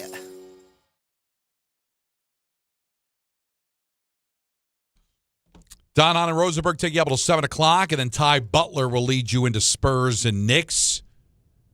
It's all on the table to talk about. We did a lot today. The NBA Cup, Mets and Yankees offseason, what's going on with the local hockey teams, and, of course, football. Always a popular discussion, maybe not necessarily about the New York teams. Mm-hmm.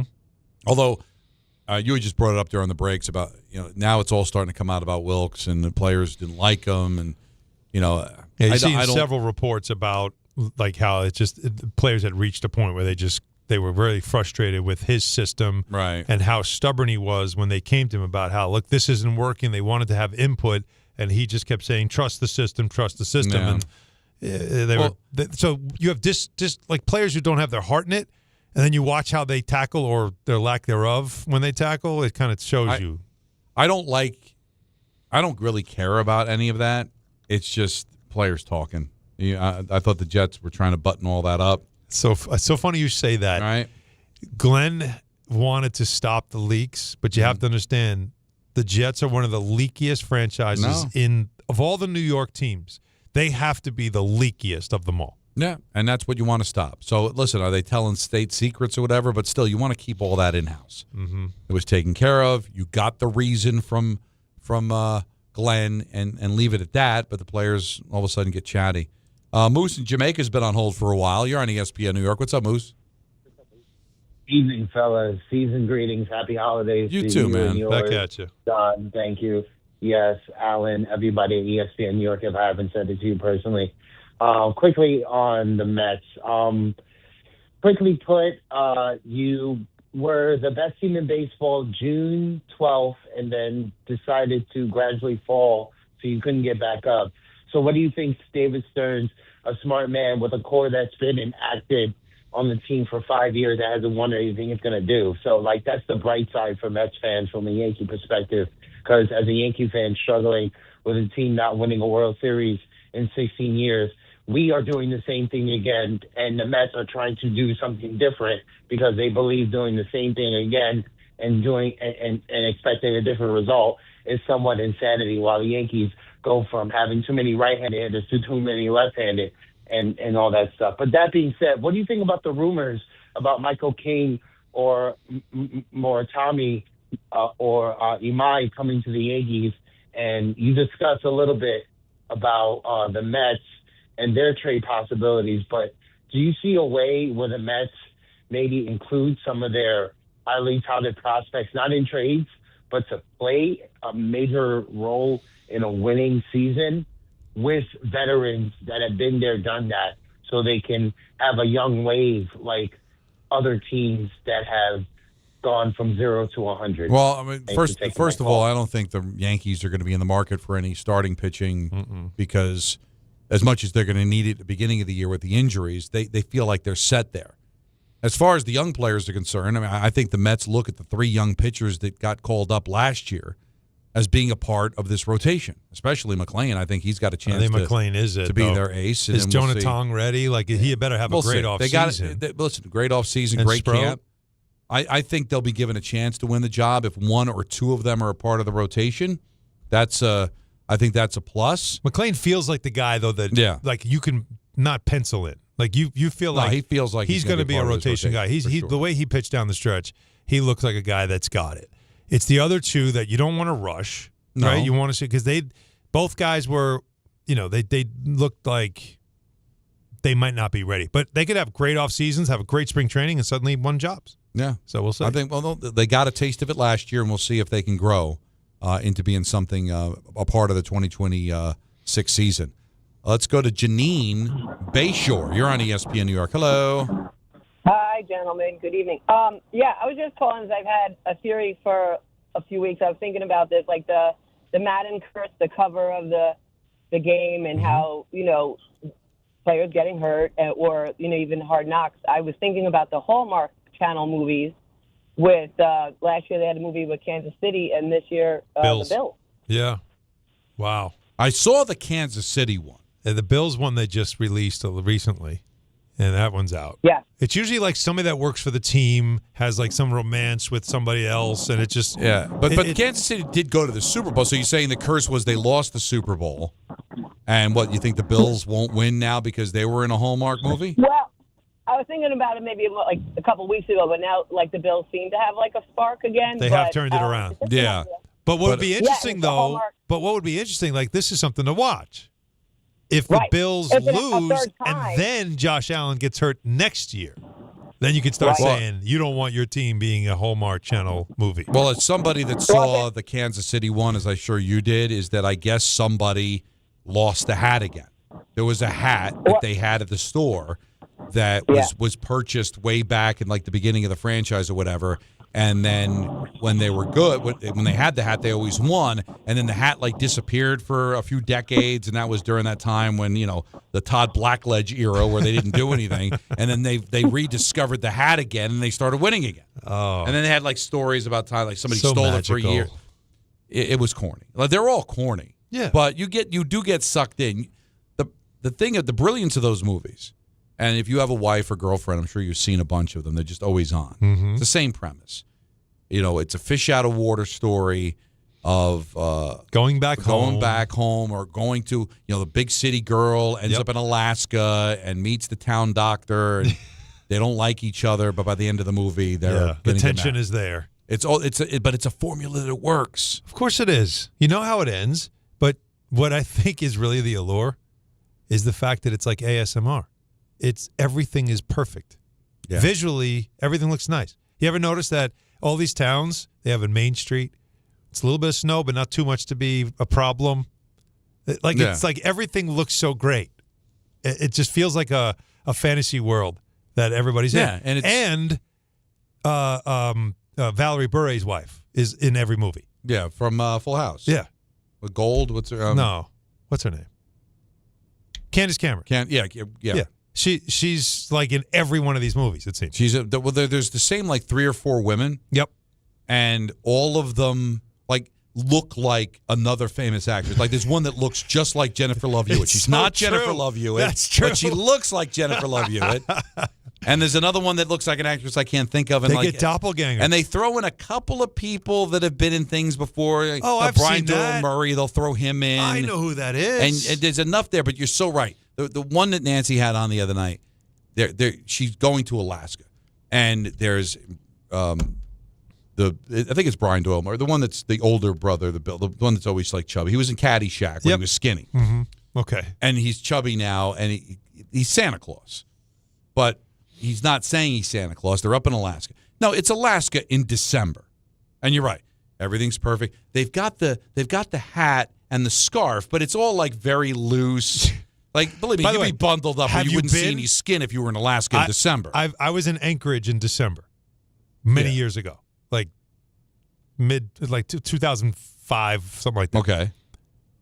You couldn't walk down the block. No. It was freezing, and it was dark most of the time. You had light for like 8 hours. You didn't have much light. So them doing this Christmas December movie in Alaska, it's first of all, they're definitely not filming it there. Second of all, it can't possibly be true because it's always dark. Always dark. And way too cold to be outside, walking around with your little hot cocoa. And the thing that sucks you know they're going to end up together, but it's again, the formula is they don't like each other, and they start to fall in love, then something happens that separates Tension, them. Like drama. the boyfriend comes to visit, and then they end up together, and it's all great. Yeah. They figured out the formula. Yeah. Like Star Trek. Star Trek had 6 premises, and they made it work. This has like 4 or 5 of the same script, but they kind of change. They change a little subtleties, where it is, and all that, different actors and actresses and stuff. But they make it work for them, and they run these things like beginning in like September and just run them right. They through must January. get unbelievable ratings because again, think of the budget to put all these together and pay everybody to do it, and it's all the same stuff, but it must do well. No, and for every man out there, you're just hoping that there's some for you at the end of the rainbow. If you're going to sit through something like this, right?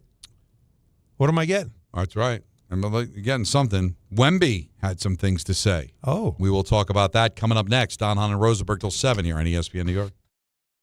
Doc Spine at New York Presbyterian is always in pursuit of a better way to heal the spine.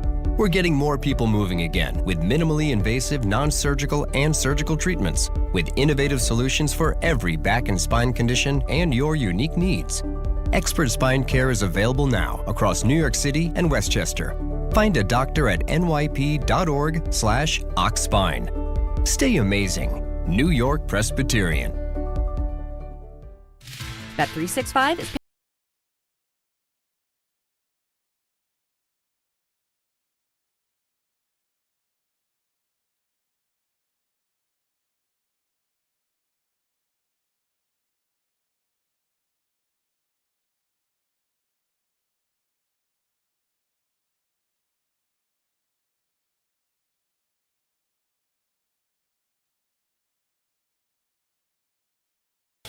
Discover a driving experience crafted to inspire. At Garden City Mazda, exceptional design and sophisticated performance come together.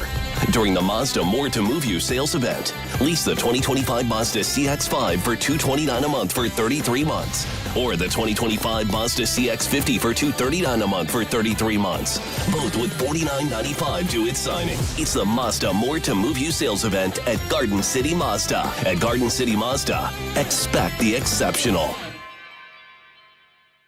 If you've been injured on a construction site, then you need a lawyer who knows New York's unique labor laws. At the Parisman Firm, they have decades of experience handling construction accident cases and a proven track record of delivering huge results. Their team has already recovered nearly $1 billion for hardworking New Yorkers. From scaffold accidents to slip and falls and equipment failures, they've got your back. Call the Parisman Firm now at 718-WORKERS. That's right, 718-WORKERS, because your case is their cause. Get the justice you deserve today. New York Lottery's holiday scratch-off games are the perfect gift for everyone on your list. Like me, your Aunt Jules. I told you I didn't need a gift this year, but I secretly really want one. Or me, your neighbor Frank. I hope you didn't forget I'm coming to your holiday party tonight. Or me. Why does no one ever think of the voiceover guy? Anyway, New York Lottery's holiday scratch-off games have more winners and top prizes up to $5,000. Please play responsibly. Must be 18 plus. Gambling problem? Call 1-877-HOPE-NY or text HOPE-NY. 1-877-CARS for kids. KARS Cars for kids. 1-877-CARS for kids. Donate your car today. 1-877-CARS for kids. Donate your car today. Ready to get rid of that old car? Donate it to Cars for Kids. Call 1-877-CARS for Kids to reach a friendly live agent. Donation's super easy, and your car can be picked up as soon as tomorrow. Call us now, 1-877-CARS for Kids. That's Cars with a K to donate your car today. 1-877-CARS for kids. KARS Cars for kids. 1-877-CARS for kids. Donate your car today. Hurry! It's your last chance to donate for 2025. Last chance! Donate now for a 2025 tax deduction.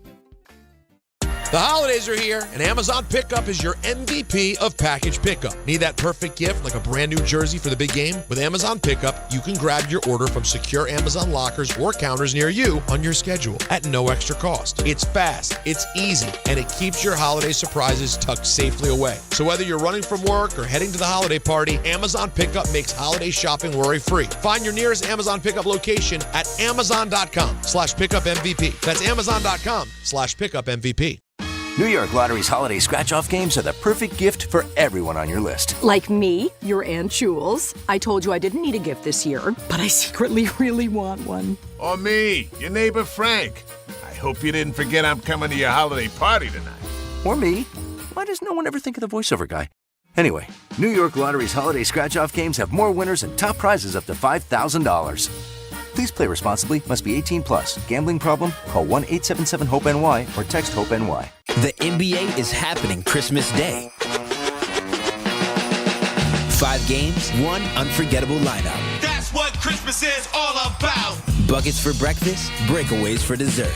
It's the holiday tradition. Christmas is our day. With star power from across the globe. The stars, they are going to be out. The best gift, you don't even have to unwrap it. We want to say Merry Christmas and Happy New Year! NBA Christmas Day begins at noon Eastern on ABC and ESPN.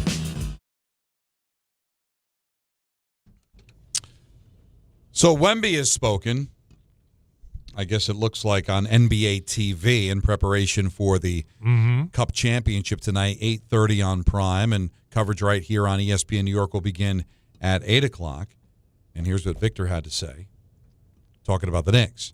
They don't play a brand of basketball as sophisticated as the Miami Heat or the Thunder, but their physicality is top in the league, so it's a very tough team to play against. So is that a backhanded compliment? No. Or is it an accurate assessment? He's French. Everything he says sounds like a backhanded compliment. You can't help him. It's just the accent. He's very thoughtful. I don't quite understand what he's trying to say when it comes to sophisticated. As Miami's offense is not sophisticated. Miami's offense is go, score early in the shot clock. And what about the Thunder? Let me ask you this. Are the Thunder and the Heat similar in their styles? Not even close. So what is he saying? I don't know. Because again, it could be a language thing, like sophisticated. Is he using sophisticated wrong? Because obviously he's saying you're not sophisticated is a criticism. But talking about their physicality. But the other day, he took a little backhanded compliment, not really, to the Thunder when he talked about how the Spurs play a more ethical brand of basketball. Ethical. So sophisticated and ethical. Saying ethical, and people thought it was a shot at the Thunder who do foul hunt. They do try to draw, like especially SGA tries to draw fouls. We'll get things. We'll draw you into situations where you're stuck and you foul them. And people thought he was taking a shot at the Thunder and their style of play. But now he's saying they play sophisticated basketball, and then he throws the Heat in there. The Heat, by the way, who are 14-15, who like their offense got off to a good start to start the season because they were really surprising teams by playing fast, and then they really are struggling with their offense again because eventually teams figure it out. Oh, this is what they're doing. Okay. So I don't get that. But he's saying the Knicks play physical. Okay. And a tough team to play. Yeah, so which they are. At the end of the day, he's saying they're a tough team to play. He's trying to give them a compliment, but he's also saying their offense isn't like these teams. Maybe it means, they aren't doing something that we have to make a major adjustment to how we defend. Right. I don't know. Maybe he's saying that. Well, Rob from Suffern wants to talk about this. You're on ESPN New York. What's up, man? Hey, guys. How's it going? Good. I'm super excited. Cool. I'm super excited to see the Knicks get a chance at a quote-unquote championship, but I'm just so mind-blown about what Wemby had to say. And you guys said it might be something with the language, but the Knicks basketball that I've seen all year has been beautiful, completely different than what the Heat do.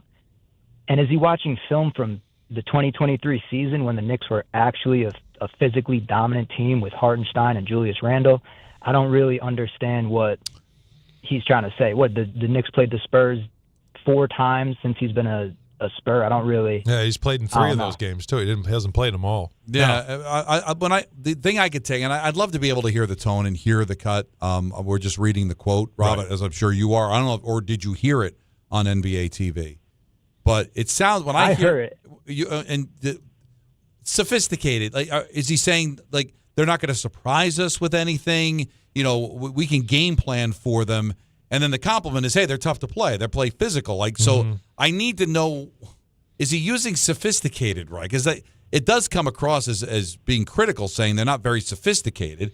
Like you're going up against a bunch of guys that are just don't know what they're doing. It's also heavy reliable on threes. Like, they just play that drive and spray 3 game. Yeah. We've seen that before. Whereas Miami, the team that, like, there's teams that are harder to guard because they just go straight at you. Miami's one. Like, they just play this. They go fast. They don't set up an offense, and they they drive right into your body. Right. And it's really hard to guard. So maybe that's what he's trying to suggest. So the Knicks do something that's very typical of NBA, and they're very good at it. Right. Whereas other teams are a little more sophisticated, and you got to adjust the way you play. Right. The Knicks have the number 2 offense in the NBA right now. Like, their offense it's really good. But it's funny how sensitive fans can be because at the end of the day, he's talking about their physicality and how tough they are to play. So he is complimenting them. Right. But anytime you say you're not very sophisticated. Yeah, it's very French. But we can't say nice things about you without throwing in one little they're not going to fool us. We know what they're going to do. But they're still tough to stop because they play so physical. So it is odd. But, interesting here as we get closer and closer to tip-off. Chauncey in Westwood, you're on ESPN New York. Chauncey. Hey, what's up, guys? What's up? So while I was on hold, I actually thought of a couple. You mentioned Full House. Yes. Bob Saget. You'll always say Bob Saget together. It is true. It's funny. I'm just finishing his book. It's kind of crazy, but That's true. That's a good one. That's a You good one. always say both names. Right, yeah. Another one, just kind of a layup, Bo Nix. Yeah, Bo Nix, You definitely. always say Bo Nix. Now, a lot of those just fall into Right. just it's one syllable. One. If it's 2 or 3 syllables, full name, we feel like we want to give the whole name. Right. But I think part of the criteria that you guys are losing a little bit is it's also got to be what you would call them, like addressing them in real life. Like, for example, you guys see Joe Leo in the studio, you'd probably say Joe Leo, right? Like, It feels like I think it, one of yes. the ones you mentioned was Josh Hart. Like, I feel like if I saw Josh Hart walking down the street, I'd Hey, that's say, Josh like, Hart. what's up, Josh? Like, I probably wouldn't Josh say it Hart might have been together. a little bit of a reach by me, Well, which is no. interesting because Josh Hart, it's 2 syllables. But, yeah, If you saw him across the street and you pointed to your friend, now both of them together. If you saw Jalen Brunson, you would say, "Hey, that's Brunson." But if you saw Josh Hart, you go, Right, "Oh, that's yeah. Josh Hart." Yeah, because there are other Harts, And there's right? other Joshes. Is that Kevin Hart you're talking about? Is that, But talking to him, you wouldn't really say, "Yo, what's up, Josh Hart?" Well, I Like, don't think you know, if I that would saw be weird, Joe but Leo, I wouldn't "Hey, say, Bob "Hi, Saget." Joe Leo." Like, yeah, I wouldn't do that. Yeah, and I don't know if I'm interviewing Bo Nix, would I always say, "Hey, Bo Nix." Hey, Bo Nix. If I saw Boone Jenner, I don't think I'd be, "Hey, Boone Jenner." I would say, "Hey, Boone." This really is a bizarre It is, conversation. but there's got to be something that they call it. Seth Jones. There's another very good, right? Yeah, Seth Jones. You're not calling him Jones? No. Jones with the puck. No, Seth Jones. Richard in Manhattan, you're on ESPN New York. What's up, Richard? Fellas, don't forget Babe Ruth and Bart Starr. Now, Philip Rivers, what do we infer from what went on? This was not a publicity stunt. No. This was not something that was planned or anything. What it shows me is the NFL is proving games are lost, not won. So the old phrase, quarterback manager, that's what you want, a guy that doesn't lose the game. They knew that this guy would not lose the game. So Jackson Dart, instead of running into linebackers, learned from Philip Rivers, 44 years old, grandfather, 10 kids, gets off the couch, and because he knows the game, it's from the neck up. Now, you're talking about the NBA game tonight. Last night was the game of the year, and you're not talking about it. Denver, Houston, Durant, Sengun, Jamal Murray against Jokic. Jamal Murray and Jokic. It went 9 players out of the 18 played. 18 players played. 9 out of the 18 players played 40 minutes or more. Fellas, in a game 7, you won't see that. Yeah, that's Last pretty night's game was unbelievable. But we're going to let you go, Richard, because we're really up against it. Sorry, so we wanted to say goodbye. And if I gave you one more breath, I think we would miss the game. We don't want to see that happen. I said it to you on the text thread when Peter was like, well, listen, Rivers isn't doing anything. I was like, not screwing up is a skill. Is what I text you guys. And I think that's part of it is just like, don't mess it up. Manage it's going to be hard game. enough to win. Just manage the game. Take what the defense gives you. And all that. Put your team in a position to win. And he did that. And unfortunately, they just came up a little short. He'll have a chance to do it again on Sunday. Ty Butler's up next. We'll talk to you again tomorrow at 3. Health surprises can change your life in an instant. You've seen